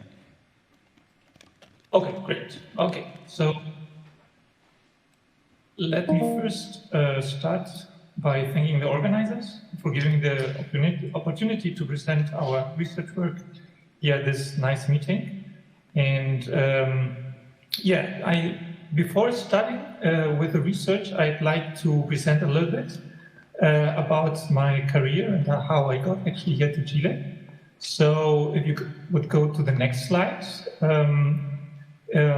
I'm sure maybe some of you know this statue here, this woman who is part of the market square in Göttingen. And there is actually where all my academic career started. I studied chemistry in Göttingen, where this nice statue is. This is the Gänseliesel. And in 2008, I got my PhD in physical chemistry at Universität in Göttingen and worked together also with the Max Planck Institute there, doing computer simulations. And 2019, next slide, please. I moved to Chile, and these pictures you can see here are basically pictures from the University of Concepcion. This is the largest university outside Santiago, and it's the third largest university in Chile. And I started here in 2011 as assistant professor, and now I recently was appointed full professor. And this year, next slide please, we inaugurated the first Max Planck laboratory in Chile. This is hosted, as you can see here by the arrow, at a new building at the Faculty of Chemistry, which is part of Universität of Concepcion. We are 4 investigators with 5 PhD students and 3 undergraduate students who work mainly in enzymatic CO2 fixation using computer simulations. So basically we use physical chemistry concepts and theory to study how atoms move and to study biomolecular function. Here, for example, in the next slide, please, you can see a movie maybe of a channel where certain molecules can transfer, for example, a membrane. We are more interested in enzymatic CO2 fixation by molecular simulations. And the main driving force, and if you can go to the next slide, please, for CO2 fixation is basically to learn from nature how CO2 can be transformed into biomass. And Rubisco is the principal enzyme transforming CO2 into biomass. It captures CO2, as you can see here, from the atmosphere, and by the Kelvin-Barson cycle, it creates then biomass or sugar. This enzyme is the most abundant, next slide, enzyme in nature, but it is rather slow and inefficient. So if one looks at the catalytic turnover number of this enzyme, it's quite slow, and it also has a side reaction with oxygen, which makes it inefficient, because when it reacts with oxygen, it doesn't react with CO2, and then the plant has to basically recycle this product in other metabolic pathways. So the rising CO2 concentrations in the atmosphere, as we all know, contribute to climate change. And this climate change basically is reflected, as you may know, in increasing temperatures. As you can see in the animation here, last year, 2023, was the warmest year on record. We have over the last, and basically we are looking now for ways to reduce these rising temperatures and the rising CO2 concentrations by, for example, enhancing photosynthesis. And carboxylases, these are the natural catalysts who fix around 100 gigatons a year of CO2 and transform it into biomass. So when we started this project, if you can go please to the next slide, we wanted to learn basically from the fastest enzyme, which is nature, and we teamed up together with Professor Tobias Erb from the Max Planck Institute for Terrestrial Microbiology in Marburg. And protein-CoA carboxylase reductase is an enzyme which is 10 to 100 times faster than Rubisco. So it's really like Ferrari in the carboxylases. It is insensitive to oxygen molecules, and it's also energetically more efficient, so it needs less ATP equivalent. It does the reaction by first a hydride transfer to an alpha beta unsaturated thioester, and then it fixes CO2 from the analyte, as you can show here in the 2S ethylmalonyl-CoA, which is the product.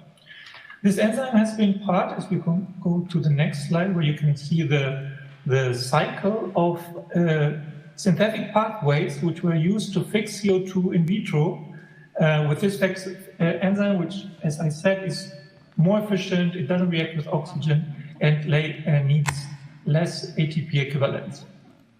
So with this basically knowledge, we started our work trying to understand how this enzyme works and why it's so efficient and insensitive to oxygen.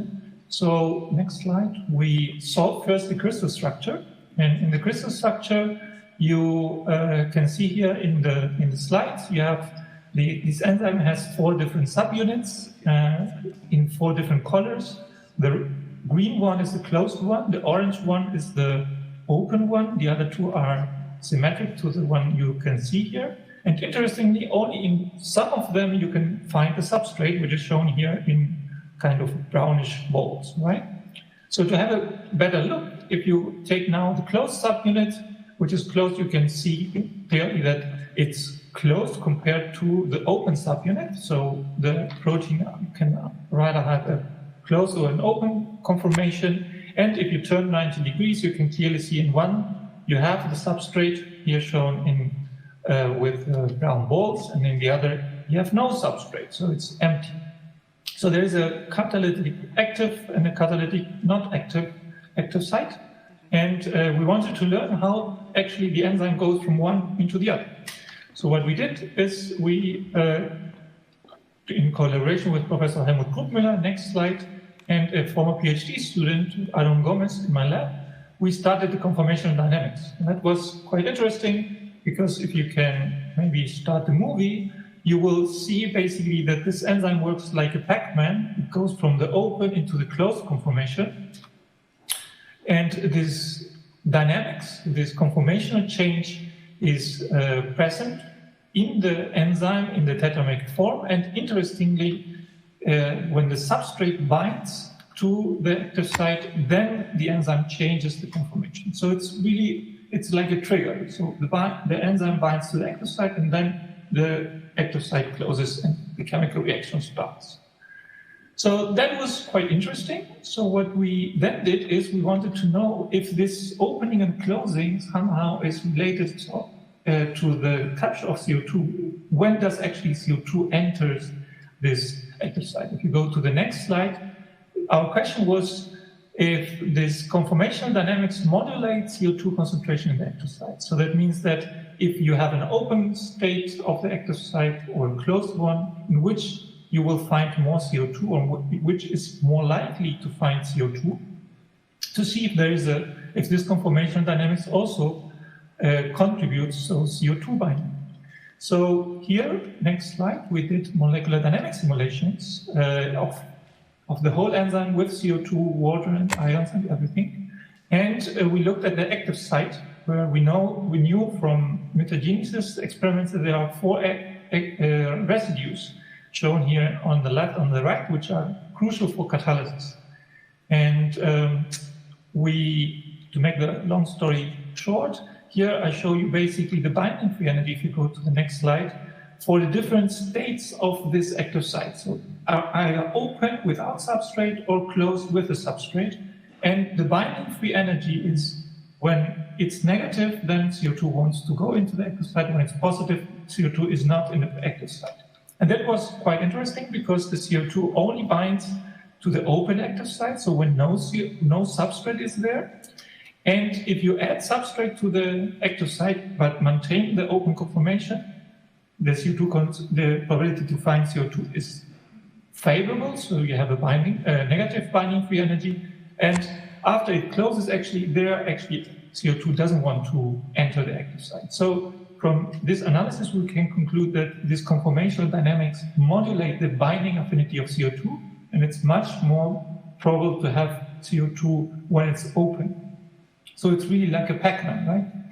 So then we looked at where actually the CO2 sits in these different conformations and under presence or absence of the substrate. And we were able to show that it sits exactly at the position of these 4 amino acids we identified before to be key in the catalytic process. So with this evidence I showed you so far, we were able to conclude that this enzyme works really like a Pac-Man in the sense that it is first in the open conformation. In this open conformation, it binds the CO2. Then the substrate binds to the active site and thus induces the conformational change and closes up the active site. So it's really like a Pac-Man basically getting the CO2 substrate and then closing its mouth. So with this information, then what we did is we wanted to look at the chemical reaction. So Rodrigo Recabar and David Saiz, there are 2 postdocs who worked in my lab.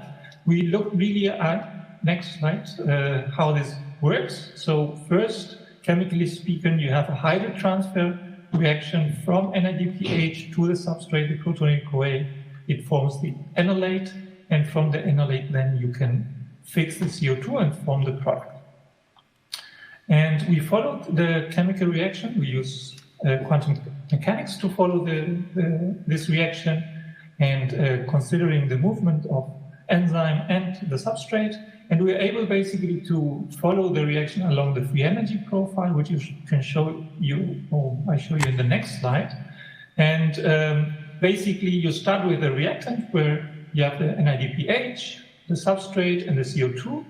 So this is the first state, the reactant, right? And then the next step is the hydrogen transfer. So you will see on the next slide that the hydride is 1.3 angstroms from the NADP plus and 1.4 angstroms from the substrate. So it's directly in the mid of the reaction. The activation barrier here is 21.9 kcal per mole.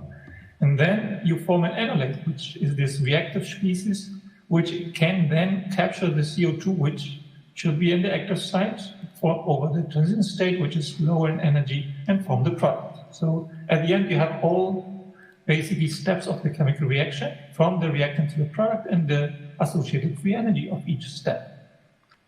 Interestingly, when we did this, we found that in an alternative mechanism, in which when the enolate is formed, in the next slide you find the alternative mechanism, this enolate reacts together with the NADP plus and forms a covalent adduct, which we call the C2 adduct, because it reacts with the carbon 2. And then we wanted to see if from the C2 adduct, we can still form the product. And our question on the next slide, you will see that is, which is the role in catalysis of the C2 adduct? So what we did is we compared the direct pathway, which is on the next slide, with this alternative pathway using the free energy profiles. And you can basically see on the left the direct pathway, hydro transfer, enolate, carboxylation, carboxylated product. And on the right, the alternative pathway, reactant hydro transfer. You also form the reactive enolate, but from this reactive enolate, you form then the C2 adduct. And then from the C2 adduct, you can form the carboxylated product. Interestingly, both in common, this pathway have this reactive enolate. So when CO2 is present, the enzyme reacts directly with CO2. If it's not present, it can form a C2 adduct, which we found to be stable intermediate, thermodynamically speaking, stable intermediate, and which from there can react with CO2 once CO2 is in the active site. So it is a way the enzyme can use to store the reactive enolate without basically losing the reactivity. Interestingly, we were able to show that this enzyme, this C2 adduct is also part of the catalytic process of the enzyme by going back to the experiment, and we were able to identify this C2 adduct in the enzyme using LCMS during the reaction. So this basically is our results we got for this fastest enzyme. And in the last minutes, I want to show basically which are the future directions of this new Max Planck laboratory in Chile or in the future. And now, after we learned actually from the fastest enzymes, so from the one which is able to fix CO2 fast and efficient, we want to go back to Visco, which is the natural enzyme which fixes most of the CO2 from the atmosphere, and see if we can basically design new, more efficient Rubiscos which are able to mitigate climate change and increase biomass production.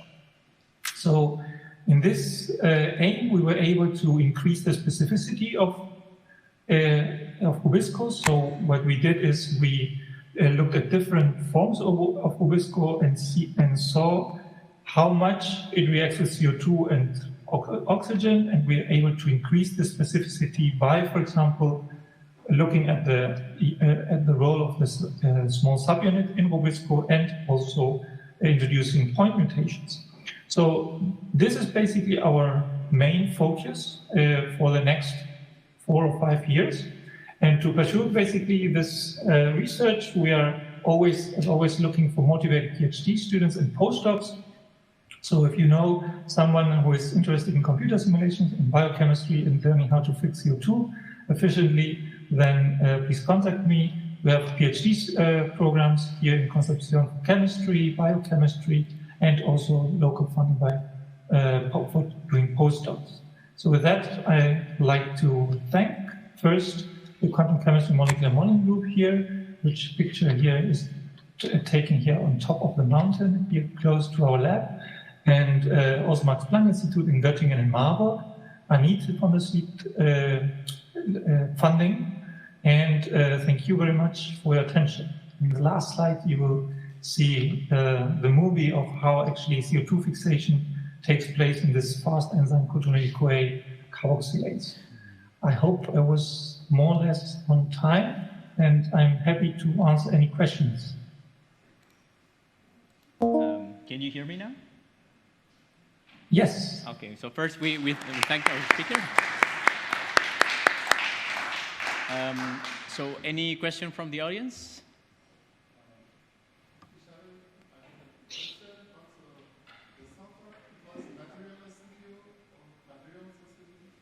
Sorry. The simulation has done in materials the studio software. Maybe you can. So 1 second, because we okay. Hello. Here. Thank you very much. It was very fascinating. But I have a question about the simulation. Which software the simulation has done? It was Materials Studio or other software? Because for organic material, it's so difficult simulation. Yeah, thank you very much. So most of our, or almost all simulations we do with GROMAX, which is molecular dynamics simulation software package, which is developed in Europe. And but you also use AMBER for the QMMM simulations, where we combine basically with quantum mechanics and quantum chemistry. But this, I would say, are the most software we use. So AMBER and GROMAX. Okay, that's interesting. I have a related question. Well, I'm in quantum computing, so I would think that maybe having a quantum computer might be useful for your simulations. Do you know of any kind of computational advantage related to quantum computing, related to the type of simulations you do? That's very interesting question. Indeed, also here in Chile, there is a quite interest in quantum computing. I think there was also recently people, I know someone who was part of a group of people who basically tried to summarize which would be like the future directions of quantum computing here in Chile, and they submitted a report and everything. For us, basically, especially now for the WISCO case, there's one calculation where we would like to try quantum computing, which is related to quantum mechanics. So basically, we have to solve a problem where we have many different configurations or possible configurations, and that to solve with a normal computer takes too much time. But this is something which can be solved, at least theoretically, with a quantum computer. And people in the quantum chemistry area are working on that to translate basically what we know or how we work with classical computers to quantum computers. But I hope we will be able to use it sometime, but this will make the evaluation much more accurate. Okay, so with this, we like to thank our last speaker of this session. Thank you very much, Esteban. We are very glad to have you here, and luckily everything worked with the online presentation. So with this, we are closing our session. So thank you very much. Thank you very much. And with this, I'd like to invite all the participants to join us in the networking session. We've been very happy to have you here once more, and now we can proceed to the next room. Thank you.